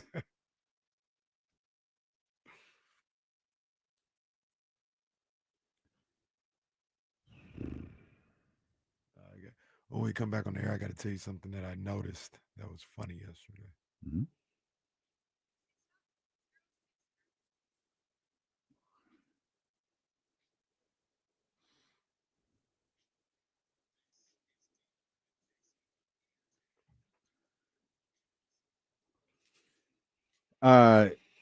You said there was something you wanted to mention. Yeah, just so I was watching the game last night, and I think it was at the end of the first quarter, and the Raptors had scored, and they inbound the ball to Keon Ellis with like 2 seconds left in the backcourt. He heaves it before the buzzer, I said, nope, that doesn't count on the stat sheet. That does not count. Yeah. Shoot it, Keon. It doesn't count. Doesn't count. Get him up. I wonder if what the rule is for that. Like for the statistician. Like, is it 3 seconds and less where it's a team shot? Ooh, good question. I wonder what it is, because I saw it at Good 2 seconds. I question. said, nope, that's a team field goal, not Keon's, Keon's. If Steph Curry hasn't pulled up from that range and it's under 3 seconds, that should be the team shot. They said, and it's only backcourt shots, right? Oh, I assume so. Yeah. I assume so, because once you cross center line, you're in Steph Curry range. That's true. Doesn't matter that you're not Steph Curry. If you're in Steph Curry range, it's a shot attempt. Once you get to 93 feet, you're in Steph Curry. Well, it's better than Jokic range. This guy. Jokic, who just casually hit shots from 80 feet away. Did you see his pass the other night? Yes. Sheesh. That one was on a loop. Jeez.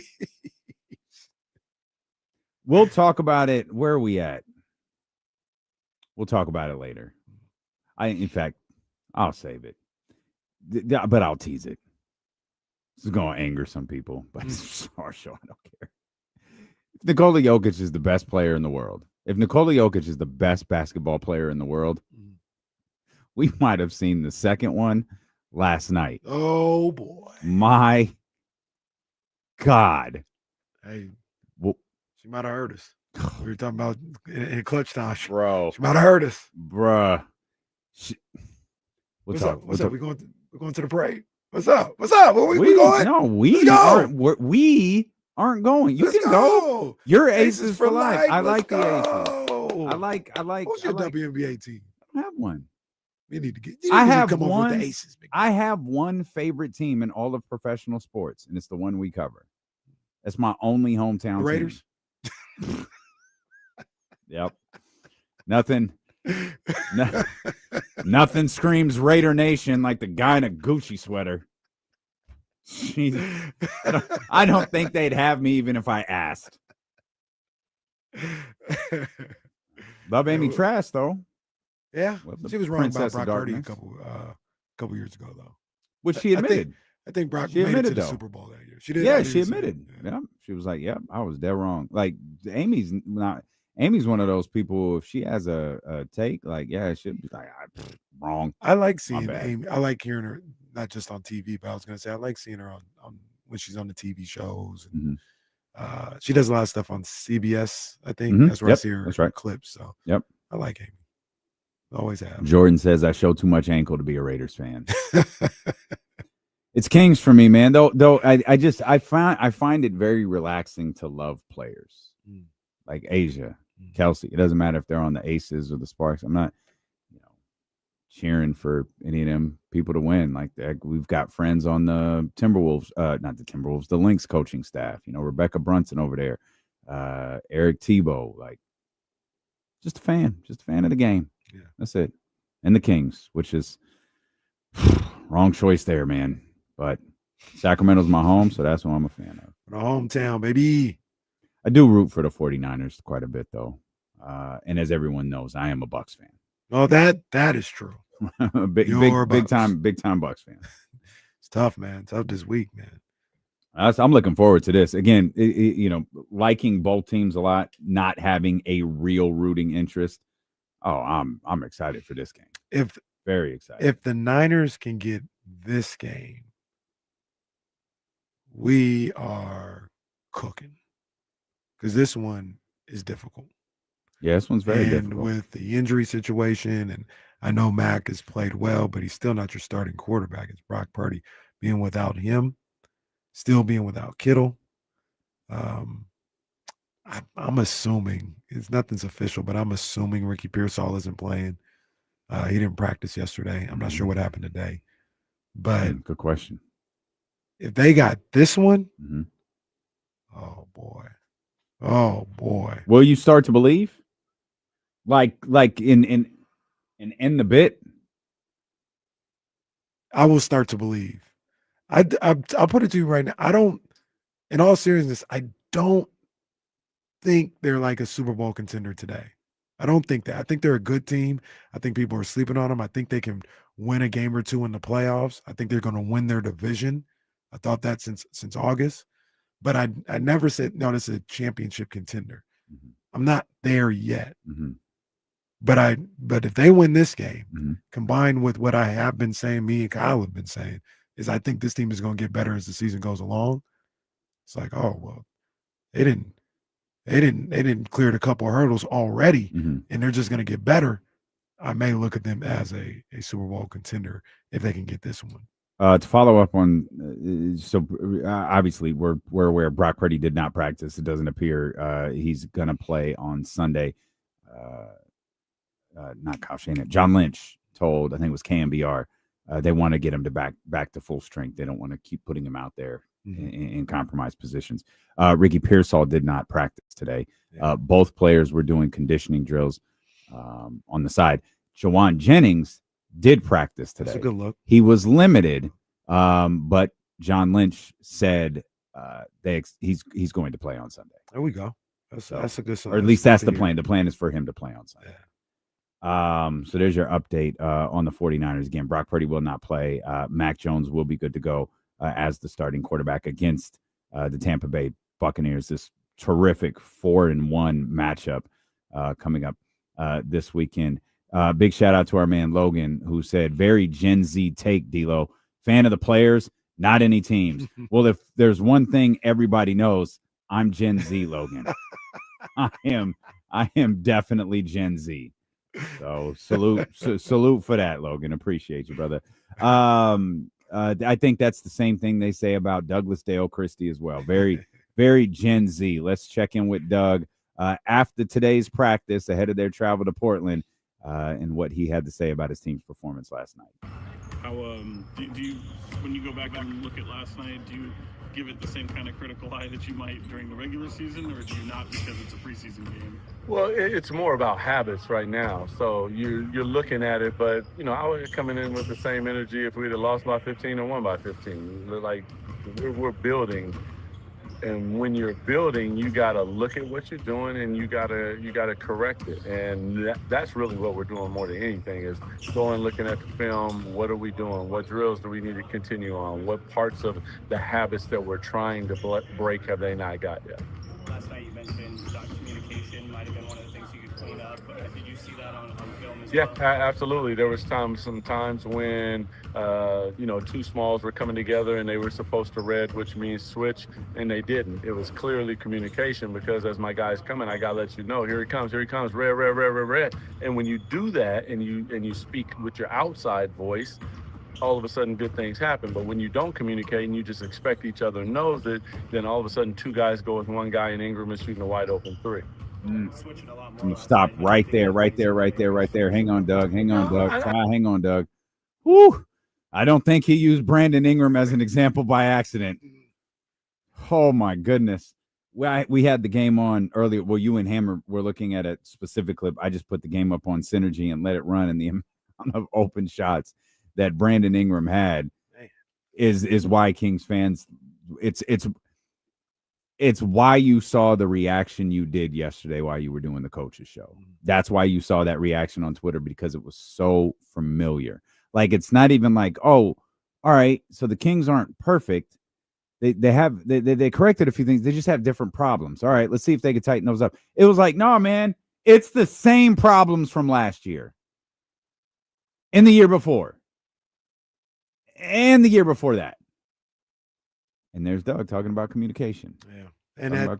Communication. And specifically when you talk about a guy like Brandon Ingram, he's probably RJ Barrett, Emmanuel quickly, they can shoot the ball as well. But Brandon Ingram is the guy that you got to make sure you know where he's at all times and keep eyes and keep hands on him the whole time. And for him to get that many wide open looks has to be frustrating. Yeah. Yeah. Okay. Sorry, Doug. More from the coach. I don't think we've been here since I got here. 1 through 4 is, switching 1 through 4. 1 through 5 is 1 through 5. 1 through 3. There's nothing different than we've done in the past. Do I want to stay with our own as much as possible? Doesn't always happen, but understanding that if I get screened, you should probably be there to help me. So no more than normal. Coach, Kings had 11 block shots last Oh. night. What do you think about that part of the game? I mean, some of those were contests from behind and different things. It's not like it's good, but that's not like the super part of our game that we're just like, we're shot blockers. We're not that. That was just happened to be guys who were making second efforts and those type of things. From that standpoint, I thought it was really good. Have you ever seen anyone more unimpressed with a defensive stat that his team put up than Doug Christie just was when Tone brought up blocks? Like, he legit asked him, and Doug was like, all right. Whatever. If you like the kind of thing, sure. Yeah, I think in the end, and I don't know, I'd have to go back and look at, like, I think what would Tone say, 11 blocks. I know Keegan had 4 of them. How many resulted in Kings possessions? Like, what did those? Not everyone love. I know people say rim protector over and over and over again. Not everybody loves block shots. I know rim protecting isn't exclusively mean block shots, but it's a when you're battling at the rim that way, you're really just looking for someone to make someone going to the basket uncomfortable, right? Like, because a block shot doesn't necessarily result in a turnover or a change of possession. And a lot of times, if you're not doing it the right way, you're getting called for a foul. So you just need someone who can. It's such a generic term that so many people use over and over and over and over again. But really, you just need a big down there to make that part of the court uncomfortable. Yeah, make it difficult. Into what Doug is saying too is he's probably like, yeah, that's cool, but like he said in the quote, that's not who we are. Like, that's an admiration. We're not going to be a team that protects the rim to the tune of 11 blocks or 10 blocks or something like that. We've got to. We're not winning basketball games because we blocked 11 shots. We've got to be. He's probably thinking we've got to be more sound in guarding the basketball. That needs to be our strength. Yeah, I think the way that the block shots came about too is really what unimpressed Doug. It's like, all right, yeah, we're getting them from the weak side. Like, that's fine. It's not like, Drew Eubanks and Brandon Ingram went up and Drew Eubanks outstretched him and blocked the shot. Like those, that might have a different type of feel, because then you are talking about rim protection, and when you have that rim protector, when you're having that person to make things uncomfortable, all that does is get somebody to think twice on their next move. It's like, I don't think I'm going to challenge here. He's too good at blocking shots, or he's too good at contesting and not fouling. Right. There are people like, oh, there are players, I'll go to the basket because if nothing else, this dummy's going to foul me. Yeah, 100%. More from Doug Christie here, post media earlier this afternoon. Or post-practice, earlier this afternoon. Coach, 14 free throws in the first half, 12 in the third quarter. After watching the film, what did you like about the physicality and getting the Raptors into the penalty early? Well, I think that we have to play downhill. We didn't get to the paint as much, and I think part of that habitual, again, is running plays as opposed to playing. So when we go DHO, which we call bounce, when we go that to the corner and I get the ball, I need to turn the corner. If I run into somebody, okay, I bump it out. Now I swing it. If I pitch it at the top, I got to turn the corner. I think many times we're just ships passing in the night, and it's just unacceptable. In the third quarter, when we got aggressive, we start getting downhill. We start putting pressure on their defense, and they called some fouls. All of a sudden, we got to the free throw line. We just have to do that consistently at a higher level. This Blazers team is another team with good size and length. Yep. What do you look at in this next preseason game? Really, I thought this first preseason game was about as perfect for us as we can get, because based upon the things that we were focusing on and what we want to do, you don't face teams like that often. Spectacular for us. And, that's a quiz. Some people pass at a high level, some not. That's totally okay. Goes with the coaches as well. Now we look at this next game, very similar. So can we come out and get small wins? What we want to do is we want to win the first quarter. We want to keep them to under 30 points. Let's start there. You mentioned there's only 4 preseason games, not a lot. You guys play 5, 6, 7, 8. Do you had the same approach playing the starters? Like, or do you envision anybody sitting? Or No, most likely just continue to bring them along. That by the time that we hit the first game, hopefully we're at about what we want to see. But there's still some things that have to work their way out, and that's a work in progress. There is no magic potion for how you do that. Some guys don't play that much in the preseason and play great. Some guys play 16, 18 minutes in the first game, and by the last game they've kind of worked their way into it and they don't play in the last game. So it just depends. Along those lines, is there any with these remaining 3 exhibitions, like, is there a such thing as a true dress rehearsal from what you want to see in any one of these contests? I mean, in every game there's a dress rehearsal for our pregame routine. We're starting to dress rehearse, like, let's get it as close to what they're going to feel when they come in at 35 and how it feels when we're watching film when we're done. It's a step-by-step process. Same goes with shoot-around. What shoot-around feel like? First game, there were some things that we had to do in shoot-around that we won't normally have to do, and hopefully as we go forward we'll lose those things, so by the last game we get to like your basic shoot-around so they can feel what it feels like. But that goes from every aspect of our organization. It's not just from stepping out on the floor and playing. When he says come in at 35, I think he's referring to the time on the clock, the amount of time before those guys come out for the game. So, like, if you're ever at the arena early, you'll see a clock counting down, and there's a certain time where all of the players are gone from the court. Mm-hmm. Normally, that's around 30 to 35 minutes away. I think it's a coach's preference because they'll have a quick meeting and then they'll go through their final preparations to get a game. I assume that's what he was referring to when he says coming in at 35. Some interesting stuff from there from Doug. It doesn't sound like he's too beat up. It sounds like he was able to watch that film and pinpoint what went wrong. Yeah. It was pretty easy for him to look at and say, here's again. I don't think it's an accident that he used Brandon Ingram as an example. Mm-hmm. Every Kings fan saw it. It was a focal point of a 20-minute discussion earlier with the insiders. You cannot leave him open. You just can't. Yeah, that's a guy who preseason or regular season, you can't leave him open. He's got the ability to be one of the premier. He is one of the premier scorers in the game today, and can heat up and can hurt you. So just having the awareness for a guy like that. To your point and what you said, I feel like Doug went back over the film, watched some things, and saw a lot of things that can be fixed. Yeah. Saw a lot of things that were just you can work on what you need to work on to make sure those things don't happen again, or continuing to instill a certain mindset in these guys. I don't think he watched that game and thought they were outmanned, or it's just this huge undertaking that has to happen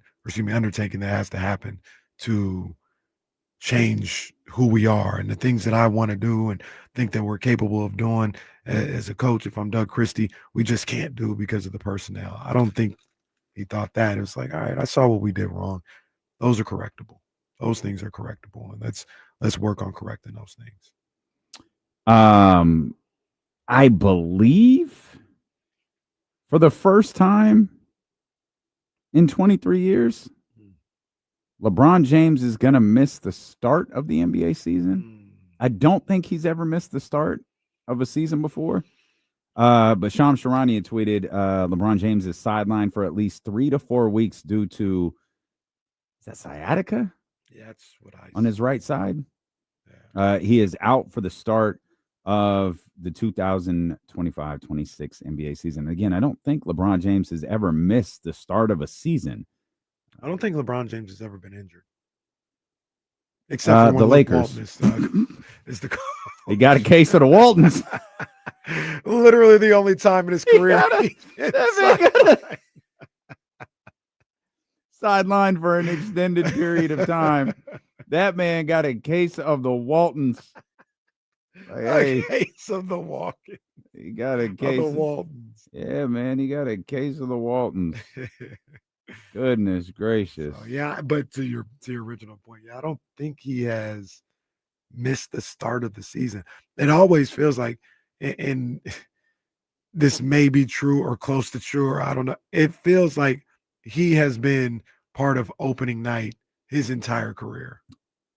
Like, as far as like the kickoff Yeah, to the yeah, season. yeah. Right. Yeah, absolutely. So it feels like we would have recognized, like, Yeah. oh, the season started and LeBron's not there, and I can't think of a time when that's happened. Yeah, I don't like this. I hope this.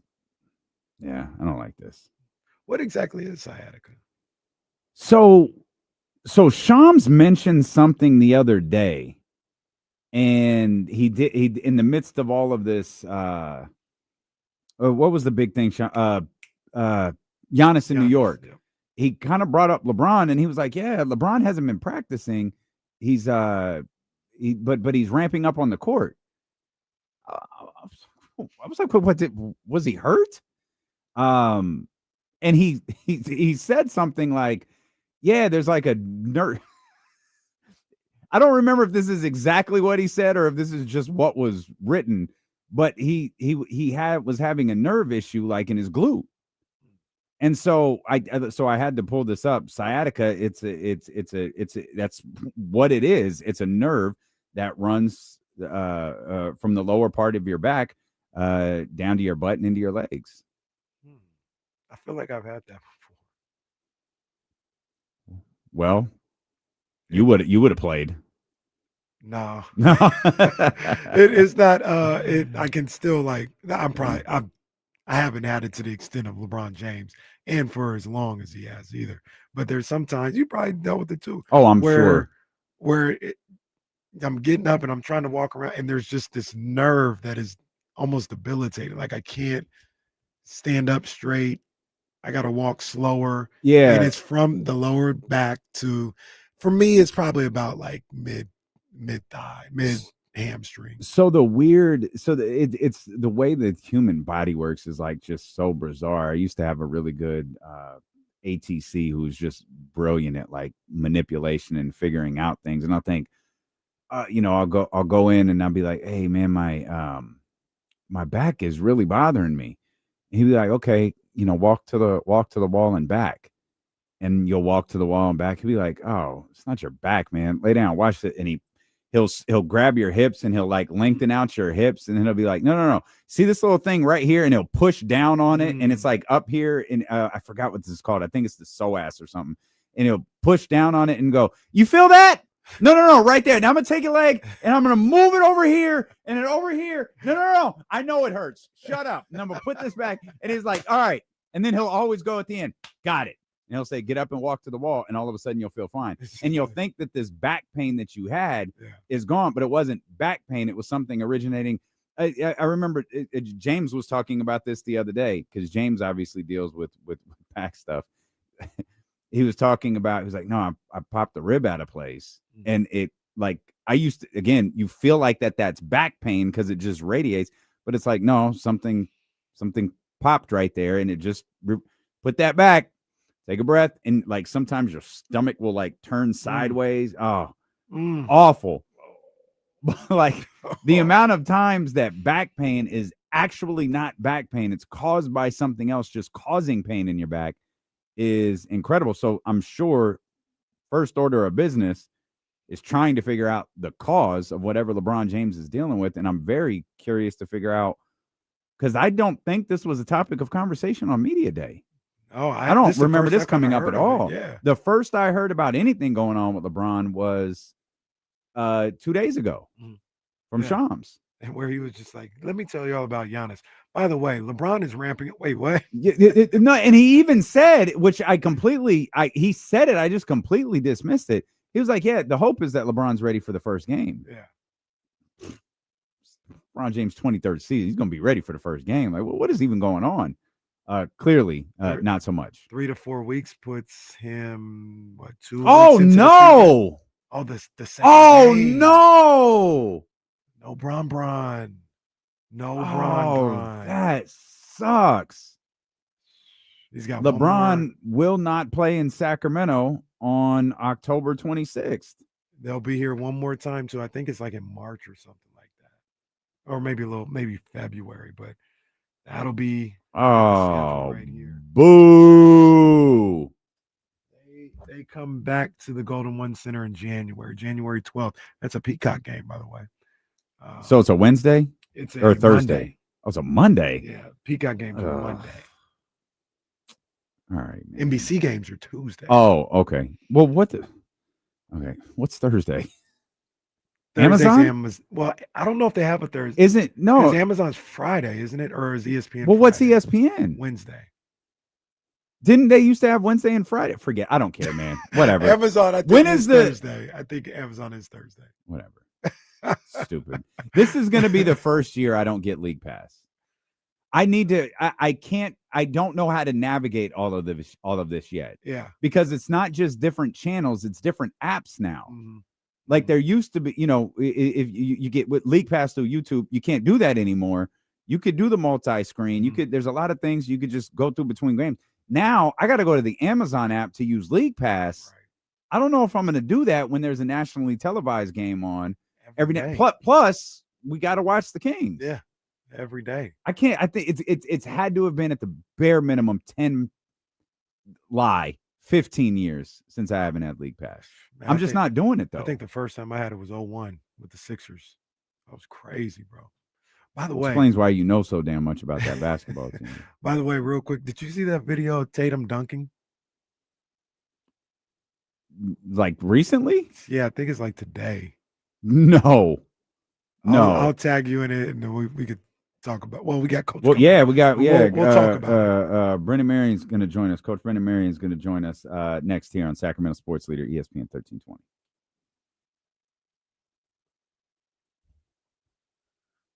That is crazy. Oh, I got it right here. All right, man. That is crazy, bro. What is he doing? Well, he's playing basketball. That's crazy. I mean, it's the one where he's just standing and jumping. Yeah, right? yeah.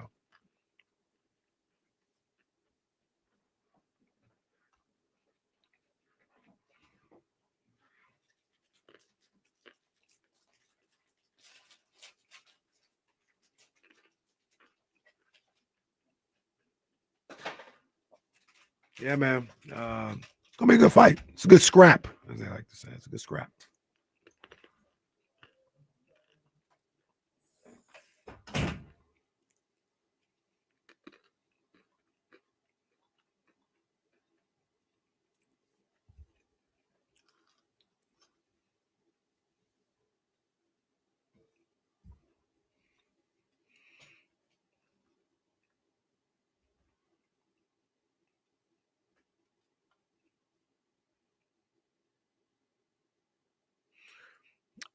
Madrid, I'm not sure what this has to do with LeBron or Jason Tatum, but yeah, they're working on getting a new stadium. They're working on it.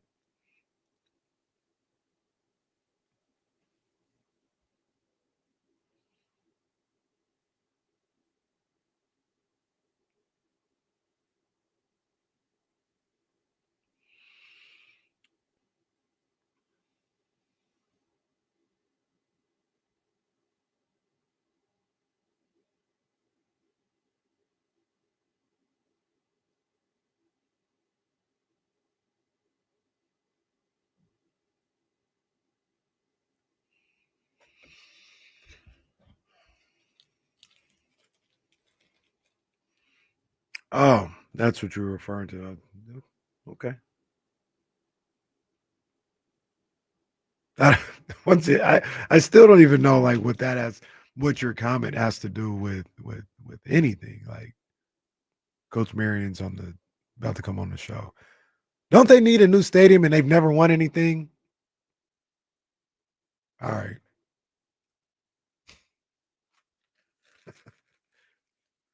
But I'm also not trying to police your comments or what you say. If that was the first thing that came to your mind, it's fine. I was a little confused. That's all.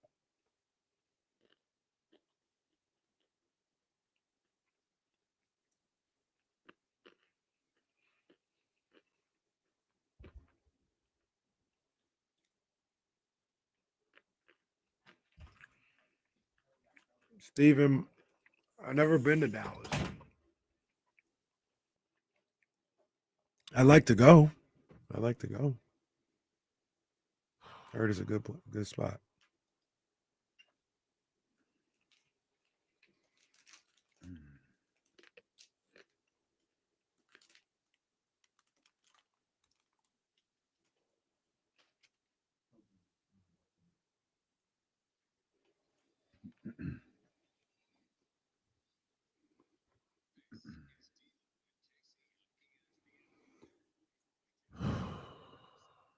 Coach Brendan Marion set to join us coming up here in just a few minutes. News from Shams Charania has LeBron James out the first 3 to 4 weeks of the season.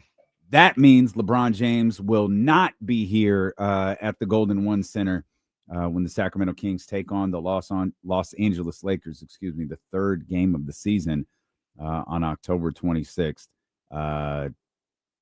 Very disappointed about that. Very, very disappointed. I'm starting to feel a little pressure because my son this summer, he's like, Dad, we got to get tickets to go see the Lakers because I've never seen LeBron. And Ooh, yeah.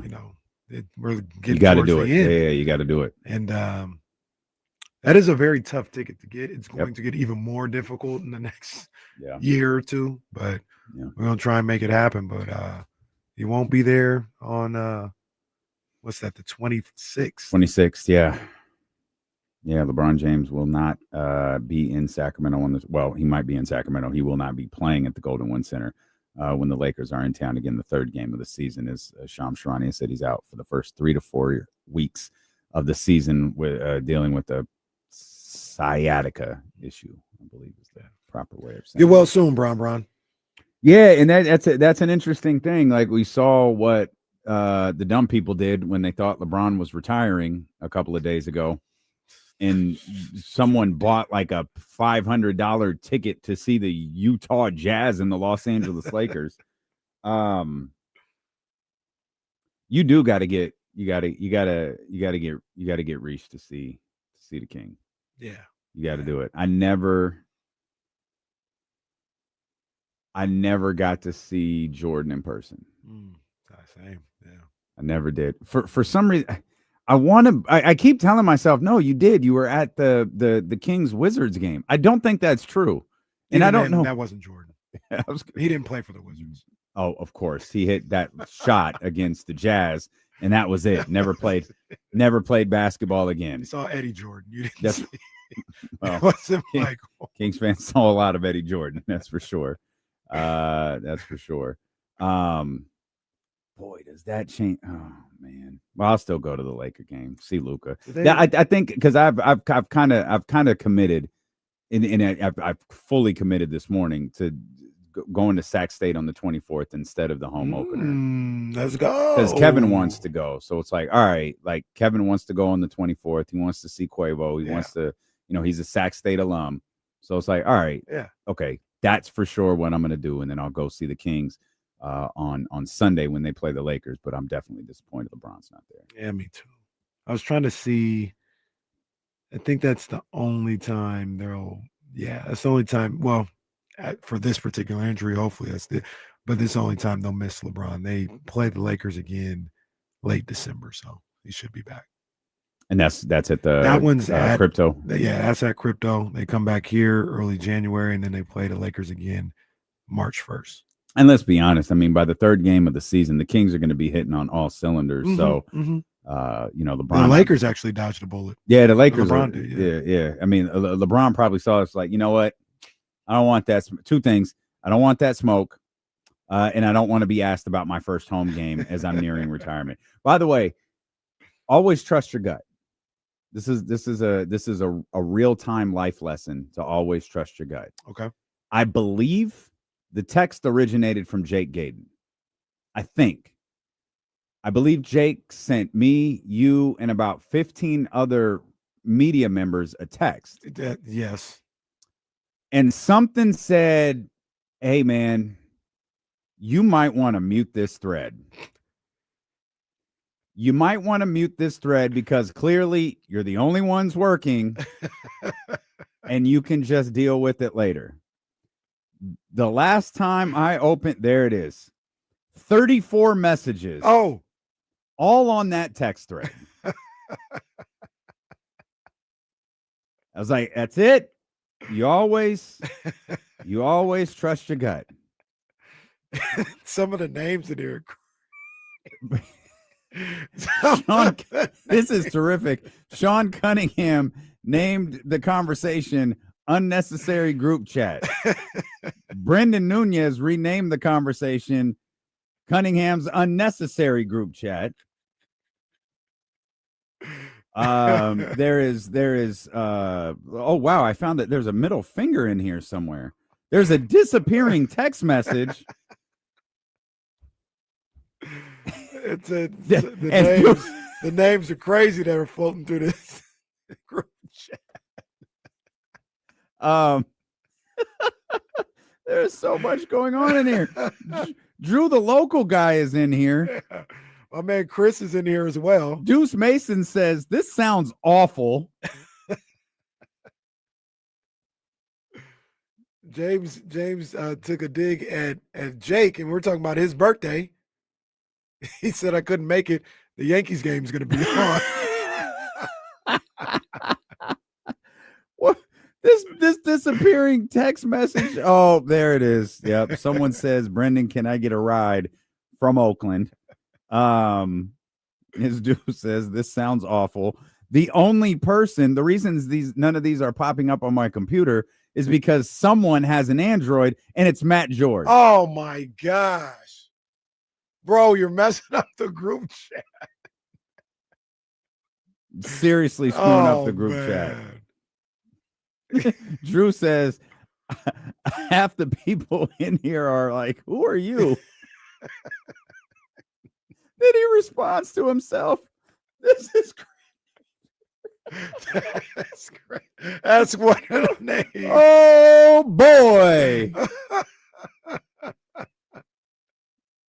Says Jim Cozumore here. He ready to shout out to Morgan Reagan with the realest comment ever. Gosh. Because it all started with Jake Gaden said, yeah, we're probably going to meet around 8 or 9-ish. Shout out to Morgan Reagan, keeping it 100. Normalize meeting up at 5 p.m. Speak the truth. 5 p.m. Cunningham's unnecessary group chat is hilarious. That's hilarious. That is some good stuff. There are 3 numbers in here that I don't know who they are. I think. Do you have everyone's number in the chat? By the way, don't ever text us while we're on the air, because if we need content, we're going to use the text. Yeah, no, there's about 1, 2, 3, 4, 5 numbers I don't have. Oh, wow. Although I know who one of them is now. I think one of these is Tristy's, but I'm not sure. Well, I have Tristy's number. I'm gonna delete and block this conversation. There's 15 people in here. There's a hell of people in here. Don't send group texts. What is wrong with you people? Do not send group texts. Good times, though. Shout out Sean. Sean is like the elder statesman of all of the He's the media OG, guys. And he's not even that old, but he's the OG. He's like the Godfather. Yes. Not the pimp, but the original term of the Godfather. He's like the one who oversees this, the one everyone looks to for advice and all of that stuff. I looked into that a little bit last night. The Godfather, the wrestler. Oh, I did. Oh dear God, did you? Yeah. I and did. what did you learn? It was awesome. I loved his. Of fit. course, yeah. No, Everyone loved the Godfather. Yeah. It was pretty entertaining. Yeah, that's pretty much it. I don't have much. I don't want to speak too much. You don't want on to say that. too much? No, Yeah, definitely okay. not. But it was funny, man. It was funny. Joe, you're still a young man. Do you have any questions? Absolutely not. Absolutely not. Save them for your dad. Yeah, the next trip to Disneyland. Yeah, that's yeah, fine. exactly. That's absolutely wild that we JT would see that Rowe. every Monday. Joe did the research. Joe, that was every Monday. We would look forward to that every yeah. Monday. When is The Godfather going to come out? That's too funny, man. That man would go out on national television and say, "Here comes the whole train," and we were all just like, "Yeah, this is Now, great." I'm gonna give you a choice. You can fight me, knowing I'm gonna beat your ass, Mm-hmm. or Mm-hmm. and you guys know the rest. Mm-hmm. So we'll say it and take one of the Godfather's hoes. So this was a company marketed to young children. It was a lot more special. You have one of my finest hoes. Yeah. And then I don't remember who it was. I feel like it was someone stupid like the Big Boss Man who was like, I don't want one of your hoes. I want all of your hoes. This is crazy. Oh, man. This is crazy, man. The Godfather. Why couldn't he have just stayed Kama Mustafa? Well, did you hear what you just said? Hell, he should have been Papa Shango. Kama Mustafa. You know, you look like a Mustafa. Remember when he was just Kama? And he came in as like a boxer and He was supposed to be like an ultimate fighter. Yeah. Absolutely. What do you have, about 4 or 5 I think he careers? was Kama the Supreme Fighting Machine. That's good knowledge. Yeah. That's good. What are you about, 4 or 5 characters? He had Papa Shango, Kama Mustafa. Yeah, and the Godfather. The Godfather all started like with JR. JR said he's the Godfather of the nation. And I think this was still Farouk time. But he was like, yeah, that's the Godfather. It was never about pimps and hoes until wait for it, until the blackface skit. Because I'm learning right now. Because when all else fails, just refer to pimps and hoes as a black stereotype. Okay. And it works. And it was the very next week because I think it was Billy Gunn who was the Godfather. Yeah. And he goes, pimps up, hoes down, West Side.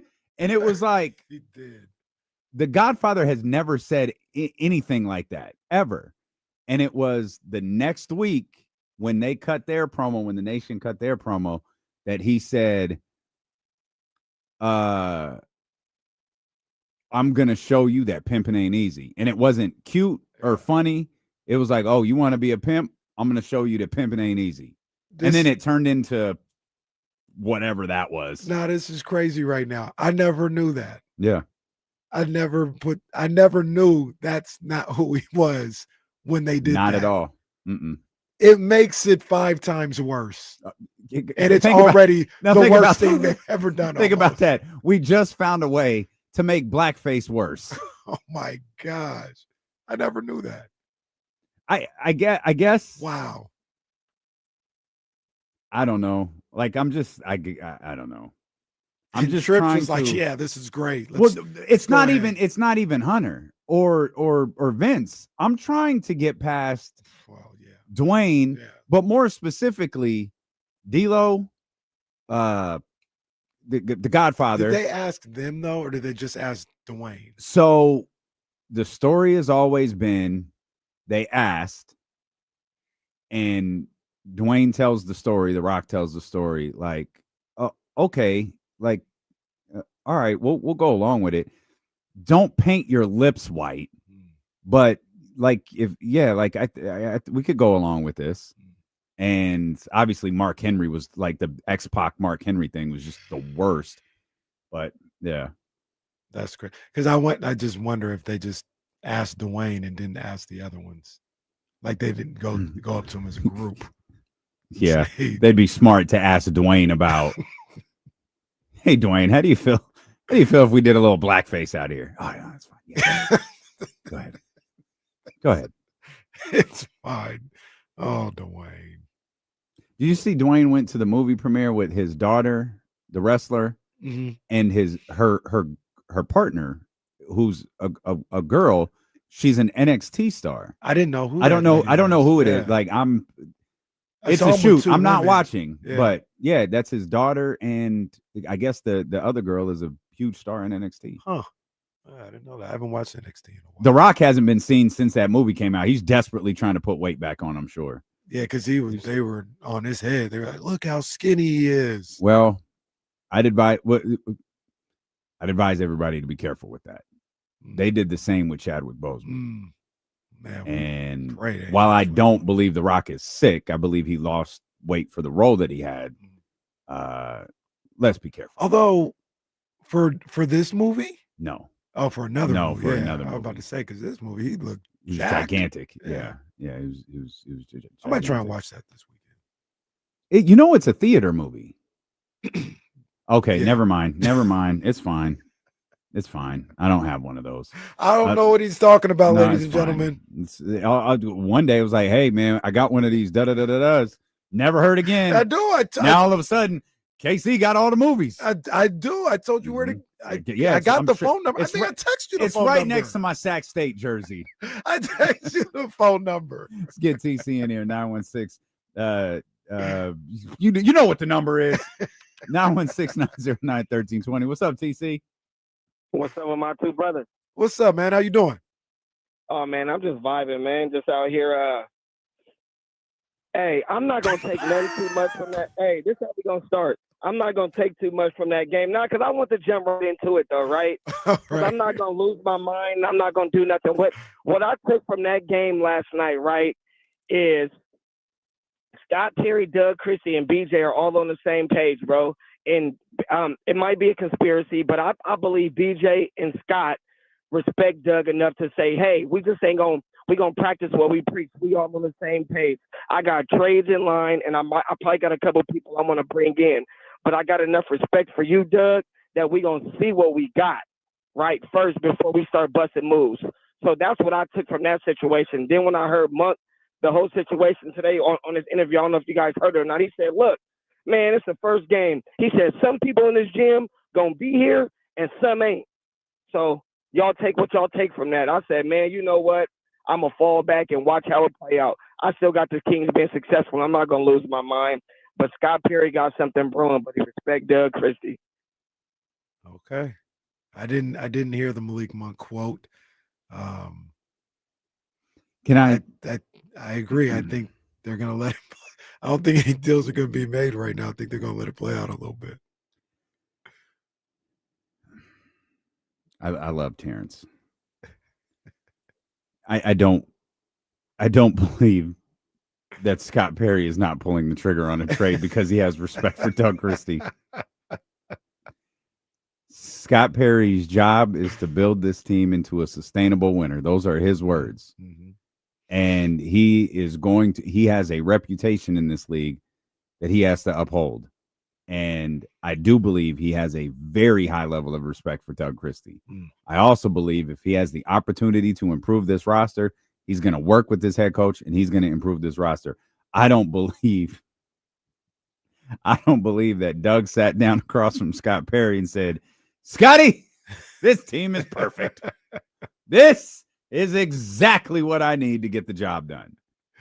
I don't believe that happened. Mm-hmm. So I do think the entities, Scott Perry, BJ Armstrong, his front office, are going to work together with Doug and likely his coaching staff in putting this roster together. But I don't believe for a second that Scott Perry is holding back on a trade I agree. to make sure that to make sure he shows proper respect to Doug Christie.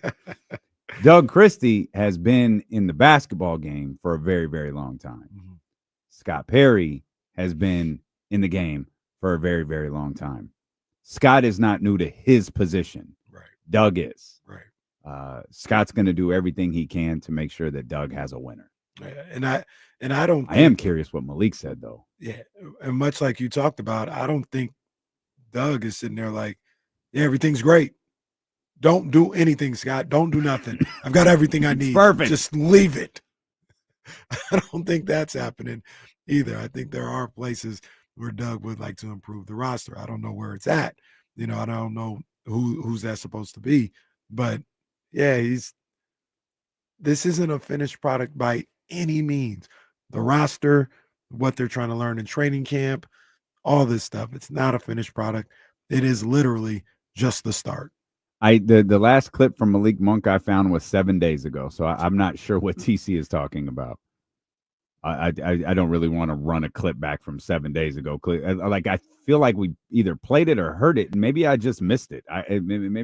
Maybe he heard something that I didn't hear. Yeah, I don't know, TC. I thought maybe he said something last night. Yeah, It was like, hey, I don't know if all these guys gonna be here. That's what I thought too. I thought he said something in practice today or something. I don't. If he did, I don't have that.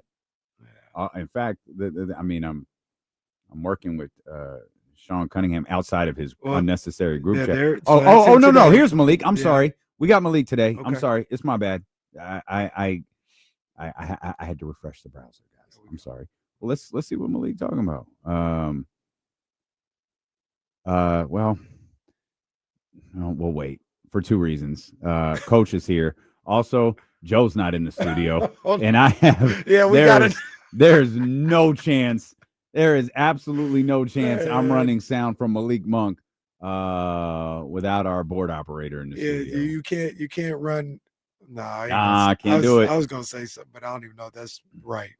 I was gonna say you can't run Malik Monk sound naked. Say that's a shoot. It's a shoot. You can't do it. You can't do it. Let's bring in our head coach, Coach Brandon Marion, here at SAK State. If I can learn how to operate my computer, I'll bring Coach up on the screen. Coach, what's happening? Oh, no, it's happening again. Coach, we don't have any sound. Oh, man, we are having terrible luck with SAK State. Coach, this is probably our fault. I'm going to – hey, he's going – there it is.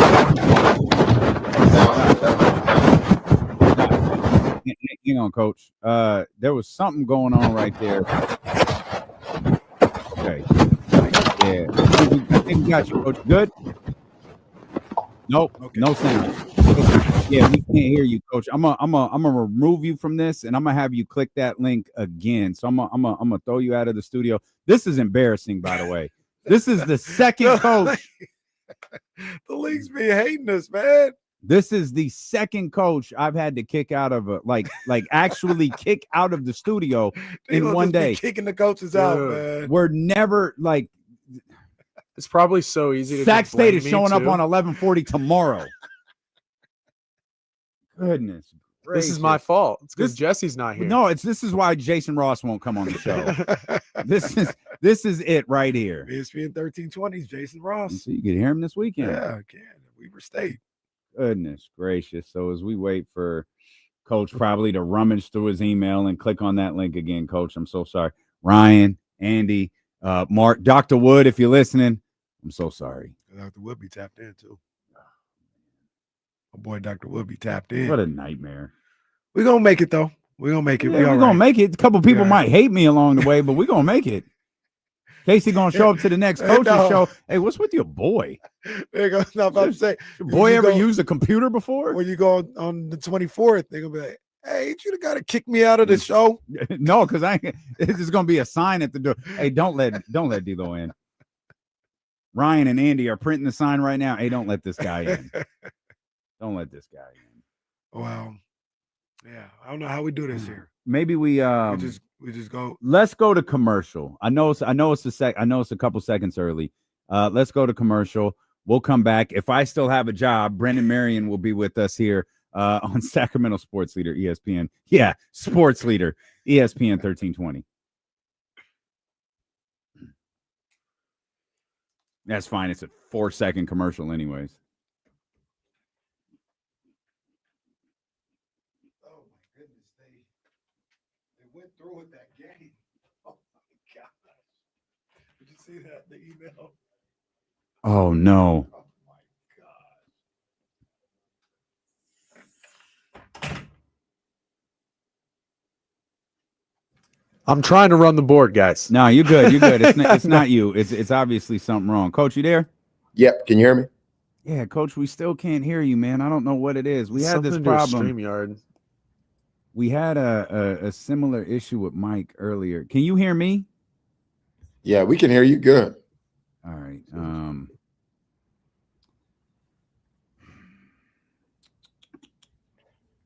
Have him try again. Can you hear me? Oh, we got you, Coach. There you are. Yeah. We got you. Got you. Thank you. Sorry about that. I'm not sure what we're having a couple struggles over here. I'm glad we're able to work through that. We're gonna knock this. We're knocking this commercial break out of the way, so we'll be back in like a minute and a half. Okay, bet.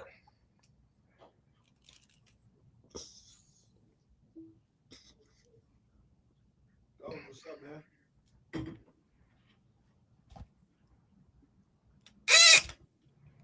She ain't even talking to you because I told him you booted him out of the studio. See, put that on your boy, man. Put that on your boy.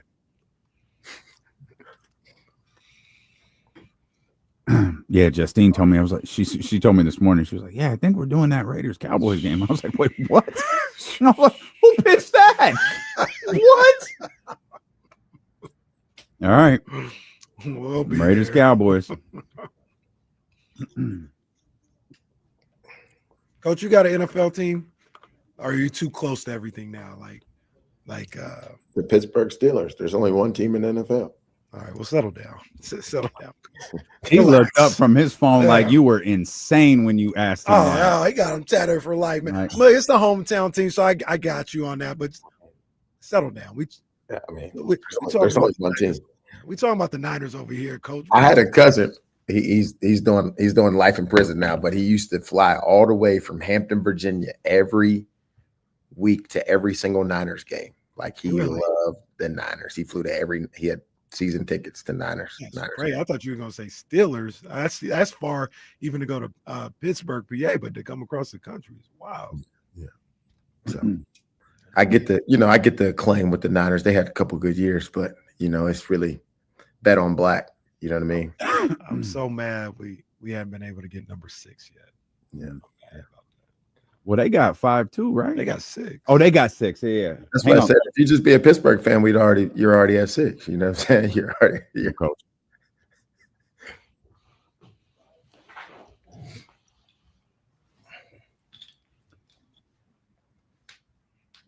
All right, we got all of our technical difficulties out of the way, and Coach Brennan Marion is with us. Coach is, for those that are listening on the radio, is trying to recruit Kenny over to the Pittsburgh Steelers side. Yeah, that's the first time I'm telling fandom. Coach no. It ain't happening. It ain't happening. Niner gang. That's what we do over here. just trying to get you to a real team, a real organization. That's how you feel. That's how you feel. Stop. I can't wait to. I can't wait to. Now that I know when they play each other, it's on. It's on the pop and go. No Have doubt. you met Scott Perry, the Kings general manager? No. So it's crazy. So he went to a Steelers practice. Right. And my boy Denzel, who's coaching the outside linebackers for the Steelers, he's like, you need to get with Scott when he gets back out there. He's real close to a Kings preseason little setup here in a couple of weeks. Yeah, there you go. He's real close with Mike. Like when we talked to Scott a couple weeks ago, and he just raved about Mike Tomlin, and he sent Doug out to spend some time with Mike Tomlin because it's obviously Doug's first head coaching job. He was like, hey, if there's someone to learn from, it's this guy in Pittsburgh. Yeah, that was the greatest thing working at Pitt, getting to see Coach Tomlin every day, talk with him. I actually recruited his sons, so it was good to see him lead the team every day, because at Pitt, the facility is shared. When I worked at the University of Pittsburgh, the Steelers and Pitt, they share all the facilities. So you get a chance to be around the Steelers every day. A lot of people complaining about SAK State and Cal Expo. That's another off-campus environment that's just perfectly fine. Pitt playing at the Steelers Stadium. How far away is that from Pitt? It's like a 10, 15-minute bus ride. But, you should never complain about upgrades. You should complain about staying the same and not, trying to improve. If you're improving and upgrading, I feel you on that. This week, Weber State, you guys get back at it. Coming off the bye week, how did you personally enjoy the bye week, and how you think the team kind of enjoyed the bye week? Oh, I thought everybody, from the standpoint of getting a couple days away, refreshing their mind, refreshing their spirits. We actually had a couple guys get baptized. I got baptized as well. Yeah, I saw that, man. Congratulations. So God is good. It was really awesome from that standpoint of, our team has really been doing the right things. I know we've really been focused on our habits and being consistent, and, trying to be 1-0 each day and doing the right thing. And so I was really proud of our team for galvanizing as a team and coming together and fixing some, having tough conversations and fixing some spots that we were not good at, but just everybody coming together, staying together, and getting better throughout the bye week. Is there a lot of value in time off during a football season? Sorry to go back to Doug Christie, but Doug's running this training camp here. He gave the guys a Sunday off. It came back Monday, and he was like, this was just a lackadaisical performance. They didn't really get into it. until Tuesday. Do you kind of run into that where you're hoping for everybody to be rejuvenated, but they're a little bit out of their rhythm and it takes a day or two to kind of get back in the swing? I know from that standpoint, like if it's preseason, it's a little bit harder to get the guys motivated from the standpoint of there's not a game. I think where we're at, you know, it being a bye week and we know we have a game and we haven't had the opportunity to actually, you know, especially finishing the way we did, where you have a tough, you know, end of the game loss, you know, and you have to sit with that on you, you know, for a week or so, you know, 10 to 14 days. You know, for us, we're excited and motivated, ready to get back out there. You know, Nick Saban said when you win all the time, it's like, why are we practicing so much? You know, when you lose, it's like, we need to practice. We need to get better. So from that standpoint, our guys were really hungry and excited to practice because, you know, they want to get that tarnish off their name. 2-3 and around the de facto halfway mark through the season. There's been some ups and downs and some frustrations, but I feel like there's been some good things, a lot of good things that have gone on with your team as well. How do you feel about just where you guys overall as a team, not even necessarily record-wise, but as far as progressing as a team? How do you feel you guys are right now? Yeah, I think our guys really have really been humbled from the standpoint of understanding that this is a team game. And regardless of your talent level, it's still grit, toughness, playing together as a unit, you know, willing to sacrifice and die to self a little bit for your brothers out there on the field. And so from that standpoint, I really love where we are because we've took the hard lessons and we've seen that we need to play a certain way. Doesn't matter who we're playing and what their talent level is, that we have to play a certain way to win football games. You know, we can see that we can be successful in the stat categories, but stats are for losers. We're actually trying to go win games. And so we can see that our work that we do have talent, that we have worked hard, but if we don't play 60 minutes selling out for each other, playing as hard as we can, we won't get the results that we want to get from a team aspect. And everybody that came here is here to win, you know? And so from that standpoint, I think guys really got a chance to self-scout, evaluate, and look at it during the bye week on like, man, we got to do this thing together. Like, yes, we have some individual success. Yes, we lead in, you know, we're top in the nation in a lot of stat categories, but we want to be a team that's known for winning and people only respect winning. So I think our guys have really figured that out. They've heard that message, you know, now for 2 weeks from the coaches, and now they have to go prove it on the field. Coach, you mentioned 60 minutes. Is this a situation where you feel like your guys aren't playing the way that you want, period, or they're not playing the way that you want for an entire football game? No, I'm proud of our team. I mean, I don't know about anybody else. I'm just speaking for myself. I'm here in it every day. You know, I'm like the man in the arena. You know what I mean? From the standpoint of it's we have 7 games left, and we have at the midway point, we have a chance to tie the win total from last season, which was 3 wins. We were right there with, you know, right at that spot from that standpoint. So, you know, for us, we just have to play the entire game. I mean, if you look at our games, nobody has blown us out. Nobody's embarrassed us. Nobody's going like, oh God, these guys are awful. I can't wait to sign these guys up on our schedule. Like, nobody's looking at our team like that. It's more so, it's just we've imploded in certain parts of the game, whether it be a turnover or we get a bad call and we can't bounce back from it, or, you know, something it's always just been that little hookup or hang up that keeps us from finishing or starting the game the way that we want to. And so for us, we just have to play a complete 60-minute game. If a bad call happens, if a turnover happens, so what? Now what? Come together as a team and find a way to win. You know, and really there's no style points for us for the rest of the year. I told these guys we're playing playoff games every game. I mean, it's really, we got to go 1-0 each week if we want to still reach our goals, which the positive thing for us is, like I told our guys, like, you drive looking forward, you don't drive looking backward. Like, you take the lessons, we live forward and learn backwards. You know, we take the lessons that we learned And we still have all our goals in front of us, which we said one great year can change our life. We said we can go to the playoffs. We said we can win the Big Sky. We still have all those goals in front of us, if we take care of business. So, for us, our mindset is positive. Our mindset is hunger. Our mindset is team. And our mindset is playing a complete game. Love hearing it, man. They're back in action this Saturday at Weber State. 4:30 is when coverage starts right here on ESPN 1320. Coach, before you get out of here, have a little fun. The announcement for the post-game performances was put out this week. Y'all not playing around. We got Lil Yachty on the 16th or 18th, excuse me, after Northern Colorado. We got Quavo. Quavo is going to be at SAK State on the Montana game on the 24th. And then Blast is going to be here for the final home game of the season, man. This football program, yourself, Coach, AD Mark Orr, Luke Wood, you guys are once again making SAK State a place to be, man. It's a good time out every time we go out there.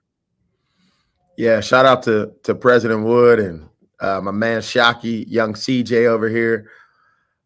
They do a really good job of making sure that we create what we wanted to create it as far as the Sacramento experience and the fans and from that standpoint. But I told the guys, ain't no concert, ain't no car keys, ain't no checks if we don't get done what we need to get done on the field. So for us, we have to worry about what we have to accomplish on the field. But for the community, like I said, we're going to continue to create an environment where the community wants to come out and be a part of it. The community just needs to come enjoy it because, whether people like it or not, we're that team, we're what people talk about. And you can try to avoid what happens on, social media and all that stuff. But my good friend, GJ Kenny, he always told me address everything that happens on social media and on kids' phones because they're on their phones all day anyways. But whether you like us or don't like us, you're talking about us, so SAK State is always in the conversation. So we just got to make sure that when people bring us up, they can say whatever they want. They just got to say winner on it. I don't think I've missed a opening day for the Kings in 8 or 9 years. Yeah. SAK State's got me missing this year. Yeah.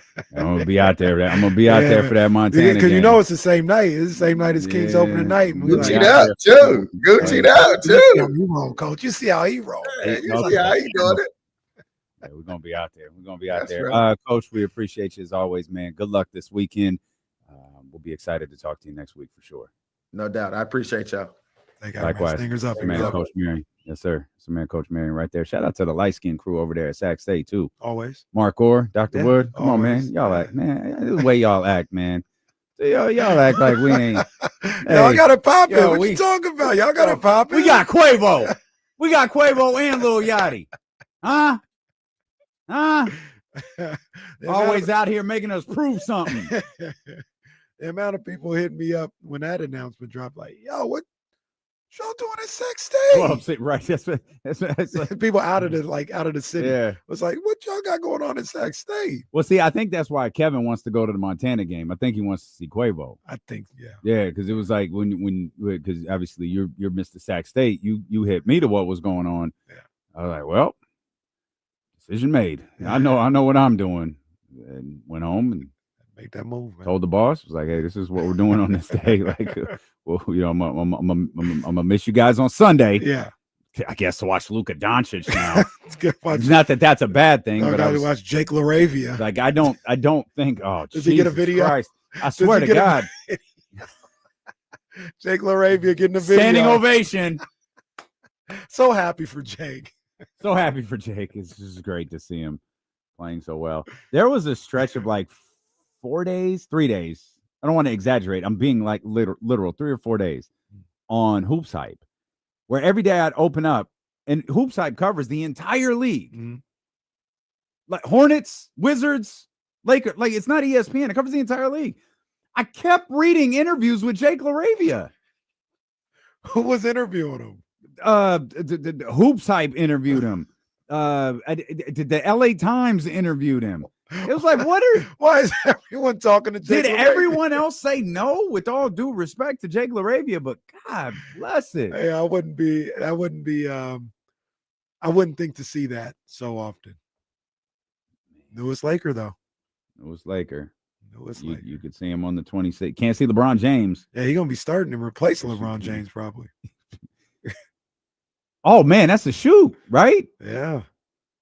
Yeah. It'll be Luka, Reeves, Rui probably, LaRavia, and Ayton.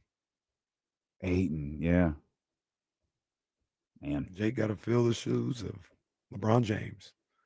Just like he Please welcome back Southern Olden One Center. Jake LaRavia. Get on your feet. Scott Get on your Scott feet. Moak gonna tell us. Get on your feet, ladies and gentlemen. Oh man. Jake's the video is gonna be his first 5 minutes with the Kings. That's it. Katie and I are hosting the Kings tip-off celebration at the Westfield Galleria There's at always Roseville. a gang of people with those things. That's gonna be a major audience. It was like Keon Ellis is the person who's going to be there. I don't know if we could get a Laker like Jake LaRavia there, but Keon Ellis is going to be the person. I just think about last year because, Galleria goes up. There's people, just gathered like at the top floors looking down on it was Malik last year. Yeah. I think they changed. I don't know this for sure. They've been doing this a long time.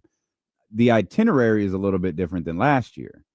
And I think I looked at it and I was like, I wonder if they did this because Malik was hella late. Malik was hella late getting there. And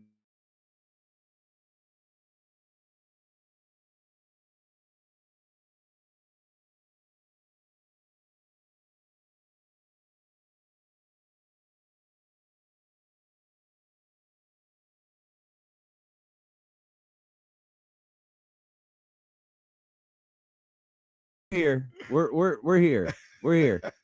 Look, we're back in. Everything's fine, guys. Everything's great. Let me, Kenny. This is the stupidest day in history.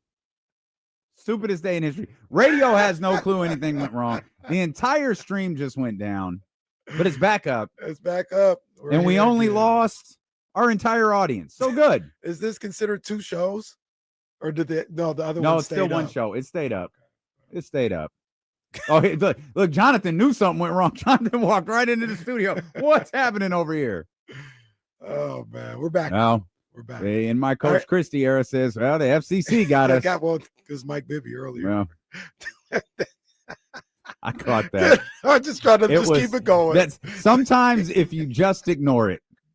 It was so subtle. It was like, just keep going.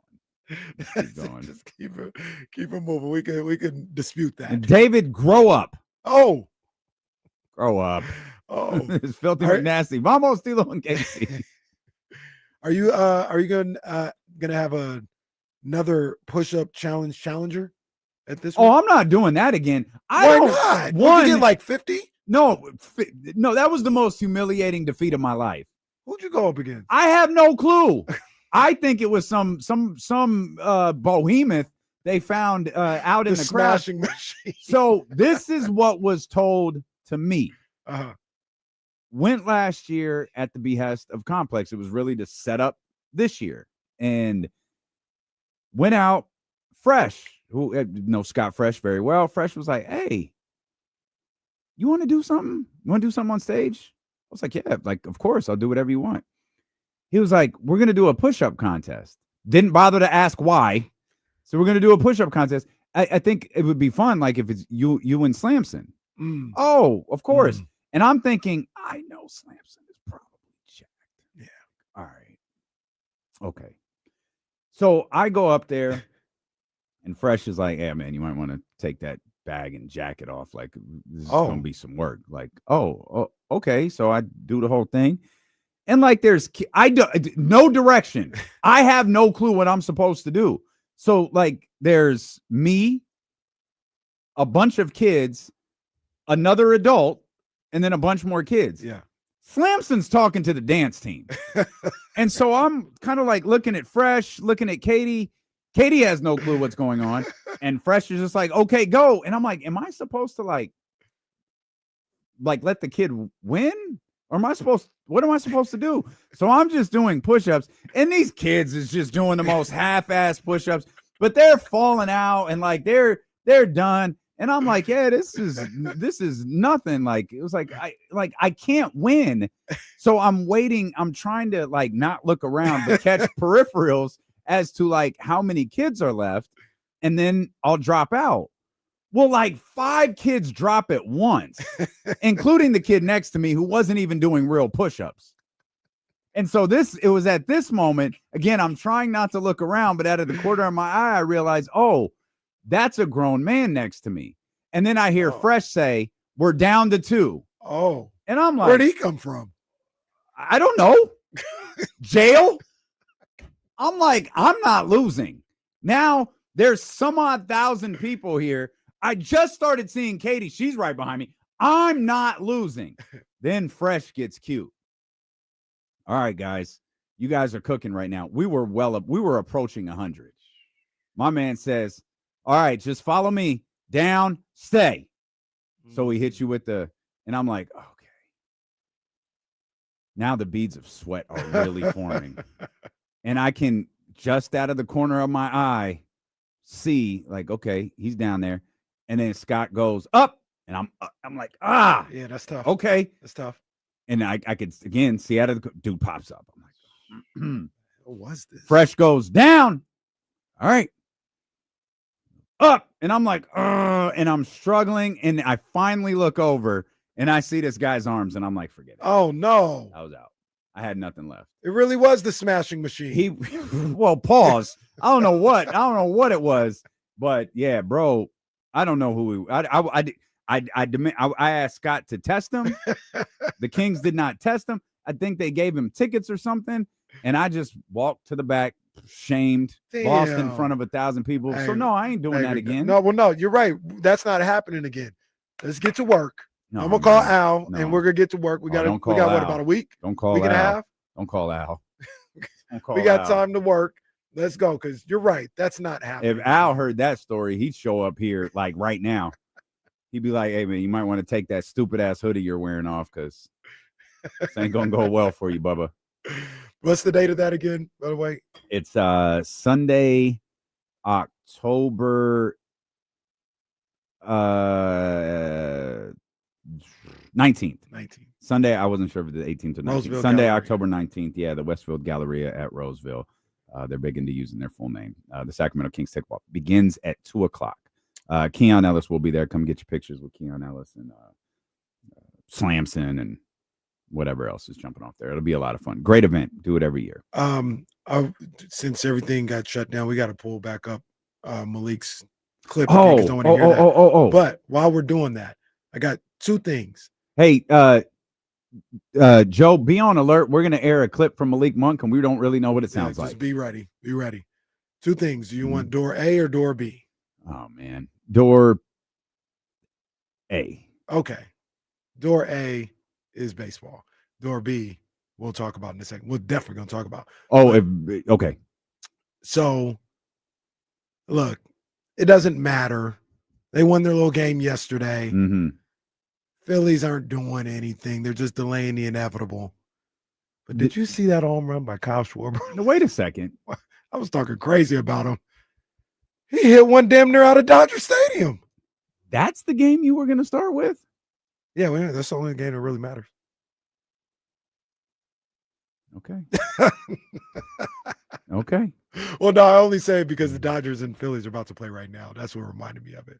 But Kyle Schwarber, I did see that home run, by the way, to was answer your question. I absolutely did. Bomb. Yeah. That was an absolute bomb. And I just was like, he's crazy. a listener. He heard you. Yeah, because I was talking. He was talking crazy. I was talking crazy. He got 2 yesterday. Speaking of that game that we will mention, the Blue Jays eliminated the Yankees. Did you see Vlad Guerrero Jr. and Big Papi on the post game? I did. I did. I saw that clip. I saw it this morning. Jeter was laughing at first, and then it wasn't funny. Yeah, it wasn't funny anymore. Yeah, you could see his feelings get hurt. Did you see the clip from the rain delay? What happened? Where Jeter got a phone call? No. He missed a parent-teacher conference. No, I didn't see that. It was terrific. You got to find it. It's very funny. They're really good. That Fox baseball crew is like really, really good. When you got Poppy on there and A-Rod for sure. And I like the dynamic of Jeter because he's not as charismatic as the other two. So sometimes it's kind of like, well, not that you're not charismatic, but it's almost like sometimes when you're here on this show and you're like, I work with a bunch of children. Mhm. That's how Jeter is on the post game. Jeter's like, what am I doing here?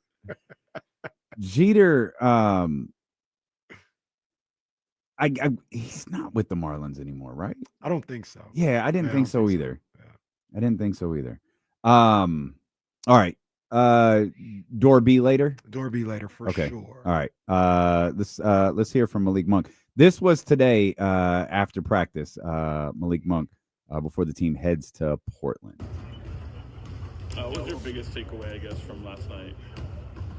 My biggest takeaway? Yeah. We didn't execute the game plan, which was to hit first, obviously, and that's it. When you is it hard to be I mean, I think fans and even us, we tend to overanalyze maybe a preseason game. Do you guys kind of fall victim to that a little bit too? Hell no. Yeah. It's preseason. We had some of these people might not be here. Some of these people will be here. So it's not our full team. So yeah, you can't. It's one preseason game. We ain't even played together. It's our first game together as a whole group. So yeah, I'm not down. When you talk about not hitting first, like when you guys wanted to, what is that? Like, is that just a mentality? Yeah, it's a mentality. Picking up, touching on defense first. The same thing they do to us. We need to start doing that. I guess my question is, like, why doesn't it happen? I don't know. I wish I knew. I think we'd be better if I knew. Let me ask you this. Look for a better result tomorrow. 1,000%. Yeah, 1,000%. 1,000%. I'll say that myself. I'll make sure we hit somebody first. What were some of the things that Doug Can I say something real quick, and I'll scroll back to make sure we get that full question in there. I don't know why Malik Monk is the only player who can go, no, it's our first time to get, like, I'm not worried about it. It's fine. And I'm like, oh, okay, it's fine. He's the only one. Like, if Domas had said it, I'd be like, whatever, Domas. Zach, DeMar, like, whatever. But Malik, for some reason, when Malik says it, it's like, oh, he's right. He's a calming influence. Okay, I think that's what it is. And I think it's also because, not that Zach and DeMar aren't, because I think DeMar absolutely has proven that he is. Malik he has no filter. Like, he just speaks how it is. Yeah. And he's not going to filter it for the media or for anyone else. He's going to tell you exactly how he feels. If he didn't think the team was together, if he thought there were splinters, if he thought something was wrong, he'd absolutely say it. So when he reacts the way that he does, it's always like, oh yeah, everything's fine. Yeah, especially because he'll tell you not everybody gonna be here. No, apparently. Here's more. It's crazy. Some of these guys ain't gonna be here. Here's more from Malik. What were some of the things that Doug emphasized today? Stop over helping. We was just doing some bad habits we caught on last few years. That's all we was doing. Boy, I wish we had like a shot or something every time. It's not kind of, but yeah, man. Over helping, reaching in the backcourt when we don't need to, and we can set our defense up. Crashing from the top of the key and we need to get back. Things like that. It's just stuff that we can control too. With the picking up 94 feet, how much does it help with it being a new thing you guys are doing to get that on film, be able to review it and how to clean that up? Yeah, it's great. Especially how terrible we were at it yesterday. We can see all the terrible stuff and work on that. And I think that's what you want to do. That's why we got the preseason to work on the bad things. So yeah, it'll be better tomorrow. Does this week, with all the practice sessions you have, when you come out of training camp and mix in preseason, do you feel like there's differences in the structure of how you approach week to week? I mean, does it feel more like what you would see in the season? No, preseason is training camp. I think we'll start getting closer to season form when probably like a week away from the season. We still in training camp right now. We're still doing training camp things. We're still learning things. So yeah, we're not in game form, not even close. Yeah. What impressed you about what the young group did, right? Neek, what Max did, that group, especially late in the fourth I quarter? really wasn't impressed. I watched them in summer league. They were doing the same things. They've been doing the same things here since training camp. So it's just all the same things they've been doing, man. I'm not impressed. I'm happy. I knew that was gonna happen. So kudos to the young guys. Malik's hilarious. I'm not impressed with those That's guys. really good. That's really good. Shout out to my boy Malik, man. That's what they're supposed to do. That's literally what we were just talking about. He will tell you exactly how he feels. Yes. Exactly how he feels. We'll come back. We'll talk more Kings basketball. And I don't know what is behind door number B. Number B. That's correct. What is behind door number B? That's accurate. But I did say if Nikola Jokic is the best player in the world, we watched number 2 last night. Stop peeking behind the door. All right. All right. That's all ahead here. It's D'Lo and Casey on Sacramento Sports Leader, ESPN 1320. Oh, man. No, Katrina, number B is that new Common Core math. Yeah, that's a shoot. Yeah. I learned that from 11-year-old. No. B is a number, dummy.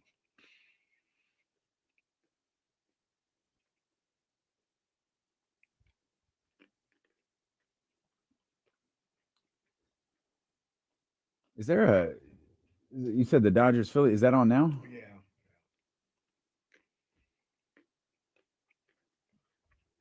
TBS still in existence? Yeah.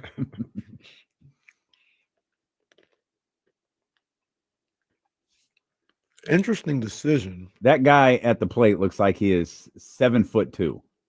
This angle, this angle that they have at Dodger Stadium is new and different.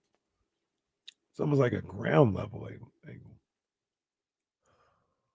Yeah, they looks like giant. They all look like giants. Yeah, I don't know. It's not the normal pitching camera.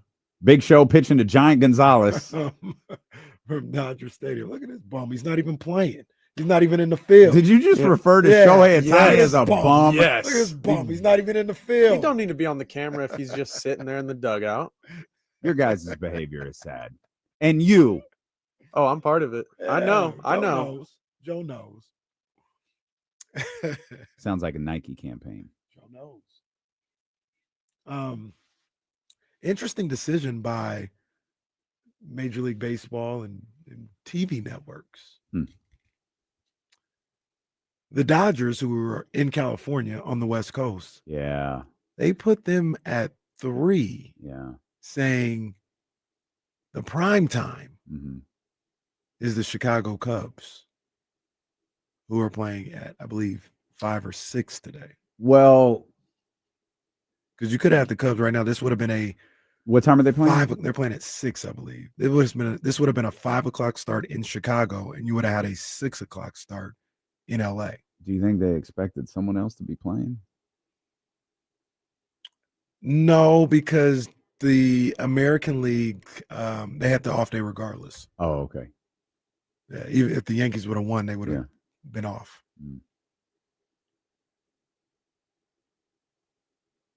And the Dodgers are a big enough brand and a big enough market where it feels like you could have put them in that prime, quote unquote. Well, Philly's prime on time. 95. Well, like, Philly too. Philly's on 95. You could have put them in the prime time, but they went Cubs in the prime time. You rarely turn your nose up at a 995 team. And the Dodger fans are not there yet. You ever driven on the turnpike before? I've ridden on I was like 15. I haven't driven it myself. So There's one of the Wyatt brothers up here.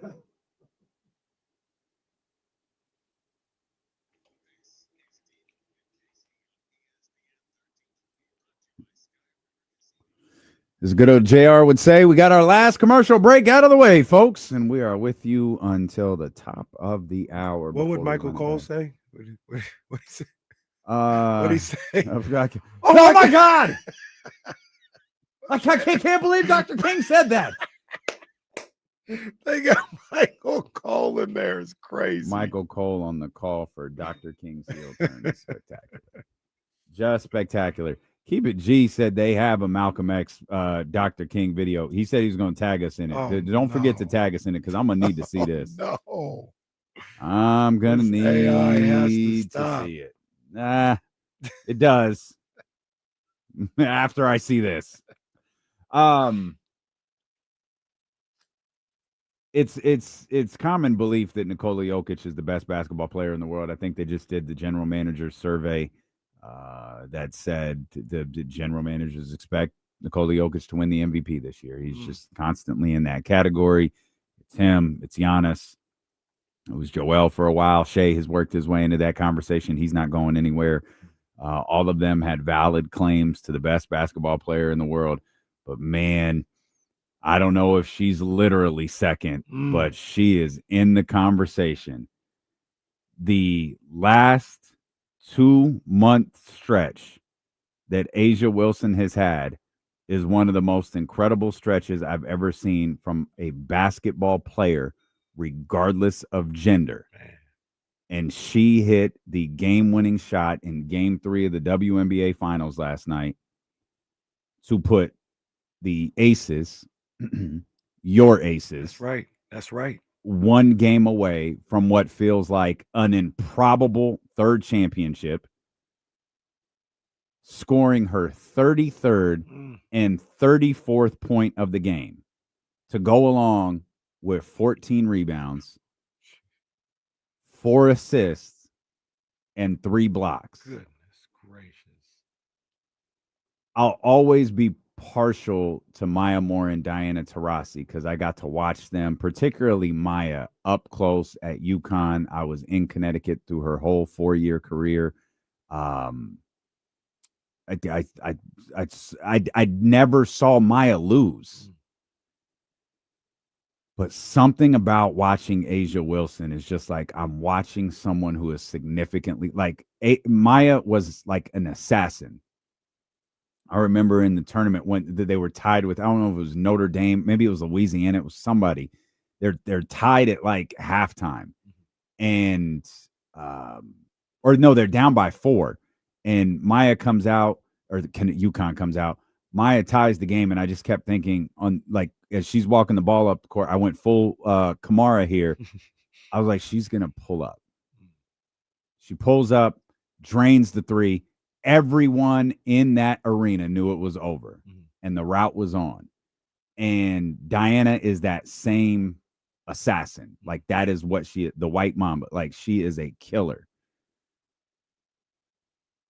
But I don't know that either one of them are better than A'ja Wilson. A'ja is like a next generation basketball player in the WNBA. She is phenomenal. She is unbelievably dominant in this league and has been for better part of 4-5 years at this point.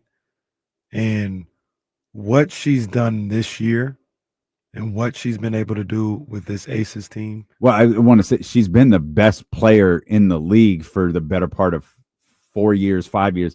She's been one of the best players in the league since she entered it in, I think, 18. Yeah, facts. What she's done this year with the literal definition of this is ridiculous.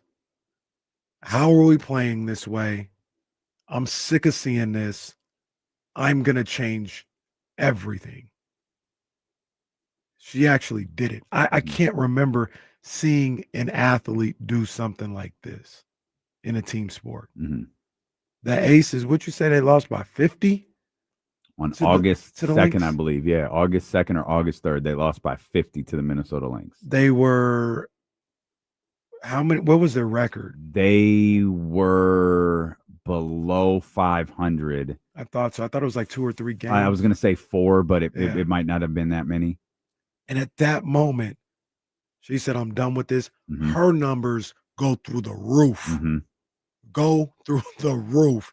And then the team's winning goes through the roof. You guys help me out in the chat, or if you want to call or on the Elk Grove Kia talk line, whatever. Remind me if there's another person in sports who has done something like this. There's only in a one that team I can sport. think of. What you think? It's Patrick. It's Patrick Mahomes. He's the only one that I can think of who I could even put in this conversation. Well, okay. To your point, when you talk about the way the career goes, the winning, all this other stuff, specifically to this season and how she did that, like we were bad. We were an average team. I got you. I'm sorry. We were an average team. And I said, nah, I'm done with that. We're not going to be average no more. I'm not going to be a little above average. Get on my back. I can't remember a player doing that. Oh my God. Please let me be able to add these in. Oh, it won't let me add the playoff games in. Oh, come on. Oh, it did. Okay. Oh, did they? Oh, I don't think it's letting me add the playoff games in. Since that game, no, that's not right. Basketball Reference can be really frustrating sometimes. Still don't always know how to operate that thing. So in the 16 regular season games from August 2nd, so they played the next night against the Valkyries. Till the end of the regular season, 16 games. They didn't lose any of those, by the way. Asia averaged 26 points, 12 rebounds, just under 3 assists, and just under 2 blocks. I am desperately, because it will blow these numbers through the roof, if I can add in, and it won't let me. I'm trying to add in the playoffs, and it won't let me. In the 11 playoff, well, I guess it wouldn't. I stand corrected, because they're exactly the same. In the 11 playoff games, 26.5, 10, just over 3, 2 steals per game, 2.5 blocks per game in the 11 playoff games. They have lost 3 times since that Lynx game on August 2nd. 3 times in the last 2 months. All 3 of them were in the playoffs. And they have yet to lose in the WNBA finals, and I don't believe they will. Soren in the chat says 07 and 18 LeBron. I see where you're going, and I'm not saying that the competition 18 is the was same. that the mass exodus year? That was, and Was that the- they were probably hanging around. I can find out. Were they hanging around 500 around it? Because it was rough for them. Yeah. That's why everybody thought That was the people were Isaiah Thomas Yeah, year. people were getting Okay. traded all over the place. Yeah. So they might have been hanging around 500 or maybe 5th, 6th seed, something like that around that time. And then they ended up winning the Eastern Conference and going to the NBA Finals. So maybe that is a accurate team to talk about, but they didn't win the finals. They about to win the finals. Okay, February 8th. The only marker I could think to search was to get the quickest result is what was the Cleveland Cavaliers record when they traded Isaiah Thomas? They were 31-22. Yeah, that's not what the Aces were. Well, That's they were disappointing. Well, but it's not what the Aces were. I wish to tell the whole story. I haven't heard from him in a while. they were 31-22. Since Christmas, remember this was February 8th, they were 7-13. 20 games, they were 7-13 in those games. And that was one of the craziest trade deadlines of all time because they just traded their entire roster. Yeah. And if I have this correct, I'm looking kind of at the same thing. They were 31-22. They ended up going, math isn't my strong suit, but I think 19-9 to finish the season. Okay. After the trade deadline. 19-9. 19-9. You end up winning 3 rounds in the playoffs and getting to the NBA Finals. Is 2007 LeBron the Pistons? Yep. Okay. I don't remember the Yeah, I don't remember regular the season. That one at all either.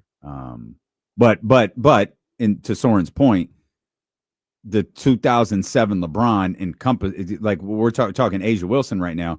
We're not just talking the regular season. We're talking the 16 games to close out the regular season and the 11 I think she's played so far here in the playoffs. 16 plus 11, that's 27. 24-3. Ooh. Ooh.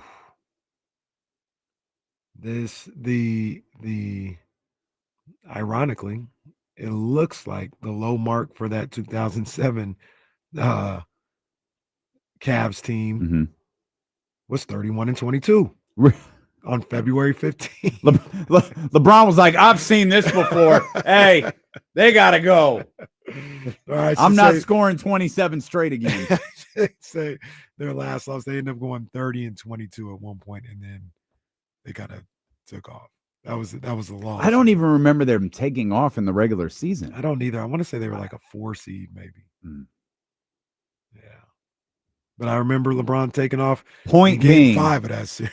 Point being, whether Soren, whether we work Patrick Mahomes into this conversation, whether we work Nikola Jokic, Giannis Antetokounmpo, it is very, very, very elite company that A'ja Wilson is keeping right now. Yeah, very special, man. And that shot that she was able to hit to win it last night, it's an all-timer. That's an all-time NBA shot. There. Yeah, man, what a moment. Yeah, I wish she had waited a split second longer so the clock would have expired. There's something just special The about point that one, clock. just let it keep going. There's just something special about that clock expiring when that ball goes through the hoop. But A'ja is on the verge of her third WNBA championship, almost certainly her second WNBA Finals MVP. She's already won her fourth WNBA MVP. She's already won her third Defensive Player of the Year. Goodness gracious. How old is A'ja? She's like Asia's 27, 28? Asia's 29. 29. And the only thing I truly, truly care about is A'ja Wilson winning her third gold medal. I need A'ja to win one more. I think she will, but on sure both hope the men's and the women's side, France is ready to.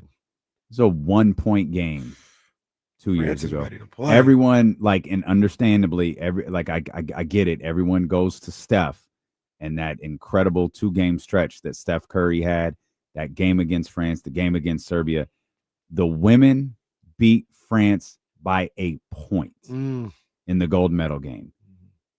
A point. Well, I'm gonna need y'all to win. I'm there. I'm gonna need y'all to win by 30 in LA. I'm gonna need y'all to win by 30. Shout out Kara Lawson. She's the coach of the women's national team. We learned today that Eric Spoelstra will be the coach of the men's national team. Shout out Coach Spo. This is he's gonna be the starting like now, right? Like it's not. Yeah, Kerr's got one. No, it more starts in. right now. Yeah, like Kara's first camp is like a week away. Yeah, that's crazy too. I'm guessing A'ja won't be there. That's just a guess. That's crazy. That's a week because they got to do the FIBA, the World Cup, right? Yeah, yeah. That's all. That's all part of this. 26, and then you got the Olympics in 28. So, man, this is. How do you feel? I think it's great. How do you feel about international basketball now being like a real competitive thing? We grew up on Angola. It was just USA. Oh, Argentina. They're going to be a true test. No, it wasn't Argentina. It was Lithuania. Lithuania is going to be a Dead, it's going to be a true test. Yeah. It was a tight one here, but the dream team winds up winning by 25. And even when they did end up losing, it was just like one team. It was just Argentina, who would give problems, Spain or something like that. But now you got 4 or 5 different countries on both the women's and the men's side that make it a true tournament. I think it's dope. I don't want to see the USA lose, not this time on both sides, but I think there's going to come a time in the near future the next 10 years where like these Olympics and these are real tournaments where it's like five countries could win. Mm-hmm. And I think that's awesome. Don't be in LA. No. God, don't be in LA. The pressure, and the pressure of that program. But we talk about France though. But USA gonna have some girls coming down the pipeline. Mm-hmm. Juju gonna be back. Mm-hmm. Paige is gonna play. Asia's gonna be there again. Mm-hmm. Yeah. Caitlin gonna be there again. Yeah. The firepower is gonna be crazy. Yeah. Crazy. Gonna need y'all to win. I'm rocking with them. I'm rocking with them. I would hope so. Well, no, I mean, I think they're gonna win. Anti-American Kenny Caraway. What are you gonna do next? Kneel for the national anthem? Jeez. They're gonna get that one. They're gonna get that one. Yeah. The men, I'm not so sure. Normally, normally this is your line, but I'm trying. D'Lo and KC live from the Olympics. Go. 2028. Let's go. 2028. It will have been 20 years since the only other time I went to the Olympics in 08. Yeah. 20 years. Yeah, it's gonna be fire. And Olympics in LA gonna be dope. I can't wait. A traffic disaster, but yes, dope indeed. They've been preparing for the traffic for 10 years though. You should have what I heard they did in Beijing. This wasn't even to eliminate traffic as much as it was to eliminate smog.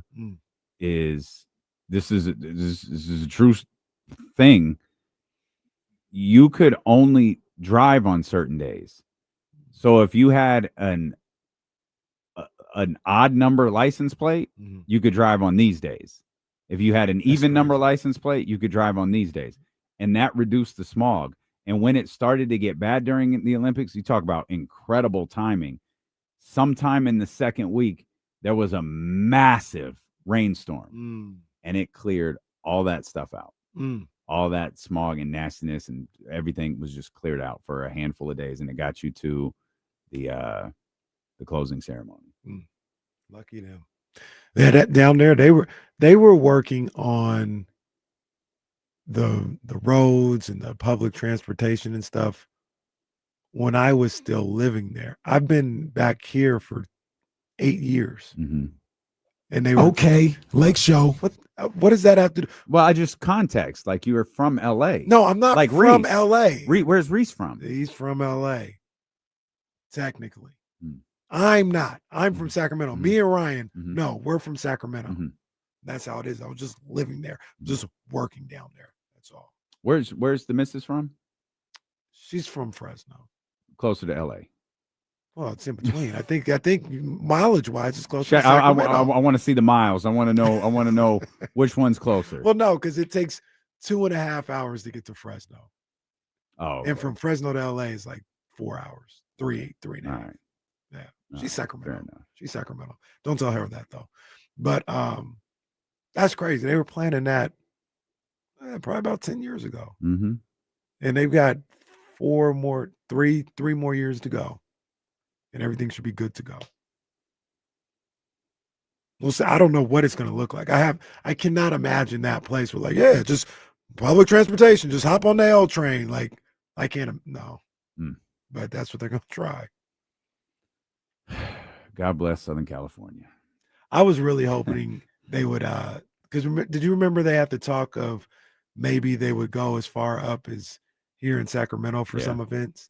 I was hoping that would happen, but. Yeah, all of the events have been laid out, right? Yeah, they should have went here for softball. So I was going to say, Oklahoma. isn't rowing? Isn't something here? I don't know. I thought something on the water was. Maybe not. Maybe not. That would be dumb. That doesn't make any sense. Oklahoma. Well, that's dumb. They caught a wrong. Yeah, that doesn't make any sense. Yeah, I was in the LA Olympics in 2028 in Oklahoma. What was that? Like, hey, can you? I don't know. I don't remember if softball runs 2 weeks. Can you go to the opening ceremony? Can you go to closing ceremony? Can you have an Olympic experience at all? They caught a raw deal, man. I still have I'd Asia's quit. award page open. 3-time SEC Player of the Year, 2-time SEC Defensive Player of the Year, 2-time SEC Tournament MVP, 4-time First Team All SEC. Gosh. The 4-time first team. one That's crazy. scoring champ twice, block leader 5 times, 4-time All Defensive First Team. Isn't she a Commissioner's Cup champion? Did the Aces win the Commissioner's Cup? Maybe not. But I don't think they did. I remember when the first in-season tournament, we were like, they're not going to use that as people's resume. And then we went to one WNBA play. And the Commissioner's Cup was there. Yeah. I don't think the Aces have won the I don't Commissioner's think they have Cup. either now that I think about it. But maybe it was Breanna Stewart. Did the Storm win? I think it was the Liberty. Or maybe the Storm did win. But the basis was Breanna like, Stewart. yeah, they're gonna eventually in the NBA say, Stewie. yeah, he's a 2-time in-season tournament champion. No, Stewie is a 2-time Commissioner's Cup champion. The 2-time, what's it called? She did win the Commissioner's Cup. Asia did? In 2022. The Aces, I said she because she won it by herself. The Aces did win the Commissioner's Cup in 2022. And what's it? Oh, Emirates. 2-time Emirates champion. No, that's the men, isn't it? Yeah, but that's what they're gonna say. Oh. That's what they're gonna say for Domantas Sabonis Hall of Fame case. He's a 2-time. I didn't mean to laugh at that. Sorry. The WNBA Commissioner's Cup is presented by, well, they pay. It's presented by Coinbase. Come on. What it is. Come on, man. They could have got a better sponsor. The WNBA announced that Coinbase has acquired the naming rights of the cup. Didn't say how long. Hey, get Kathy out of here, man. They got to have a better sponsor than Coinbase. I'm trying to. Coinbase has over 100 million users, Kenny. Very successful. Very successful. The company man. operates in over 100 countries and holds $400 billion in assets. Has anyone ever used Coinbase before? Maybe I need to start. I have. I'm gonna be honest. Really? Yeah, I have. For yeah. what? Investing. What? Investing. It's an investing app. You buy cryptocurrency. I don't use it anymore. I use Robinhood now.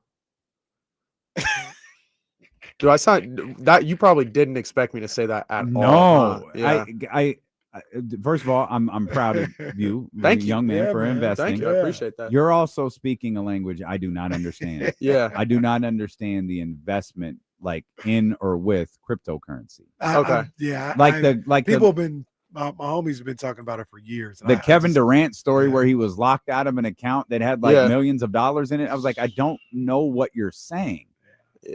Like I'm familiar with investments. I have someone that does that. Mm-hmm. I don't, it's not, and none of it is cryptocurrency. Yeah. I haven't tapped into It's crypto. AT&T. Yeah. That's for the better, definitely, no doubt. Like I would not invest that much in cryptocurrency either, honestly. But yeah, I've been trying to educate myself on it because, like I said, a couple of the homies have been talking about it for some years now and like trying to educate us on it. I haven't got to a comfort level where I'm ready to do it. I'm not there yet. Unsung Hero says Coinbase is huge. You really didn't know. I know what Coinbase is. I just don't know what they do. No, you just buy it through them like it's a wallet. You just buy it through them. Yeah. I can't lie. I still don't know what you're saying. I hear That's your fair. No, words, that's fair. but I don't understand what you're saying to me. Like a crypto bank, maybe? Yeah, okay. I got nothing, Joe. Okay, I'm sorry. No, it's not your fault. It's mine. It's very Gen Z of me, as the chat pointed out earlier. Yeah. Shout out Coinbase. If they want to sponsor the show. Stilo and KC brought to you by cryptocurrency and Coinbase investments here. We can make brought our to you own by coin. Robinhood. Yeah, there you go. We can make our own coin. You can. Well, so you got to be careful because anyone can really if you know what you're doing. The world's just this sounds like the shadiest damn thing I've ever heard It in is. my life. The world's just getting crazy. Wait, isn't that what Aaron got? Oh, he ain't here. Was he gonna get madder at me? Isn't that what Aaron got involved in? Yeah, he got in a little situation with that. So he had, you know what? I'll drop it. It doesn't even matter. I'm gonna be honest, because when that story dropped, I didn't understand it. I was like, "You guys did what?" Okay, It's a weird one for sure. you guys don't realize this keeps getting worse. Brian says it's like Ticketmaster for cryptocurrency. There you go. What? That's a good way to put it. Well, so I go to a concert? You know what? Why don't we talk about football? Why don't we talk about something that makes us look less stupid? God bless it, man. Eagles are in New York to face the Giants tonight. Oh, I got my eye on this game. Yeah, I'm glad you said it. Yeah, I got my eye on this I'm game. glad you said it because I thought it would be a little dumb if I said it, given that I kind of like the Giants. Yeah. Well, I got my I'm with you too. If But you hate Philadelphia, so it's a tough. That's kind of waning a little bit. I just don't like them now. Well, I actually kid. like the players too. Nah, so. I kid. There's a little tongue in cheek if we're being honest with the descriptor of tonight's football game. You've eyeballed Philly as a team that you don't think is particularly playing great, despite the fact they're in a very large group of good teams right now that are 4-1. Yeah, and short week. It's not a lot of travel. It's going to maybe be a little similar to what the Niners had to do with the Rams, as far as a lot of Eagle fans being at MetLife. But you're still going on the road. They don't have everything. They're not like in sync right now. And if Dayball is any type of coach that they try to say he is, and Jackson Dart, your boy, has any potential. Let's be careful. This is. I'm not saying they should win. I'm saying this is a moment for them, right? Yeah, no, it's I an agree. Opportunity for them. It's a short week for Philly. It's a short week on the road. I don't want to be a broken record because this is the exact thing we were talking about last week when that 49ers offense we thought was decimated. And I was like, well, it's a road game for sure, but we know what those fans are going to sound like. Let's just keep our eye on it. That's kind of how I feel about this one. Maybe Philadelphia isn't playing their best ball right now. It's a short week, a lot like last week. It's not like it's a long trip for the Eagles. Right across 95, no problem. I don't know. I'm with you though. I'm watching this one with a little bit more intrigue than you would think you'd watch a 1-3 team against a 4-1 team. You know when the last time I thought the Eagles were a little vulnerable and they could be had? It was a couple weeks ago before the Buccaneers game. And they came out and went to work on that game. Now they end up letting Tampa back into that game, but they were up by 3 scores in the first half. So potentially could be the same situation here tonight. They look a little vulnerable. They don't look like they're clicking on all cylinders. And they go out and they handle the Giants rather easily. That could be the case, but still got my eye on this game. Still got my. So I'll be tapping. Yeah. I'll open up the Prime app for this one. Oh, that's so frustrating. Yeah, it's not my favorite. How am I going to watch the baseball game? Yeah, it's not my favorite. Same time. I'll probably go. I'll probably go iPad tonight. I have to go in the loft. Oh God, what's your 5 TVs? There's only 2. 2 that you tell us about. And then the Kings play in Portland tomorrow. Yes. So I think I wasn't expecting Coach Marion to glow about the off week as much as he did. He talked real positively about having that time off, and I thought he would be more of like, yeah, we want to get back out there on the field. That's what I expected him to say, because I know that's how Doug's feeling right now. Yeah. Doug, and that's one of you hear players, coaches say this all the time. It's one of the great things about basketball versus football is something goes south for you, have an opportunity to get right back out there in the next night or two and kind of correct those things that you saw on film almost in real time. And it's the tough part for those guys, meaning, we heard from Malik earlier. Malik, you had no problem pinpointing the stuff that went wrong. Doug talked about communication. Malik talked about weak side help. Or overhelping. I'm sorry. Talked about overhelping. Like, okay, so we all saw it. We all identified it. Now we have to correct it. And you have a fan base who's watching like, oh, you guys making this is the same mistakes. It's the same thing. Mm-hmm. You've pinpointed them.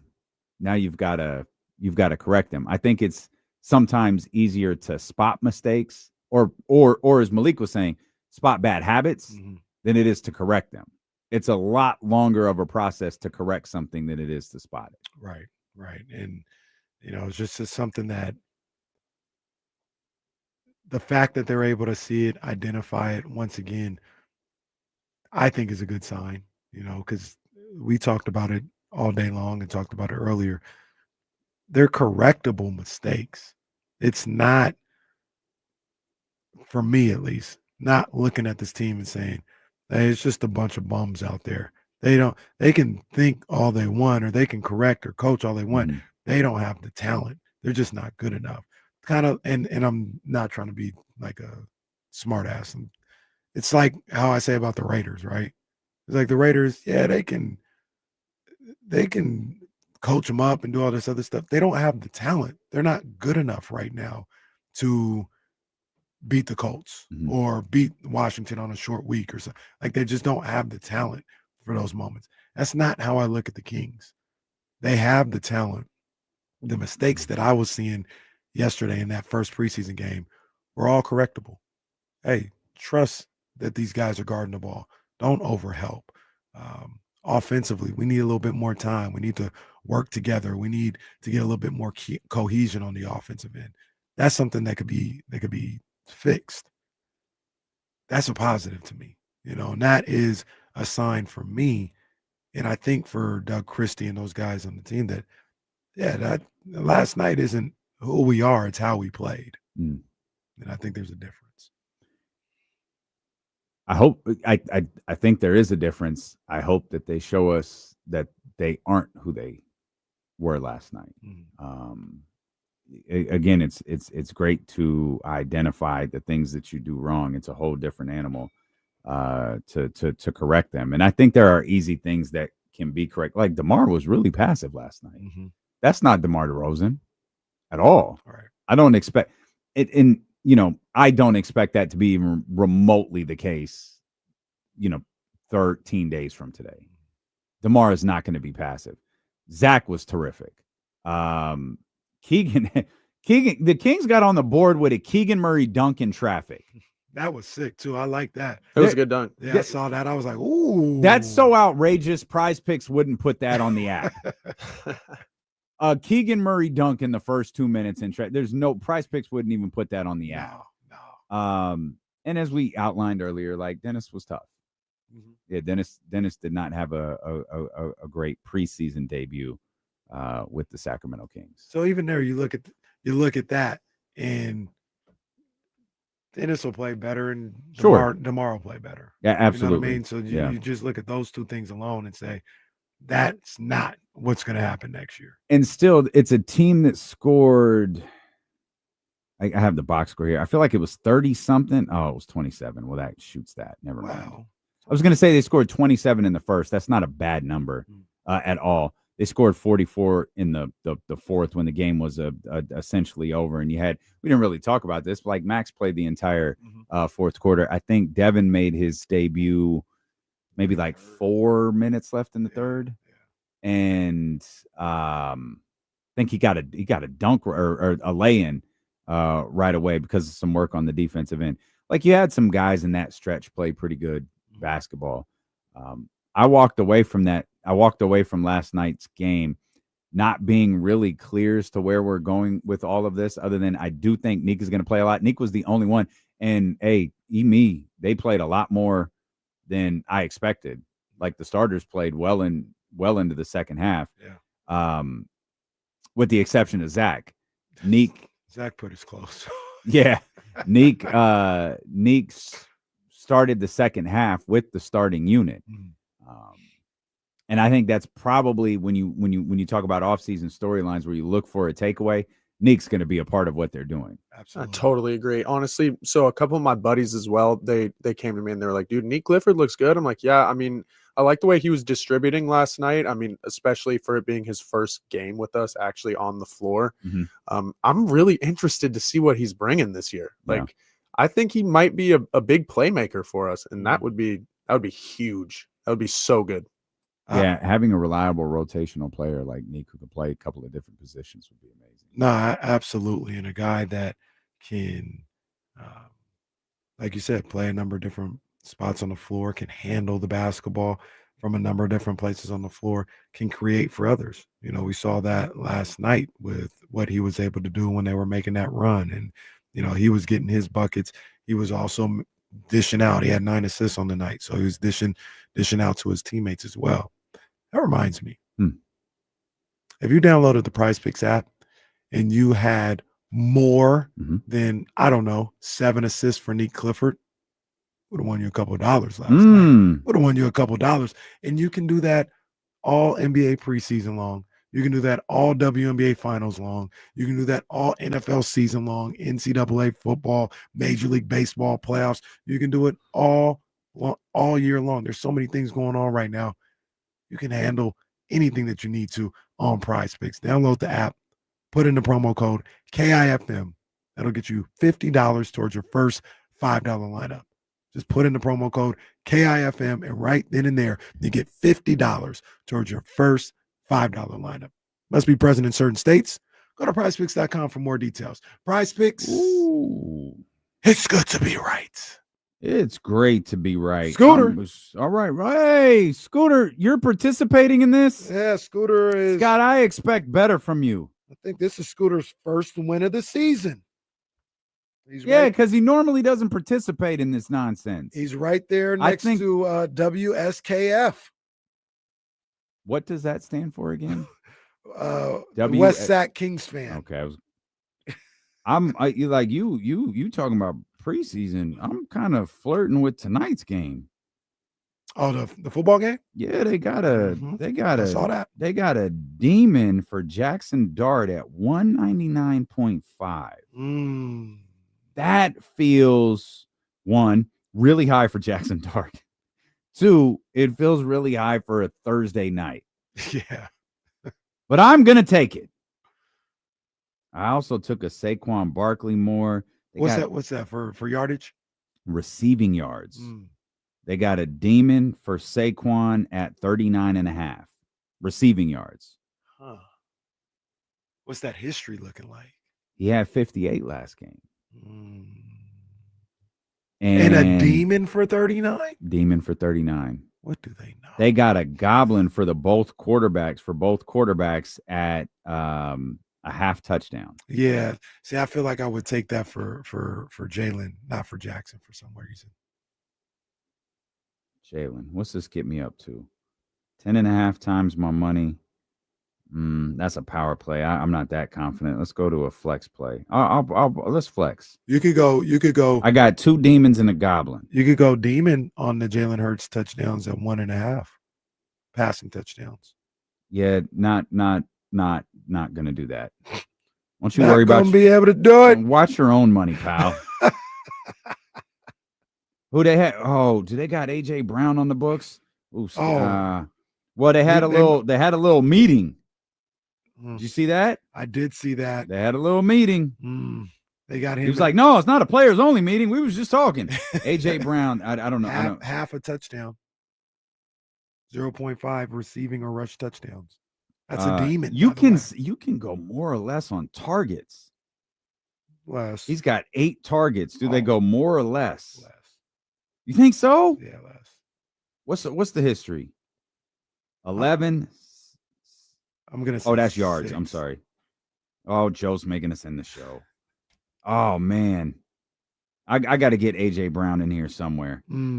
Tantrums. Less. Oh, more. More. There it is. More. IG posts more. Big thanks to Mike Bibby. Big thanks to Coach Brendan Marion for being with us. We'll wrap up the week tomorrow. Kyle Madsen will be with us. I think, James, Tomorrow's show's a little weird. We'll explain it tomorrow, though. Tap in with us. It all begins at 10 a.m. with the Insiders here on Sacramento Sports Leader, ESPN 1320. Vamos, Phillies.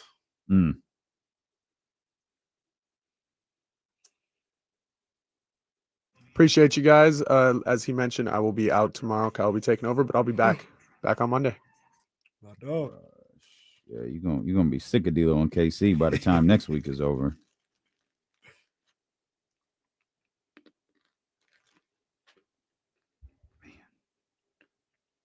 You said there was a half touchdown for AJ Brown on here. I'm gonna go. Yeah, Demon. I'm gonna go more on the targets.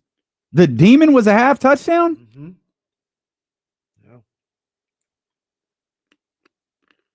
Wow, give me that.